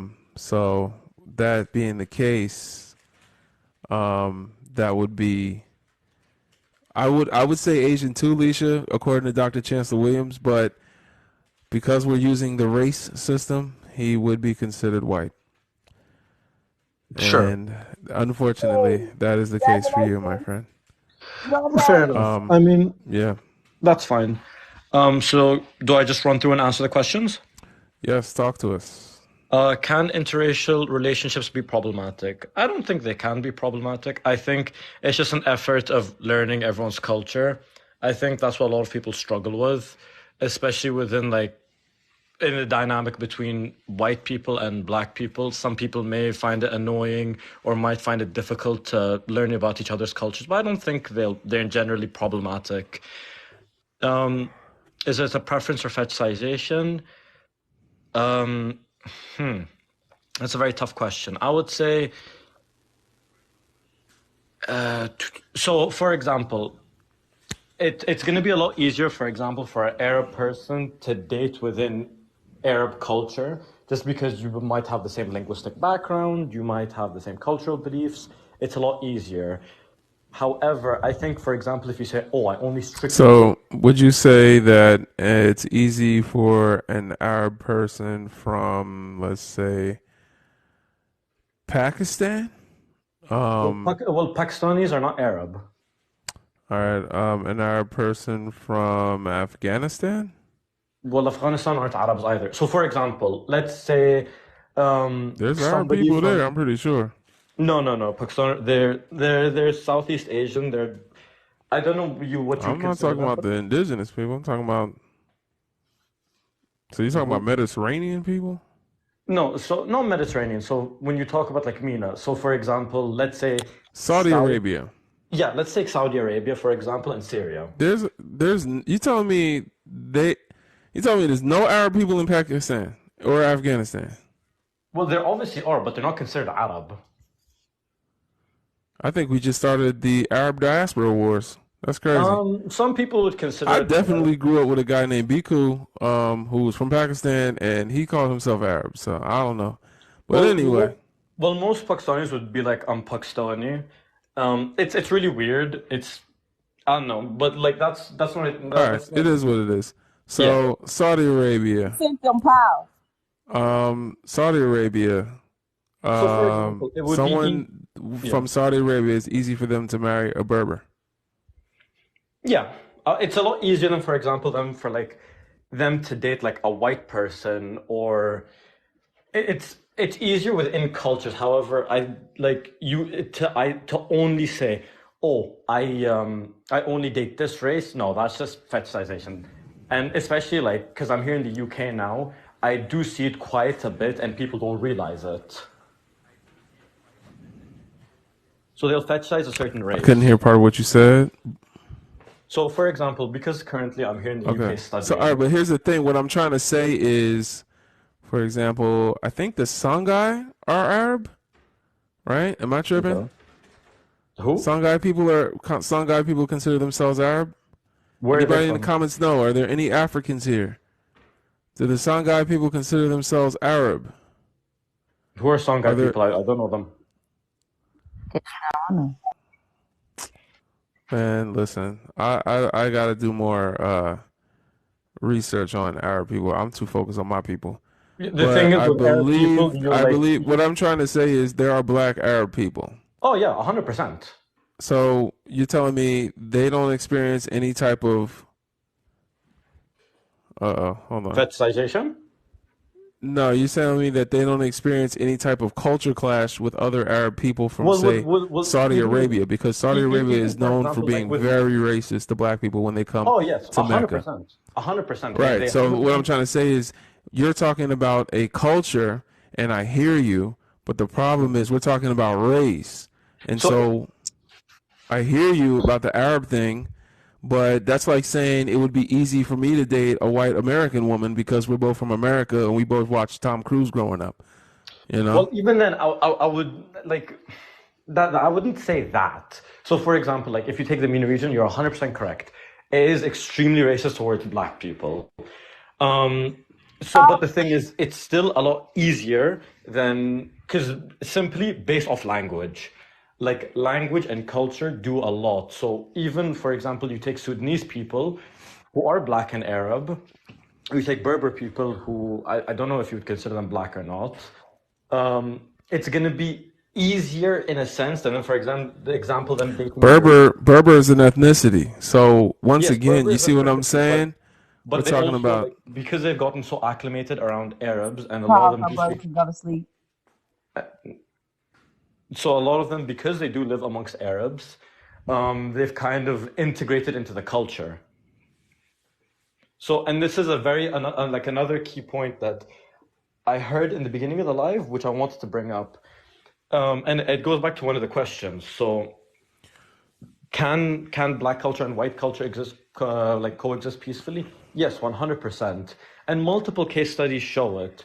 So, for example, if you put in an area, let's say you take like an area, you mix in people of all different races, Asian, African, South American, Caribbean, whatever. But the Africans were brought there against their will. Yes, but so then that's not peacefully. Boom, off rip. That's peacefully. That's not peacefully. Yeah, off rip. If I kidnap you and bring you to my house, and then we all get along later, it wasn't built on peace. So we're not peacefully coexisting. So, praise God. Oh my goodness. Yeah. I'm going to be honest with y'all. If my live hasn't shown you anything, it should let you know that our people are the Europeans of the East. You know what I'm saying? Yeah, he got identified. That's a wild statement, but I get that. Yeah. I'm saying, I get it. Yeah, like their supremacy runs the same fucking way. It's really annoying. Our people are like, yeah, like, and that's what the African brothers and sisters be saying on their lives. Because when I'm not doing my live, I spend a lot of time on African people's lives, the ones that speak English at least, and how we be talking about Europeans, they be talking about Arab people. And they don't even like it when you go on their live talking about Europeans, because a lot of them kind of think Europeans are a better version of Arab people, but they wrong. We know that. But yeah, yeah, bruh. Arab people, my goodness. And there are black Arab people. It's just Arabness as a ethnicity, just like Europeans, just like white culture, was literally built to oppress other cultures and be dominant. So there were a bunch of West Asians that got together and said, let's go and spread Islam to make other people who are not Islam, who are not Muslim, our slaves. and they went and had a good old time doing bullshit to our ancestors. So, yeah. Anyway, I'll go to the next guest. Oh, John Henry Clark talks about this. If you want to look up John Henry Clark, The Origins of Islam, type it in YouTube. He breaks it down enough. But I got to do a deeper dive. I'm too busy focusing on Haiti and Congo right now. All right, y'all. Who's next? Who's next? Let me know. Let me know. Yes, Chris. Chris, and then all right. V-Way. All right, Chris. Give us your age, race, and pronouns, please. Yo, I'm 33. Pronoun is he and him. And what was the last question? Your race. Okay, so I'm mixed British and Caribbean. All right, those are not racist. Are you white or are you black? I'm neither. I'm mixed race. There's no such thing as mixed. Oh, I've got a black black mum, a black dad, and a white mum. Okay, so. yeah, you mix.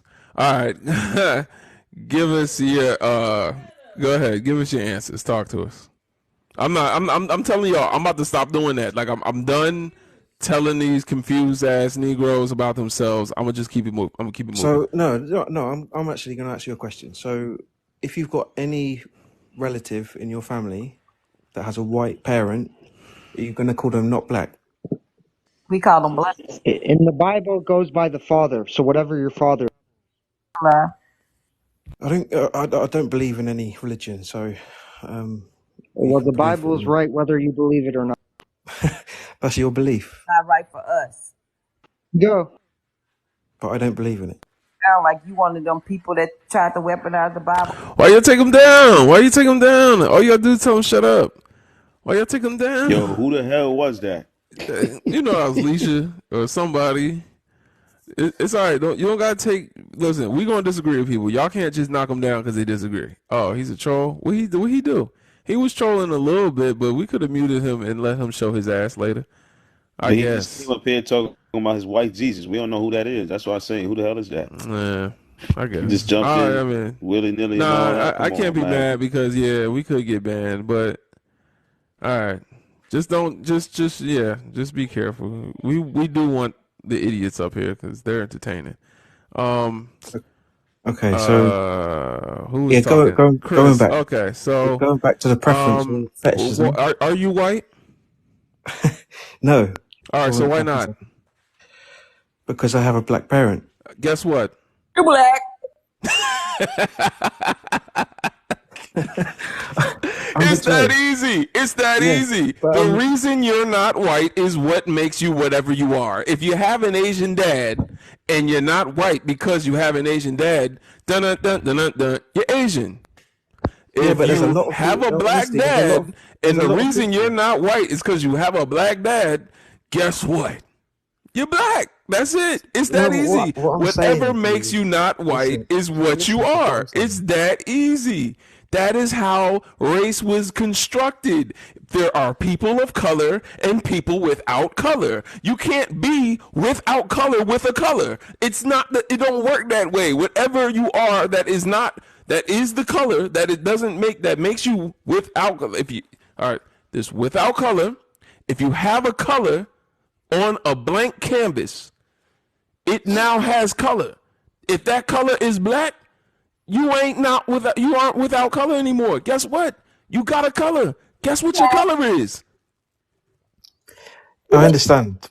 That's how it works. I know you understand. We all understand. It's just some of us don't want to, my mommy told me I was different. It's like a thing. Like, I'm sorry your white mother confused you. It's cool. They don't understand it because your white mother wants to feel like she can procreate and give birth to melanin. That's really all it is. Look up Dr. Frances Cress Welsing. White women fantasize about being able to produce melanin. Whiteness was created out of an insecurity of a melanin deficiency. They cannot procreate and reproduce melanin. So they tattoo their skin different colors because they are insecure about that. They try to have children with black people because they want the illusion of being able to produce color. That's all it is. Yeah, so okay. So I'm a bit no, I don't know, a bit confused about that, but Dr. Francis Cress Wilson. Well, I think it's a preference anyway. If you want to be with a white or black person. Look at all the white people mad in the comments because they know I touched on something. Go ahead. I'm sorry. Go ahead, Chris. I think. Well, the next question is it a preference or a fetishism? And what is the question though?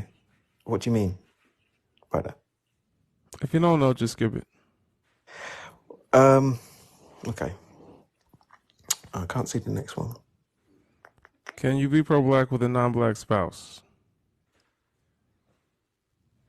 I can't answer that question because I have a black parent, and I don't think you can. Well, you can be.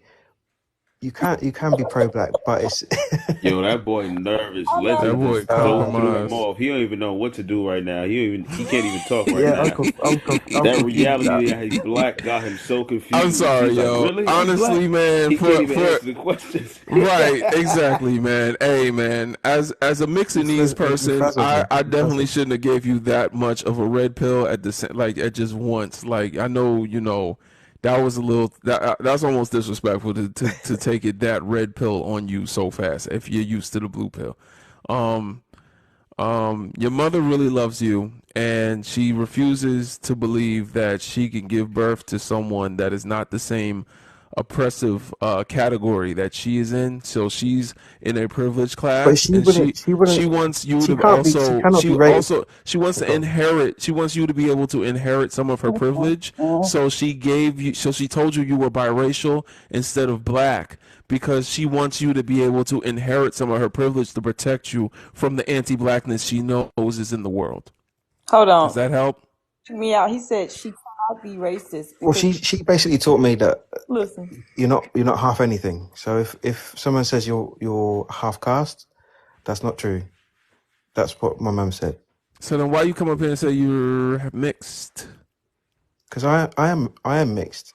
With what? So did you tell you? So your mom didn't tell you that? You came up with that on your own? Yeah. All right. So let's talk about psychology and what happens when a child is born. A black child is born from a white mother. What happens is when a black woman has a child with a white man, the black woman tells the child that the child is black. And the black child feels proximity to their mother. They feel closeness. They feel a oneness in their identity with their mother. Every child wants to feel that closeness to their mother. However, when a white woman has a child with a black man, she tells the child, you are biracial. Or that child eventually begins to realize that even though their mother says you're whatever, they start to realize that there is a barrier between them and their mother. Yeah, I agree. And that barrier between them and their mother is that you don't look the same way your mother does. And then you begin to feel that absence of oneness. Then you go out into the world, and the world will teach you that your blackness is also something that's derogatory and vilifies you. So then you begin to also want to distance yourself from your blackness, not only because it's holding you back from oneness with your mother, but also because it's something that society has deemed you inferior for. So you begin to start to resent your blackness, and you don't want to identify as black because it's easier to identify as anything else, even mixed, which is a description of what your parents did. Your parents are black and white. You are one person. You're not cream and coffee in the same cup. You're coffee with cream. Okay, you got some bars, man. I appreciate that. JLB, mute JLB. I'm trying to. That's what I'm trying to do. I'm probably gonna have to exit out the live and rejoin. Brother, just Okay. press the All button. right. Yeah, just Let me press the let me button, try. man. All right. Yeah, All because right. you know how the app be tripping Yeah, that's sometimes. cool. That's cool. All right. So the rest, Dr. Frances Cress Welsing, a clinical psychologist that wrote the ISIS papers and the Crest theory. She's a student of Dr. Neely Fuller. They all have broke this down years ago. These are doctors. So you can look them up yourself. If you need help, I can Yeah, send them to you. I'll DM you later. By the way. All right.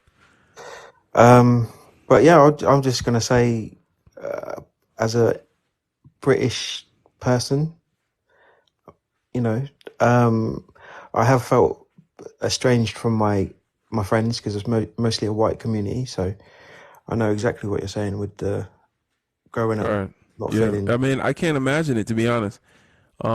If anything, I've got a lot of empathy because the doctor has explained to us what that feels like. I can't imagine it. I had to learn to love my blackness, and that's the thing.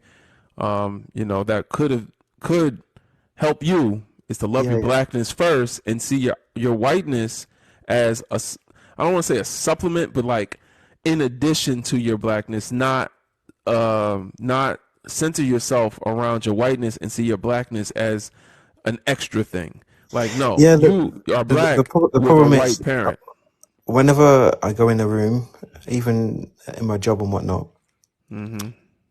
people won't respect the fact that I was brought up here. I did my education here. They always think that I'm from somewhere else. But in the same way, I do feel like I am from somewhere else, even though it's a weird concept to think. Yeah, But I've never been because you treated weren't like. raised in your culture. Yeah, So, exactly. no, I understand that. But understand that the culture alienates all of us at some point. We have to get acclimated. Even me myself, I grew up in a very, very, very, very, very Christian home. I know a lot of black people did, not like me. I grew up in damn near a cult, to the point where I'm no longer a Christian. I believe in African spirituality. This gift was given to me by my parent, who was a preacher, and I still wear it because it's a reminder of my family. But I don't even believe in this cross. That's why I got the Mhm. ankh on. You know what I'm saying? I don't even believe in this cross, but it has a sentimental value that I haven't been able to let go of, and it's something I still have to unpack every day. But the reason I'm bringing that up is because how we're brought up and what we internalize eventually becomes part of our identity. And when I was around other black children, I didn't know who Missy Elliott was. I didn't know Yeah. who Cisco the Dragon was. I'm older than you probably, but I didn't know who the hot artist, a hip hop artist was. I didn't know, the cool way to dress, how to walk and talk. You know what I'm saying? So I got made fun of too. I also played electric guitar. Like, I wasn't trying to be white. I was trying to be Jimi Hendrix. But Nice. yeah, But at the end of the day, everyone black doesn't get the culture part down right away. That'll make you less black, man. Yeah, I just got to do a bit of learning, I guess. Absolutely. Just understand that we'll accept you way faster than they will. Trust me. So I, that I being need to be honest. I need to go back to my dad's, where he was born because he actually passed away 2 years ago. So wow. yeah, I feel a Oh bit. yeah, so you about to go on a little journey, my brother? Yeah. Yeah, okay. This a good time for you then. Absolutely. Yeah, it's time for a transformation, bro. Go ahead and get you some of this knowledge, man. Hold on, man. You know what I'm saying? I'm gonna DM you some sources, man. This videos. Do some learning, bro. Learn about your Yeah. father's culture, man. Where you say he's from? Jamaica? Barbados. Barbados. Oh man. All right, yeah. That's what's up, man. Yeah, join the Discord. All right, so yeah, for real, All right. b1initiative.org. That's the Discord link in my bio. Join the Okay. Discord. I I'll will do that. talk to you there and send you all types of stuff that'll blow your mind about black people and how you being of a biracial origin does not change how we view you. It might change how you have privilege in our spaces. Yeah. That's okay. That's okay. A little bit of privilege don't mean you're not black because Kanye True. West got more privilege than me, and we're both monoracial, but he got it in his bank account. You just have it maybe in your phenotype or maybe in your proximity to your mother, but that is it. Yeah. You know what I'm saying? Okay. All Well, right. it was nice talking to you guys. Absolutely. Have a good night. Peace. One love. Okay.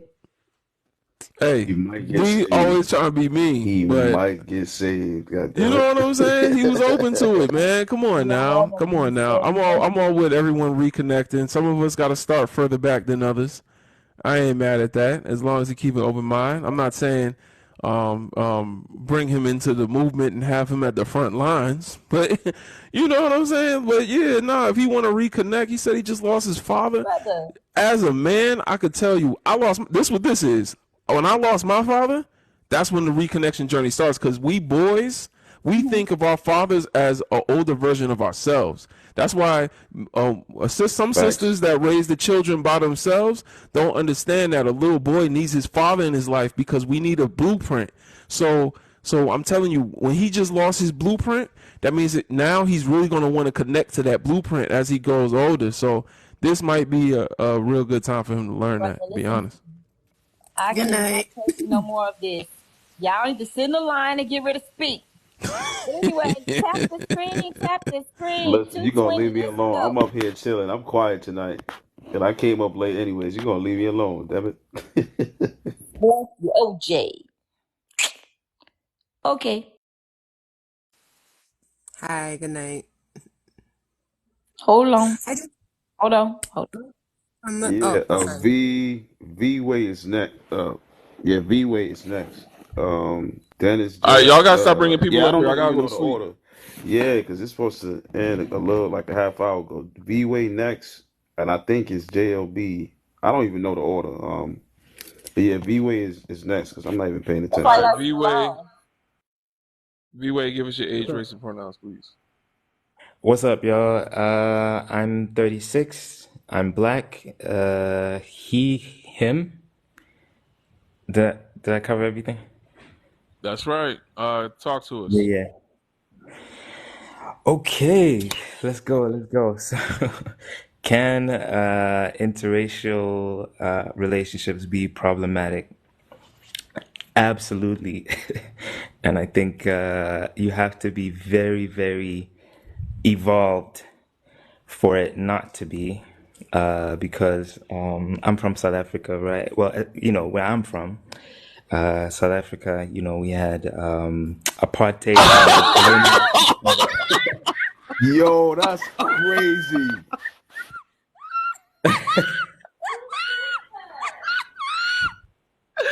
Yo, me myself and Yo, that's crazy. He said that's crazy. Y'all are some real ones. Yo, I'm dead, yo. Shout out to me, myself, and I cannot believe that happened. That's funny as hell. Yo, that's crazy. Thank you. Yeah, because you heard my wife. Y'all heard my wife? Yes, they got rid of him. I was pushing it. I cannot. Yo, my stomach hurt. Damn, Speak. All right, yo, hold on. I'm good. That's hilarious. Thank you. You got us in a castle. Yeah, right. That's crazy. Nah, damn, Speak. Anyway, let's go to the guest. Lucky, I'm so sorry. There was a thing where we didn't believe someone would send a line to get rid of Speak, and Speak. Anyway, let's go. Lucky Clay, talk to us. How you doing, my brother? Oh, I'm sorry. Wait, who was up here before him? Oh, it was V-Way. My bad. Hold on, Lucky. Oh, my bad. Lucky. I'll go back on me. My apologies. V-Way, keep talking to us. What's up? What's up? Yeah. Madness. I'm sorry. It's all good. Yeah. So I was saying, in South Africa, they basically built the country to isolate like the 5% to like 10% of people that were white in like the best land, best areas, and then black people got forcibly removed even to like in the worst conditions and stuff like that. So to even be in the same space, like cohabitate or interact with white people was very difficult. You know what I'm saying? So it's not like an True. everyday thing. And so if you're going to get into a relationship from that dynamic where, the white is elevated and the black is downtrodden. Right. I feel like you'd be lying to yourself, like Right. It's if you didn't think, psychosis. if you didn't think that didn't play into it. So you have to be really, really, you have to do a lot of like internal work before you could. And even if you did, here's where it really breaks my heart is like, even if you did all of that work and you came into this interracial relationship where you have done all the work, your partner has done all the work, you see each other as people, as just human beings, as equals, her family's not there. Her mother, uncle, brother, sister, cousin, The none police of them are officer, the doctor. No one else is none of there. that. Right. None of that. So, and relationships aren't just for you and the other person. It's like a community thing. It's a family thing. If you guys get married, like your families are joining together. So, yeah, man, I feel like they will be problematic now. I pray in the future, maybe not so. Yeah. Is it a preference of fetishization? I'm gonna skip that one. I don't know. Can you be pro-black with a non-black spouse? Don't y'all feel like people have done it? Haven't there been like leaders in the community and stuff who had a white spouse and were pro-black? I mean, like gave their blood for it? And if they What did, did they? Go ahead, talk. I can't even think of like an example. I'm just saying, like, don't they exist? I feel like they exist. I feel like there have been like black leaders that we know, famous and whatever. if they did, No? where to get them? If they did, where did they get them? What changed? Okay, I feel you on that. I feel you Uh-huh. on that. It I didn't mean, change the nothing. thing is, let's say the best example I could use is like South Africa, right? Let's say that do you know the Boers of South Africa? Yeah, they got their foot on our necks today. Right. Oh, are you in South Africa? Yes, I'm South African. Oh, wow. That's crazy. All right, so you know exactly what I'm talking about. All right, so Yeah, let's say yeah. the Boers of South Africa. You see what Julius Malema want to do, right? Word. Julius Malema? Yeah, word. The EFF. Yeah, he want to send them packing. Yeah. He want to send them get going out of Africa, right?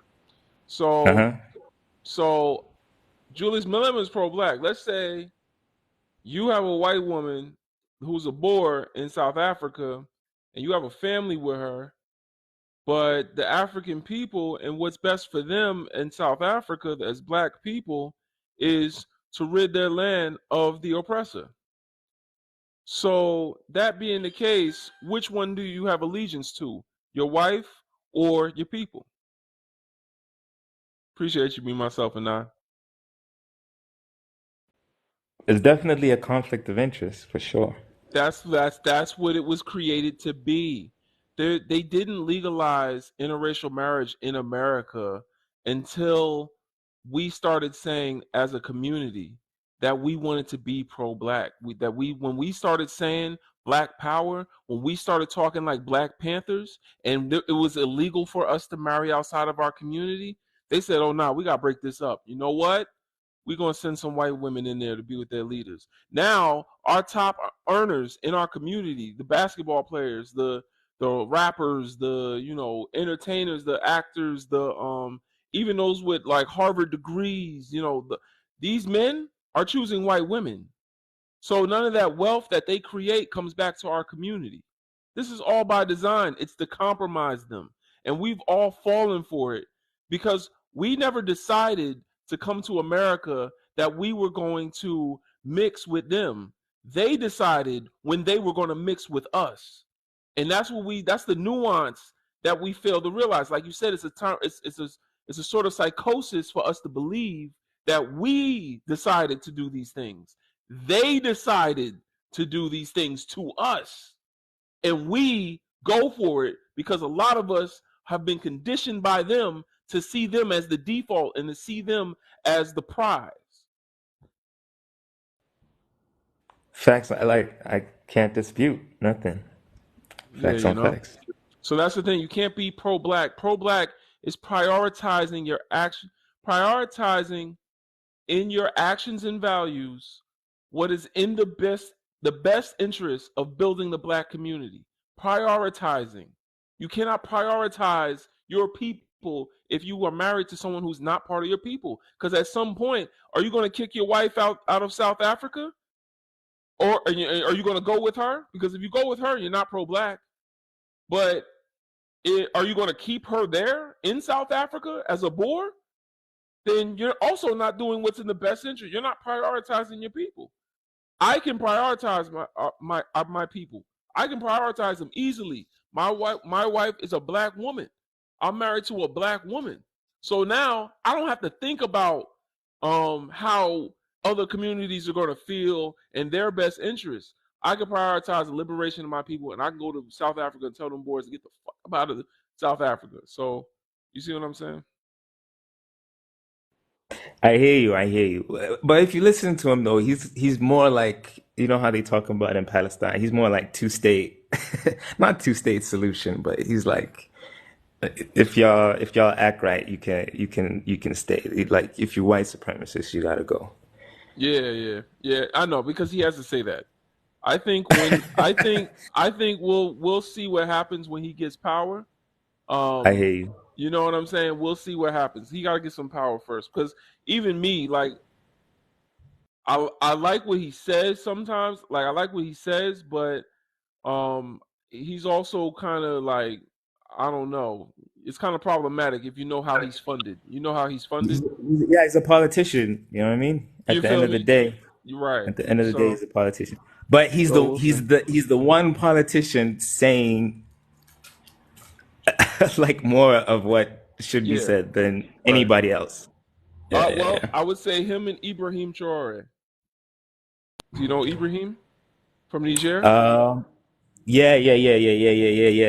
Young man doing the most. Yeah. He's younger than me. It's crazy.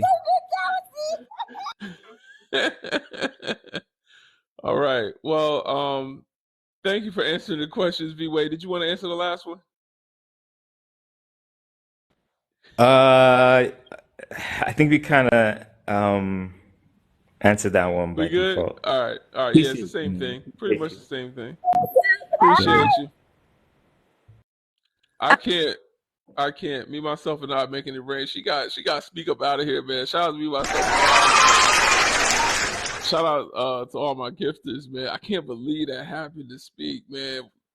D, man. This is all D's fault. And then she kept saying it.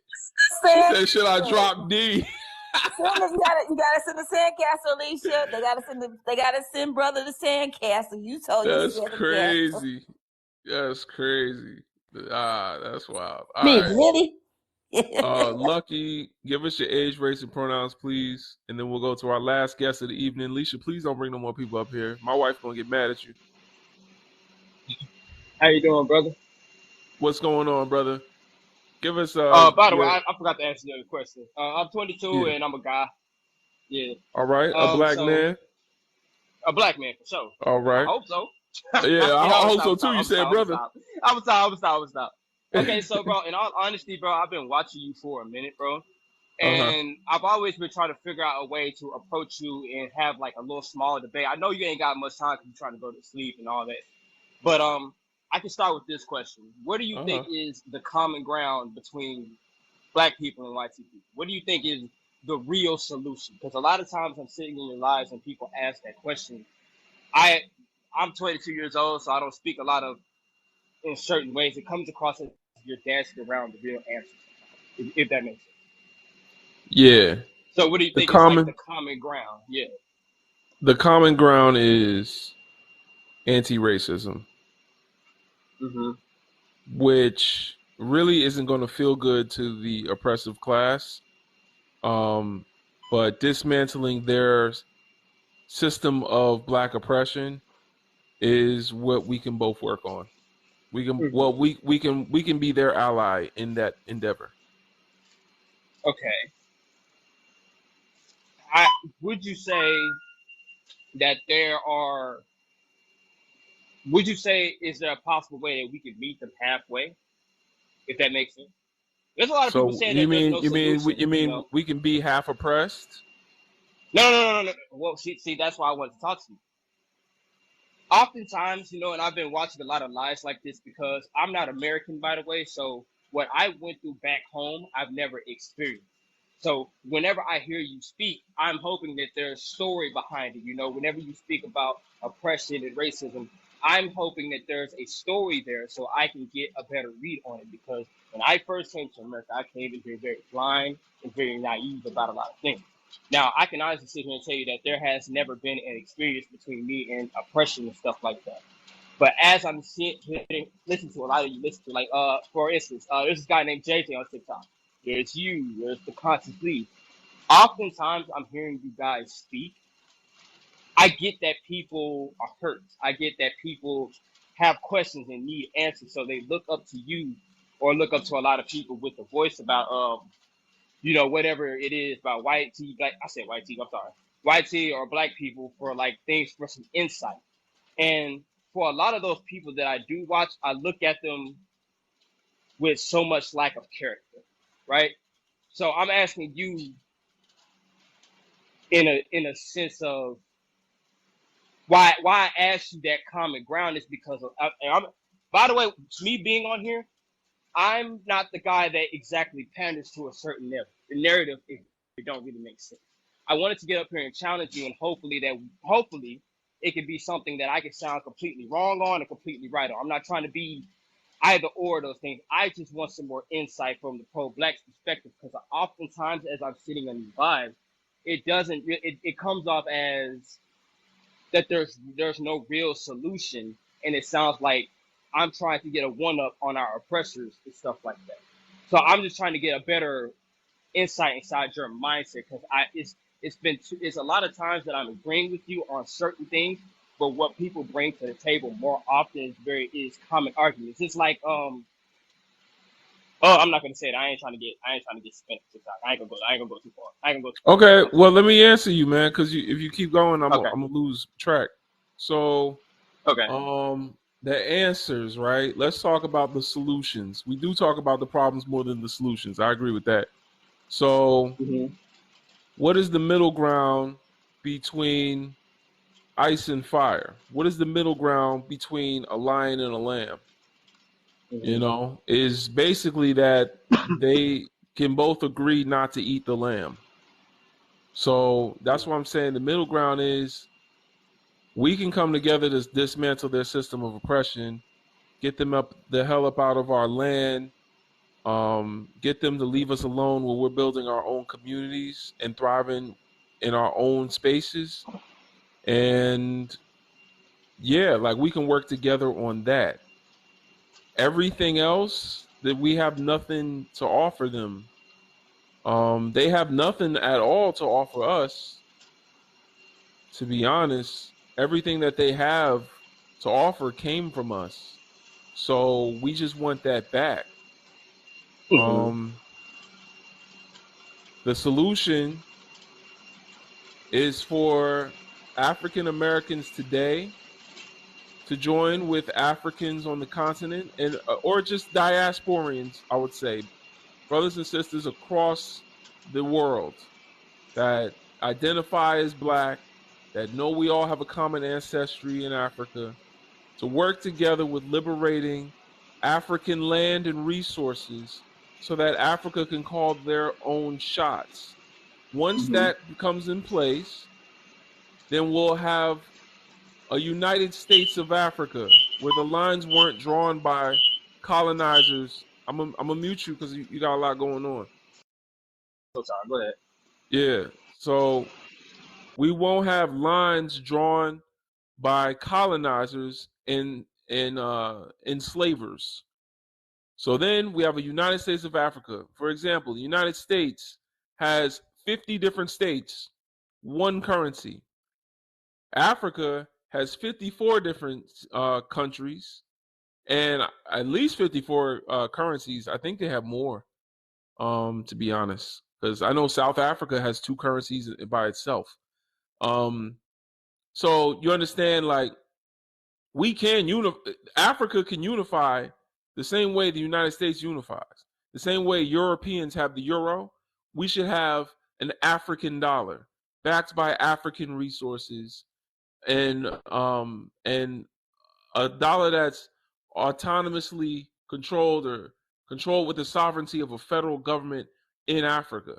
Once that happens, we will be the richest people on the planet and go back to where we were 6 centuries ago. Like, for most of human history, Africans were the richest people. People forget that, like, because y'all were taught a bunch of Western history. But for hundreds of thousands of years and most of human history, Africans were the richest people on the planet, hands down, the most powerful. This whole thing where we're being oppressed is fairly new. So we could go back to that. And then as far as what's going to happen to the West and where they will benefit from that is that they will no longer be oppressors and they can start to do fair trade with us, and they can start to live in their own spaces and do whatever they want to do. We can have fair trade. We dismantle the whole system of race, and we all live as human beings and be one big happy family. It'd be great.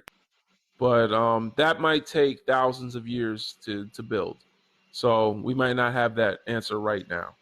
We got to start. Say if that happened, right? Would you say that there is a lot of major things that needs to happen in the community, the Black community first? And no, afterwards, not first.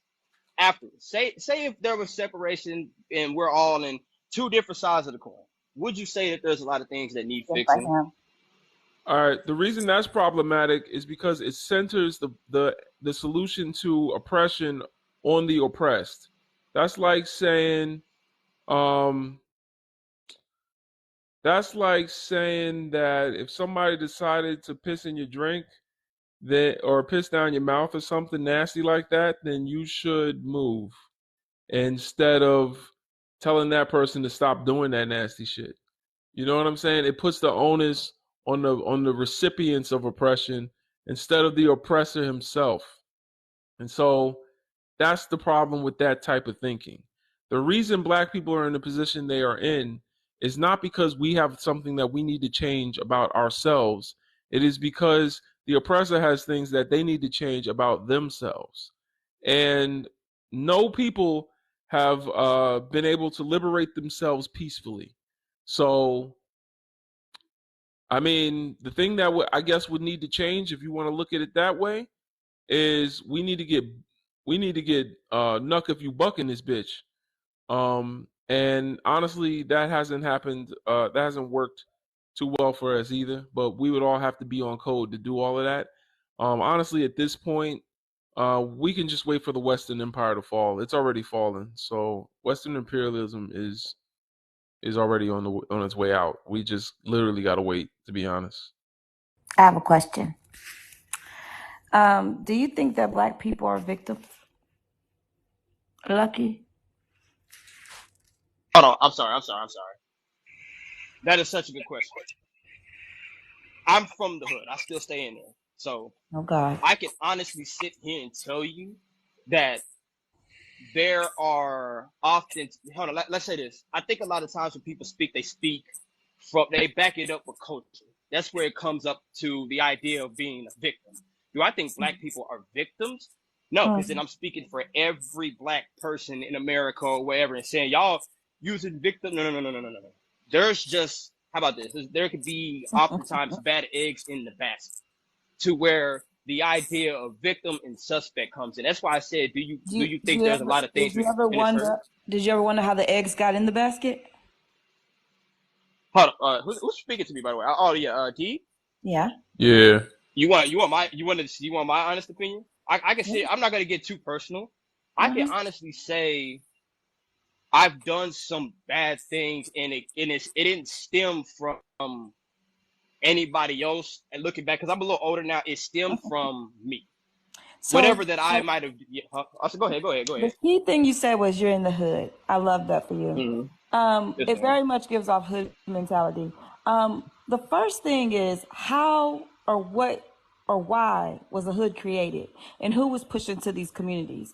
It's the understanding of how things that have historically happened to black people, that has displaced black people, that they are still having to fight, even though they've been called lazy, sorry, and everything in between. So if we talk about slavery, which I don't like to do, but I'll say that after black people walked off those plantations, they were the only individuals walking around that knew how to build houses, knew how to weld, knew how to do carpentry. They were the only ones that were doing those forms of labor. So it was so easy to build up communities for themselves. And when they did that, historically, across America, white people kept coming in and tearing it down. So at what point do we look at the history of these quote unquote, and you can look up black riots because they labeled them riots so that black people couldn't even file their insurance claims on their houses. The 1969, when the banks had literally let all these black people invest all their money and then they disappeared with their money. We can talk about so many things historically that stole black wealth and displaced black people. Even the black men that went to war and came back and were giving nothing while they had the Homesteadman Act or Home Freedom, whatever it was. I can't even get the word out. They gave homes to the YT men that went to and fought in war. And we can still sit here and talk about the displacement of how those communities were created, how the Ish community were the ones that created the quote unquote hoods. They were the ones that lived in the quote unquote hoods. That's where that ghetto comes from. That's what they call where the Ish people lived, where the ghetto. And at the end of the day, black people were put right into the center of that. But understanding that continuously throughout history, we were the ones that our wealth, and every time we built something up, was destroyed. Then between 1983 and 1985, there was a bomb dropped in Detroit projects. And we're sitting here and saying, oh, black people, they need to just figure it out. Sir, every time we figured it out and built our communities up, someone came in and tore it down. So if you don't understand the context of that while you sitting over there in the hood, because I ain't never lived in the hood, I live pretty good. It's very interesting, the hood mindset in which you sit in a level of ignorance, not understanding that somebody placed you in the position you're sitting in right now. Why are black men leading in unemployment in this country? Why are black boys' literacy rates so low? There is something here that you're missing, and there are stronger hands at B that are controlling your community, but you have an issue with a brother wanting to stand and push his people forward. No. How about this? Because I figured you would have said that. And I'm not disagreeing with you. That is just one of those things where I say that's one side of the coin. What if I told you that the truth is far less sinister and all the more sad? What's up with going? No, I'm not. No. I'm trying to have an adult conversation. What is your spouse? Huh? What's your spouse? Is that like, am I married or something like that? Yeah. Oh, no. I'm single. I'm single. What do you normally date? Oh, black women. You date everybody. I don't know. His voice went up. His voice went up. Black women. Black women. No. Because I'm sorry. Like that's me just trying to break the tension. I just date black women. I've never had the mindset to go and date any other race. Not because of anything in particular. It's just that I'm just attracted to black women. Okay, so if you understand that systematically, everything that we built constantly got destroyed. Even when we talk about, you can go ask Asian people how they were redlined into our communities, and they got the loans that we couldn't even get in our own communities. I would say black people are victims. It's that simple. Hold on, no. Are you speaking for all black people then? All black people are victims, yes. Yes, because there's a worldwide system of white domination that even if we don't want to feel that way, because who's the one that told you it was such a bad thing to be a victim? Those that victimize you. Stop being a victim. Stop being a victim. Stop being a victim. Hear me out. This community that though. There used to be a time where I think I was always a victim. Between 1944 and I'm going to say maybe 20 years, just to be generous. We're talking about a tragedy, a genocide, right? And no one ever says that was so long ago. Why do y'all keep bringing that up? When black people bring up the oppression that they've not only experienced historically, literally the erasure of our people, our culture, our ancestry, our freaking wealth, our generational wealth depleted over and over again. And we have to say, even experiencing oppression in 2023, my child still experiencing racism in 2023. And I got to tell you, oh man, I ain't no victim. Oh man, it's us. We messed up when we literally are the crabs that they picked up and put in a bucket. Baby, hold on. Because I feel like I am saying this as if we're like, it's our fault. That's not what I'm saying. I'm saying when I said the truth is far less sinister and all the more sad, oftentimes when we speak about this, we have this form of responsibility and we lack so much self-awareness and accountability. Now, I know y'all don't like the word accountability, so I didn't say anything about it because as of lately, I don't, as of, You're showing yourself. You're showing yourself. Keep going. I'm not showing myself. I hope I ain't showing myself. You said we don't like accountability. No, I know y'all don't like that word whenever y'all say. No, I'm not trying to be mean. I watched the videos. Brother, he's sitting on the other side of the fence. He's talking about us, though. He pointed at us. Let me finish my point. Let me go ahead and finish my point. The idea that you guys are saying, I understand that. There's been times where my family has related to that. But even when you just said something about the whole idea of victim, there's been plenty of times I thought I was a victim. I thought I didn't deserve to go to juvenile. I didn't think I deserved to go to alternative school and all that other stuff because it wasn't my fault and it was all these other people's fault. As I get older and I start seeing things for how it is, I look at people as people.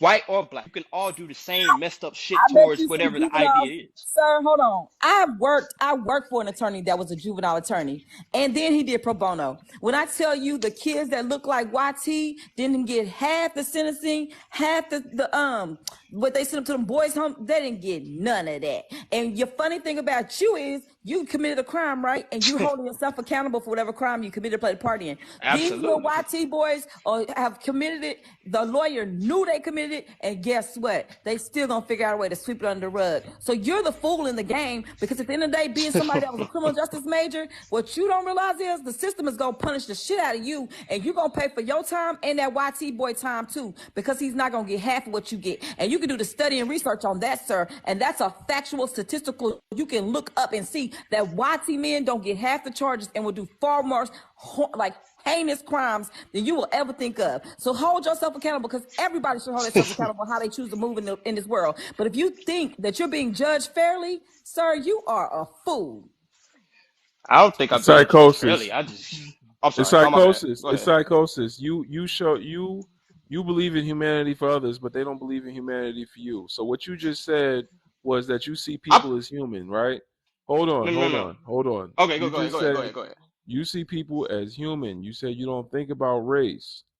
So whoa. What? Then if I said that, that's a naive way to look at it, and then y'all have all rights to get on my ass about it. That's not the case. I cannot dismiss the fact that I am a black man and me dismissing race. No. I just know right and wrong, real and fake. That is about as simple as it gets. So when I get on here, I'm not trying to get you guys to agree from my point of view. No. Of course, that's going to take a minute. The same way that what you guys preaching to everybody else is going to take a minute for them to understand. I'm sitting here just asking to challenge you guys so I can get a better insight. And not you, brother, because you haven't been speaking. But as I'm listening to D speak, it just sounds like you lack such self-awareness and accountability to soar towards certain things, and you're always you're so right. putting your energy I've owned a business and been running my business since 2016. I haven't worked for any other entity besides myself. You are so right. I live in a very nice house. My daughter is very well taken care of. I own 3 different vehicles. You are so right. I take no accountability. I don't have a criminal record. I barely have a sip of wine. I am not accountable. I am a mess. Let me tell you, I be over here on the floor. I be hitting people and running. I'm finna slap the shit out of you in a minute. But at the end of the day, it's always these lost brothers that have all the understanding for everyone else, and they don't have no grace for you. But I've sat and watched brothers get convicted. I've sat and watched 2 people one YT woman and one black woman commit a crime together. They was writing hot checks together. Both of them were students. Both of them were in college. And when I tell you the sister got charged with everything and the YT walked away, boy, bye. He gone. Shout out to y'all. Appreciate y'all for the Panther pause. Some lotion, and I know you like to mess with the deep divers in the cave coochie, so you make sure you wash up. Don't ever let somebody make you feel like you can't speak on your oppression without being like, without telling you that you're like gonna be a victim, like you have a victim. There's a difference between being a victim and having a victim mentality. Black people do not have a victim mentality, but we are victims.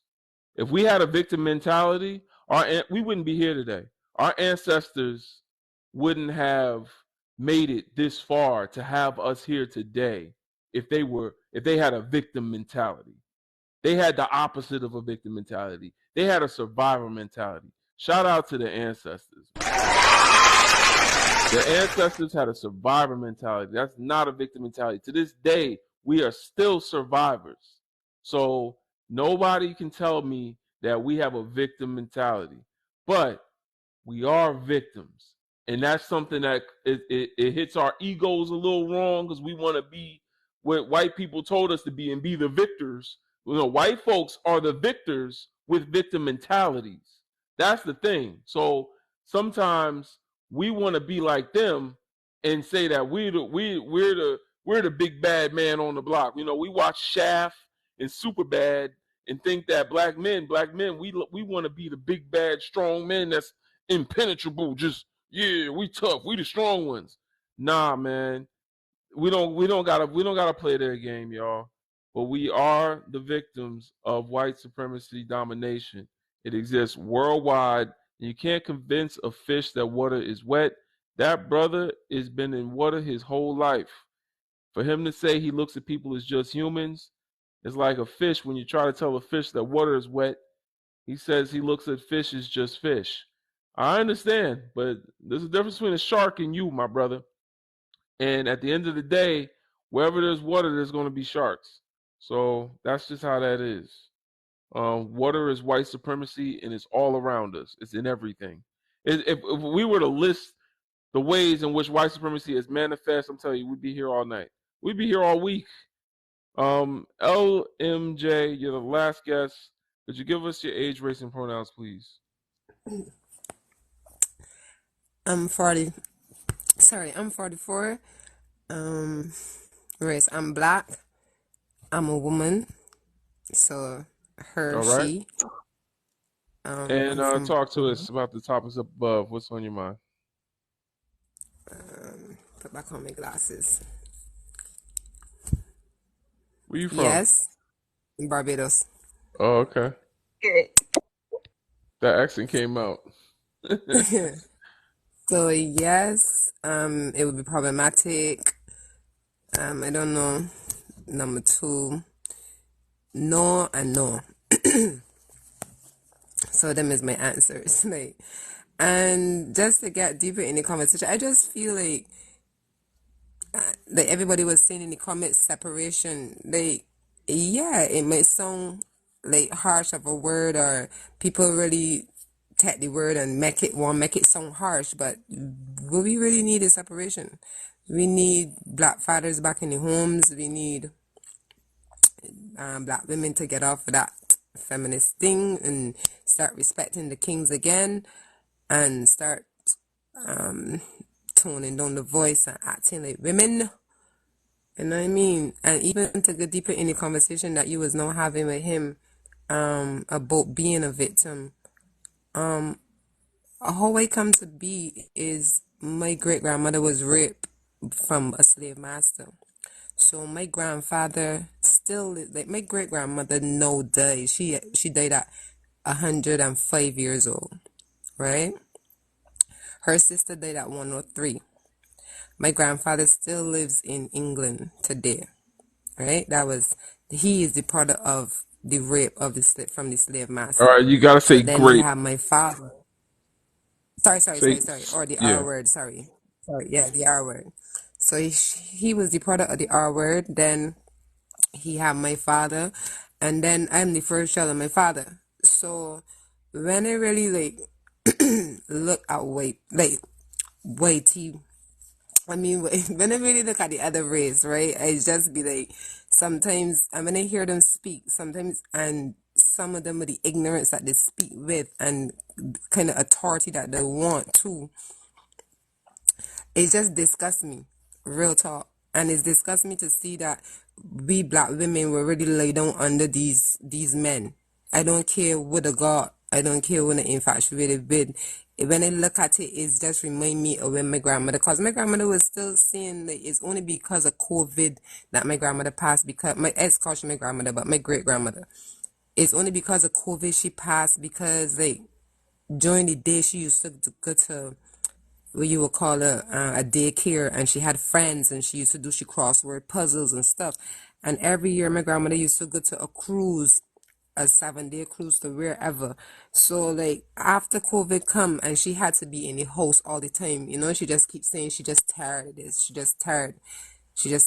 So eventually I just think she just went home, you know. So, and she used to tell stories and stuff like that. So when I see women, like black women will wait, man, it just disgusts me. I'm sorry. I don't mean to be mean or offensive to anybody that in them kind of relationships, but I just don't respect it because of my past and how I came to be. I don't respect it. So that's my take on it. Okay. I heard that. I ain't mad at that. Thank you for sharing that story. A lot of us have similar stories. You're welcome. Including, you'd be surprised. I've had some.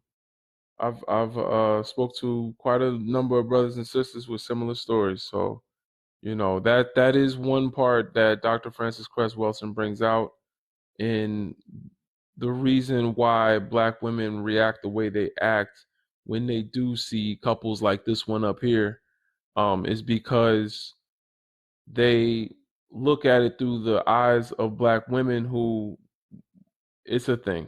We're mostly R-worded by white T folks, and then you see a black man choosing to be with those that used to R-word sisters. Like, it's kind of wild. And I agree with you.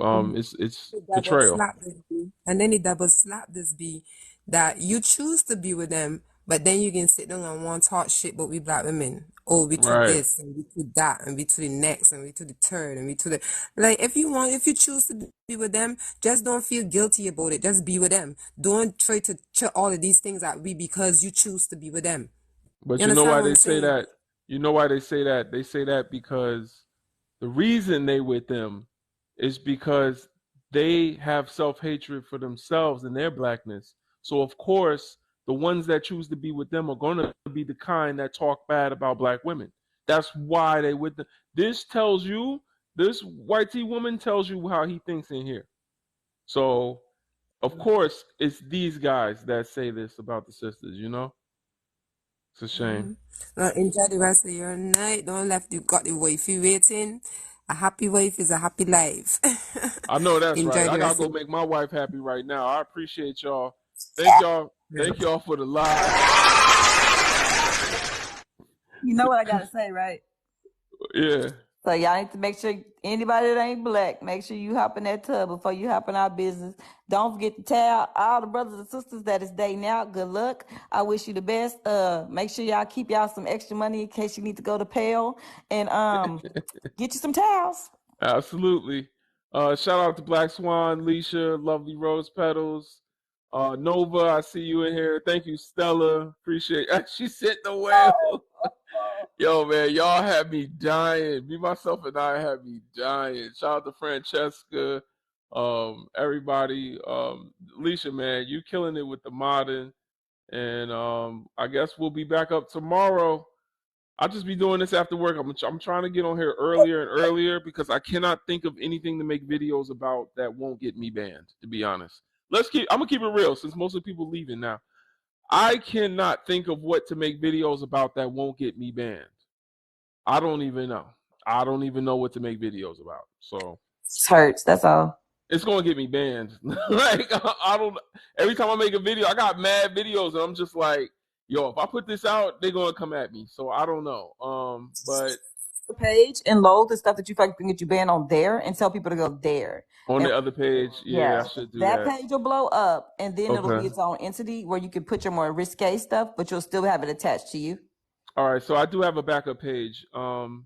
I do have a backup page. What's the @ for that? I think it's Big Bro Legend. I think it's Big Bro Legend page too. that you got is your Oh safe yeah, it's page. Brother Legend Speaks. Brother Legend Speaks. Spell it out. Brother Legend Speaks. That's my backup page. Did you hear what I said? What? Leave that page alone. Create a third page for your more risky stuff, so that you'll always have your extra backup. Okay. Yeah, I could do that. All right, y'all. Subscribe to the YouTube. I'm going to post the replay. And b1initiative.org. That's the Discord. Tap the notification bell on my profile. Go to the profile, tap the notification bell, then you'll know when I go live. I'm going to try to go 4 p.m. Central Standard Time or around there, maybe 5 p.m. Central Standard Time. But tap the notification bell on my platform, and I'll see y'all tomorrow. One love to everybody. Appreciate y'all. Peace. Get that tub. We know it's been a week. All right, D. Peace.